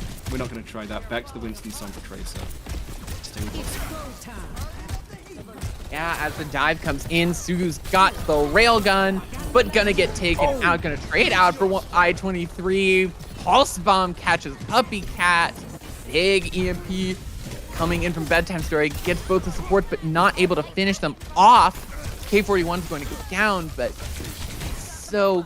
it's not even get Otters, and that's the big support you want to take down. Yeah, Kiriko, you can see there, able to Suzu in for Zebra, which means that today has to back out and gets caught on the back end by Zombo. This is falling apart for 80. There's only 30 seconds left on the time bank regardless, but they've got to push now at least 70 meters if they want to take the bot back. This is the point of push where you're like, okay, well, you know, we're going to a map 5. We're going to a map 5. 8D do have some ults building up. If they take a long fight, they could start to put together an impossible run. A big ante might be the great start of that, but there's no follow-up to finish it off. Puppycat, again, a name we've been singing the praises of, as the blink into today, finishing them off. Suga's gonna go down, but Otters has a headshot kunai, taking out I-23, taking out a lot of that pressure, as Narwhal has to stay on the spot, cannot get taken off, 841 getting antied, but there's the Kitsune Rush onto the bot. Narwhal just has to pop the rally to stay alive. Samba goes low, has to recall out, but the anti comes in again, just catching the Lucio and taking them down. That's a good start, but today goes into aggressive with the ult, going to lose it as the overtime wick nearly burns down. Sojourner sliding away from the pulse bomb of I-23. The EMP has to get invested in, and it will get this bot pushing, but it was everything they had. The kitchen sink, nothing is left. Yeah, I wasn't sure about the Kitsune Rush from Otters there, because if you're Bonsai Buddies, you don't really care if you lose the next, 3 fights. You've got space to do it, and you can just build up an ult bank. 8D had to invest everything. So in the end, it kind of ends up being a worthwhile trade. It's really hard to say at this point. Bonsai Buddies have to really just drop all of the spaghetti on the floor for this to not work out for them. They've got all of the room they could ever need, but Kai's sound barrier doesn't get a huge amount of value and is followed up with an anti, so 8D not going down without a fight. Not going down without a fight. Breaking pick is big, but it's immediately answered with a pick onto Otters, but they take out Puppycat. There's no supports on almost any of them. It's just Kai on this Lucio, and now it's the tank. It's today trying to stay alive. They're going to get bursted down. We'll switch onto the Lucio for Narwhal just to try and get back faster, to try and get a crumb of support onto this point. They're going to have to roll out. They're going to have to do something. I-23 gets booped off by Kai, and they cannot stay alive. Bonsai Buddies are not giving up without a fight. It is 2-2. We're going to a tiebreaker map. This is what we wanted. A really good, close series. But it's almost bittersweet in a way to see it, right? we've known that Bonsai Buddies were so favored going into this, and we've seen 8D really take to them, reset the pace, force them to make switches. Now it feels kind of like Bonsai Buddies are back where they're comfortable. They're doing their own thing again. They're not really too bothered by what's happening in Colosseo. Whatever 8D makes their map choice to be, it has to be something that makes Bonsai Buddies uncomfortable, and it has to be something where they don't. I-23 on the May was fantastic, but I do not like this Lucio Moira look from Narwhal and Puppy Cat. I don't think it's their specialty. So if we can see something that just brings them back to something impactful, good. I want to see more of those 4-5 man anti-nades from halfway across the map. Like, this is by no means done. And honestly, I wouldn't be surprised if we saw all 3 rounds in this next control, but it's so close. It's so close, and I don't want it to end. I don't either, but one of these teams is going to get crowned our champion after this map. I'm really excited. I'm interested to see, because this could be a really tough blow for 8D, because we're going now to control. It is their map choice. It is their map choice for control. But I don't know. We just saw the big dominant maps that we've seen from Bonsai Buddies have been control and push, and now we're going back to push, or we're going back to control. Pardon. So, what's the answer here for Willow? I can give you an answer. It's what I'm here for. I don't know if it'll be the right one. Okay, but before we do that, before I give you my answer, I'll leave you on tenterhooks. We're going to take a quick break, and we will return, and then you can finally hear what I have to say.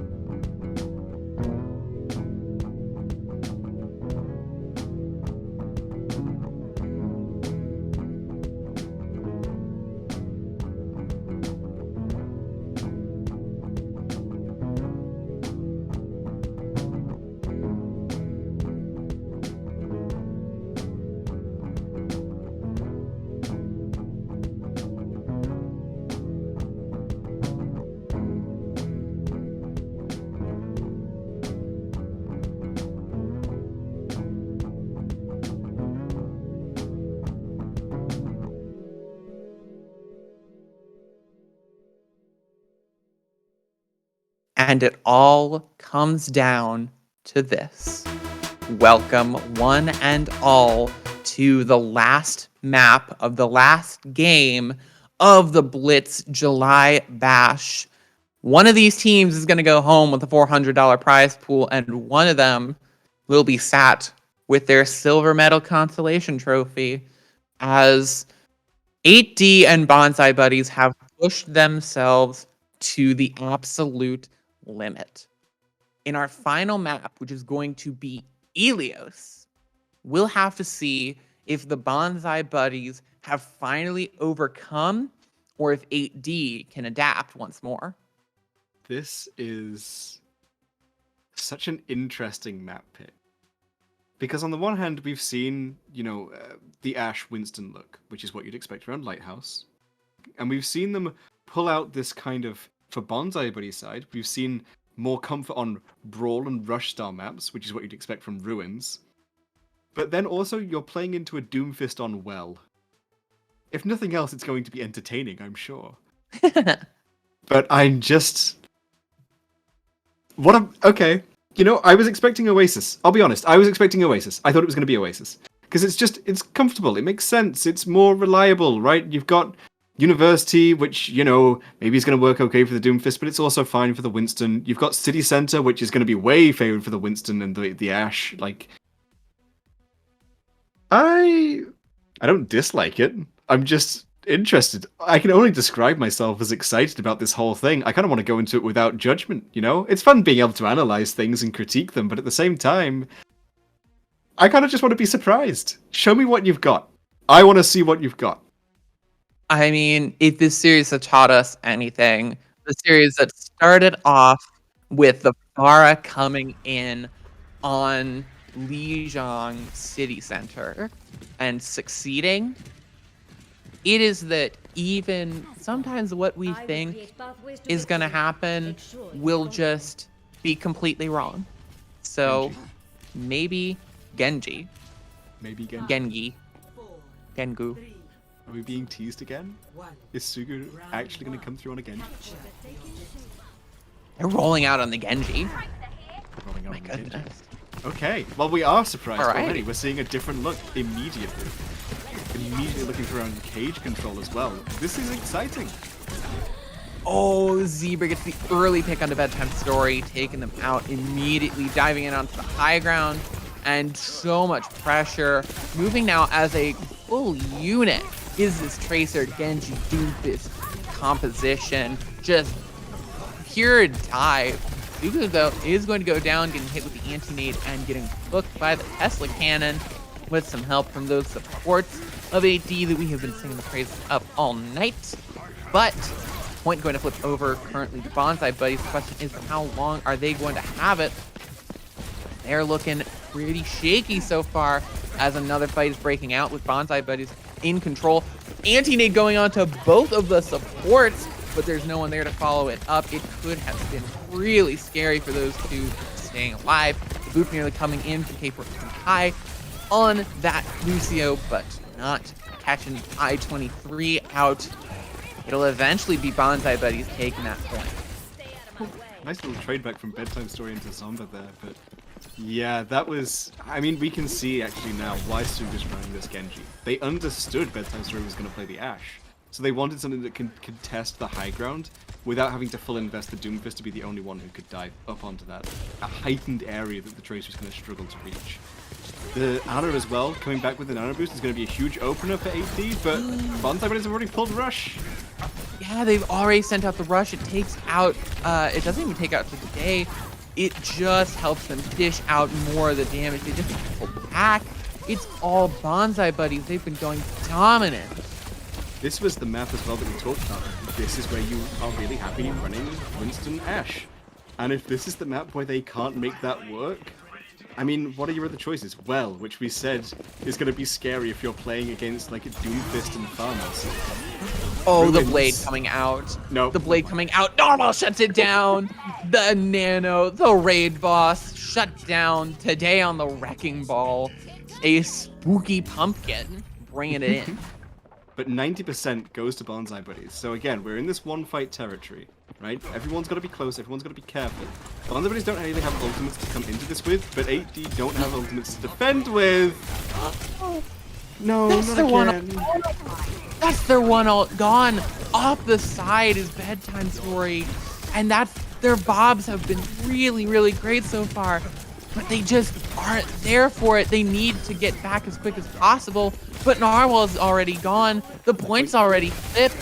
It's not looking good for 8D as they just can't get any pressure onto the point. It's gonna get contested by the Bob, starts to get flipped by the Bob, but Puppycat's gone. There's just nothing left. They can't push onto the point. The Ashe has no point presence. It's only the Bob, and the Bob's gonna jump away after a while. Overtime Wick nearly burning down. The Slam's gonna come into the Wrecking Ball, but there's just no resources to follow up.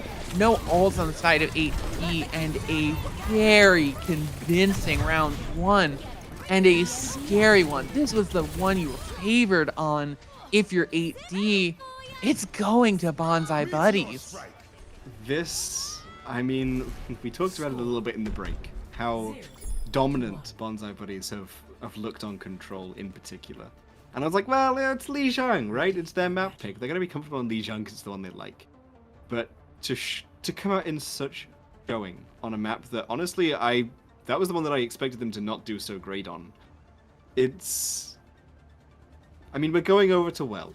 Like I say, hopefully, if nothing else, it'll be an entertaining round. But 8D, it feels like that same pace setting that they've been trying on Blizzard World, that they almost got on Colosseo. The fatigue seems to be setting in. They're just not keeping up anymore, and now is the really critical moment to make sure you do, because it all comes down to this. They're on match point, last round. Yeah, this is potentially it. They need to take this point if they want a chance to move on and get to that third round.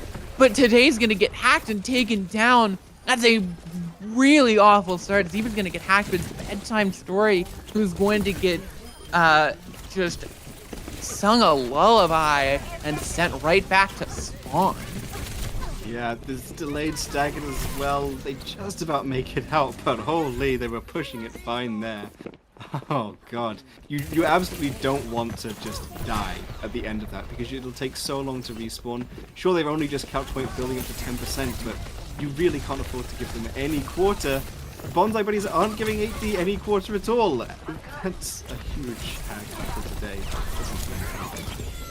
Yeah, today just can't jump in. There's a pulse bomb getting thrown in. Zamba, though, is going to be the first to fall. Boop tries to come in from export from Kai, but they can't find the finish.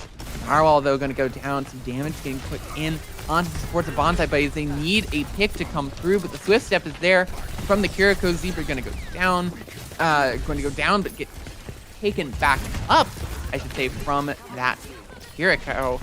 And it is back to square one for 8D. They're trying to push in yet again. Gonna get stunned out. Zebra does have to use that ult. Looks like they did use it aggressively, but the EMP is gonna come through the Nano onto the Brig, trying to keep themselves in this fight and keep this in their hands. They've got some pressure onto Kai and onto Zebra. Otters is gonna be the first to fall. They have to use the EMP to continue this point, but they will eventually find the flip with 70% on the side of Bonsai Buddies. They're gonna even get 72. we almost saw a little EMP jacks there from Sugo as they come in. Narwhal has the rally up, manages to stun the Sombra, but just not quite in time to stop the EMP coming through. Would have been the first time we've seen that in a while. And the pause now coming in from the side of 8D means that we're going to be back with you now. I'm glad that they've managed to take a fight, okay? But it's taken a round and 70% of the next round for them to just find point control, and they had to invest so heavily to get it. 8D, we don't want it to end here, okay? We don't want it to end here. We've not seen any craziness with the well. We've seen players respecting the Lucio, respecting the Doomfist, but I want us to go over to Ruins. I want to see how Bonsai Buddies are able to play around that more brawl-oriented map. But I don't want to say it's over. It's absolutely never over until it's done. But 8D, they've got to keep this pace going. They've got to keep the momentum going. And if they can't, they don't really have room anymore. This is it. Yeah, crucially, they don't disconnect, which they don't have that disadvantage, but they're coming into this fight. Otters has the Kitsune Rush, throws it out just so much in. 2 picks at both the supports. They're gone. Oh, no, Zamba is just going nuts in the backline. 4-piece, team kill, Bonsai Buddies looking to finish this off.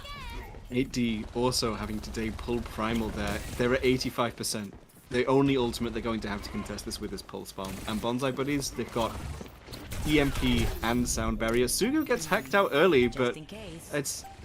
The Sombra's going to be able to set back up so quickly. 95% on the objective.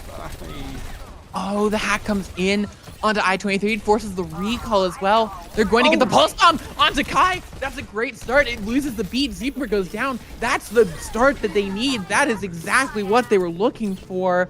The point's going to flip, but they don't use any ult on the side of Bonsai Buddies.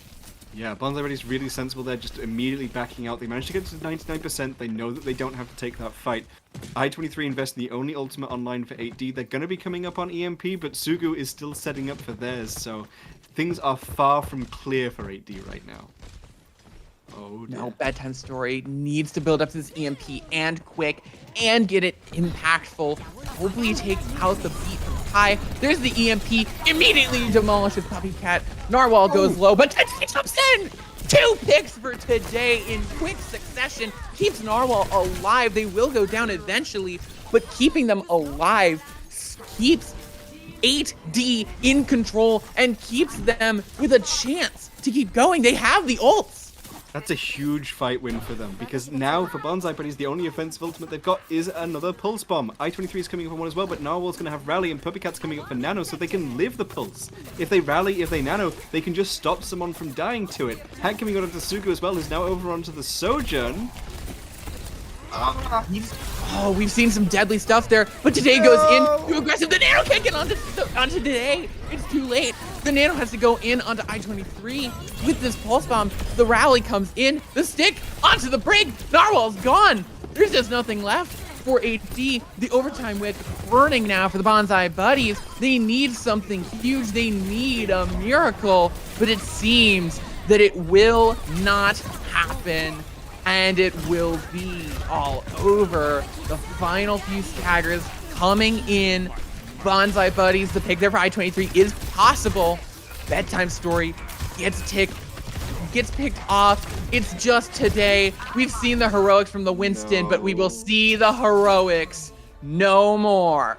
The Bonsai Buddies pushed to their breaking point, pushed to map 5 when they had previously not gone further than map 2, come out champions, come out on top, and 8D just a day late and $1 short. 2-3, pushing the Bonsai Buddies as far as anyone here has. And it's not necessarily a surprising outcome. Bonsai Buddies were the favored team for this tournament, but we really did see 8D push them to their absolute limits. And I can think, like, on the side of today, going in on the Winston there, wanting to go in more, you want to push the aggression. You don't want to give them the space to just do their own thing. But you also have to be able to temper it. And going in on that last fight there, when you just... I feel like you wanted to take it a little bit easier. You wanted to chill out a little bit. The Winston goes down early. The Nano Boost comes out onto I-23. All the spaghetti is on the floor. The rally comes out, but it doesn't stop the Pulse Bomb kill anyway. All of the things we were talking about, the setup just is gone. And all of those ultimates that they'd built up to, invested, but didn't find any value. The Primal Rage comes through, but it's just stalling. It's just stalling for time. And whilst I-23 really did try to make it work, there is only so much you can do. Yeah, and... oh, it was so close. The underdog story that we had coming through, 8D coming in the 3rd seed team, Bonsai Buddies the 1st seed. It was close. 8D came in from shutting down a team that had previously taken out the 2nd seed and really pushed the first seed, narrowly taking them out. Narrowly just not taking them out. Yeah. Narrowly. So close. And that's it for this tournament. But we have got a special surprise for you. We have got a bit of an interview with our friend, the one, the only, the organizer of this tournament, the great Grand One himself, the one who made this all happen. We have an interview with Blitz, the owner of Blitz Esports Tournaments and the person who makes this all happen.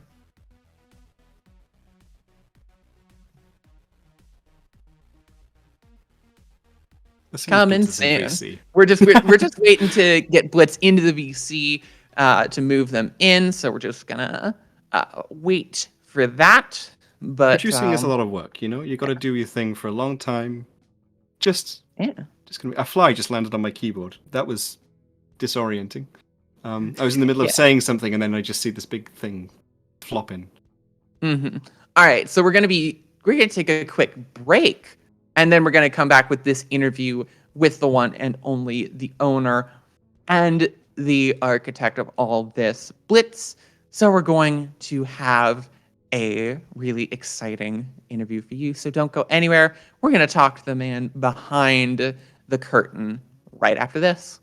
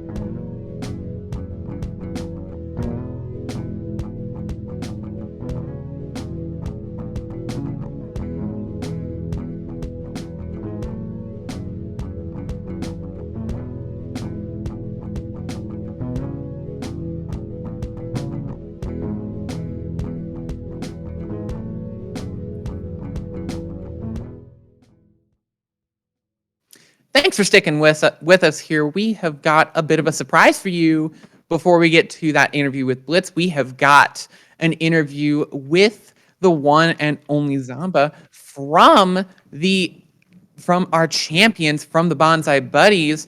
So, hi Zamba, welcome to the stream. Thanks for hopping in with us after your victory. Yeah, thanks for having me. Yeah, so I guess the first thing I want to say is, how do you guys feel coming into this tournament and being the favorites, and what kind of pressures were on you with just like being the number one seed and having that expectation of taking it all the way? Well, we knew that the tournament would be kind of a stomp for the most part, but the 8D we've had like experience with 8D before, and we knew like that would be like our grand finals match. And yeah, I mean like the other teams weren't really a problem for us, and yeah, the seed 1 didn't matter really. I was going to ask as well, you know, coming into Zebra's stream a little earlier in the tournament, the attitude was probably best described as relaxed, calm, maybe, just enjoying yourselves. But, you know, like you mentioned, you've got that history maybe with 8D. What is it about them that just makes it something that's a little bit more tense for you guys? Was that their attitude shift of, hey, we're now going into something serious, we've got to focus up, they're going to push us a little bit more than we've seen before?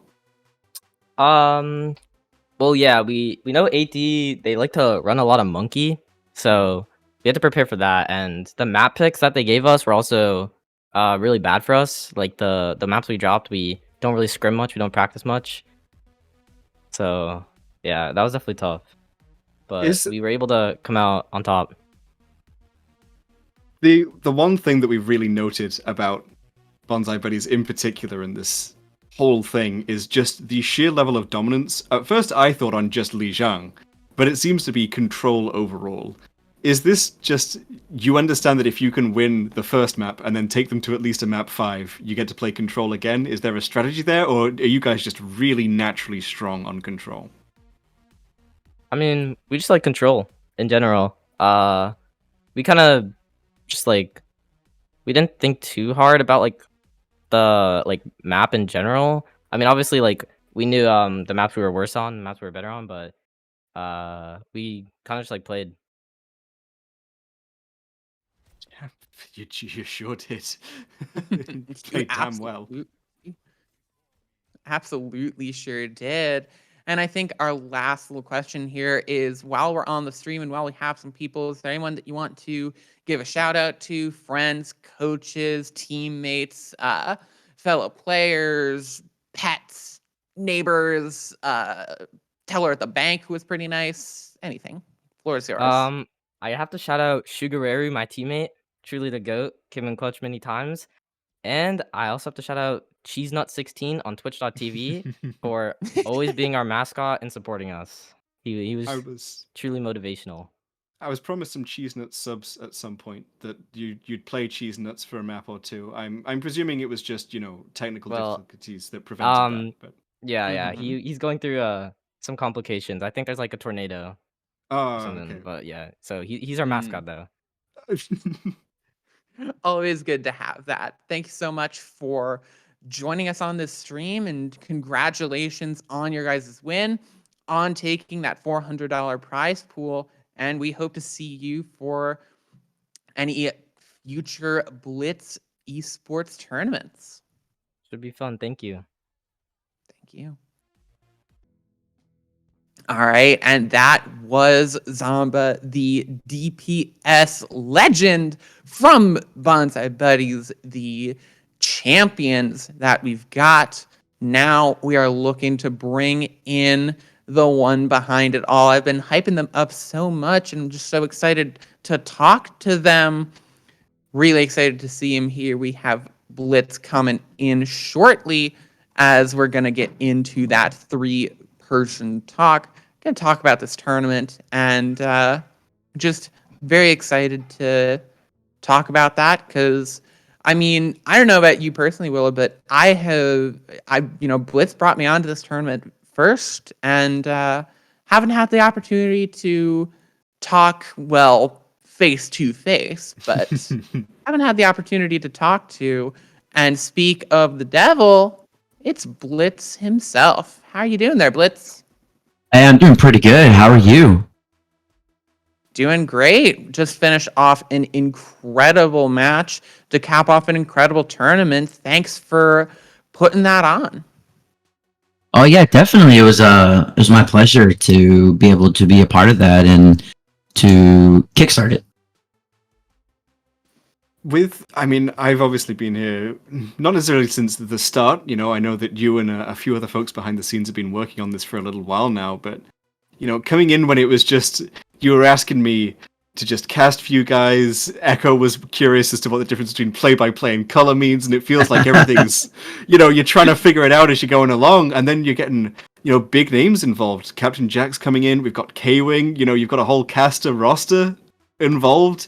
You know, for you, what's it been like to be at the helm of something that has grown so nicely and so quickly, it seems?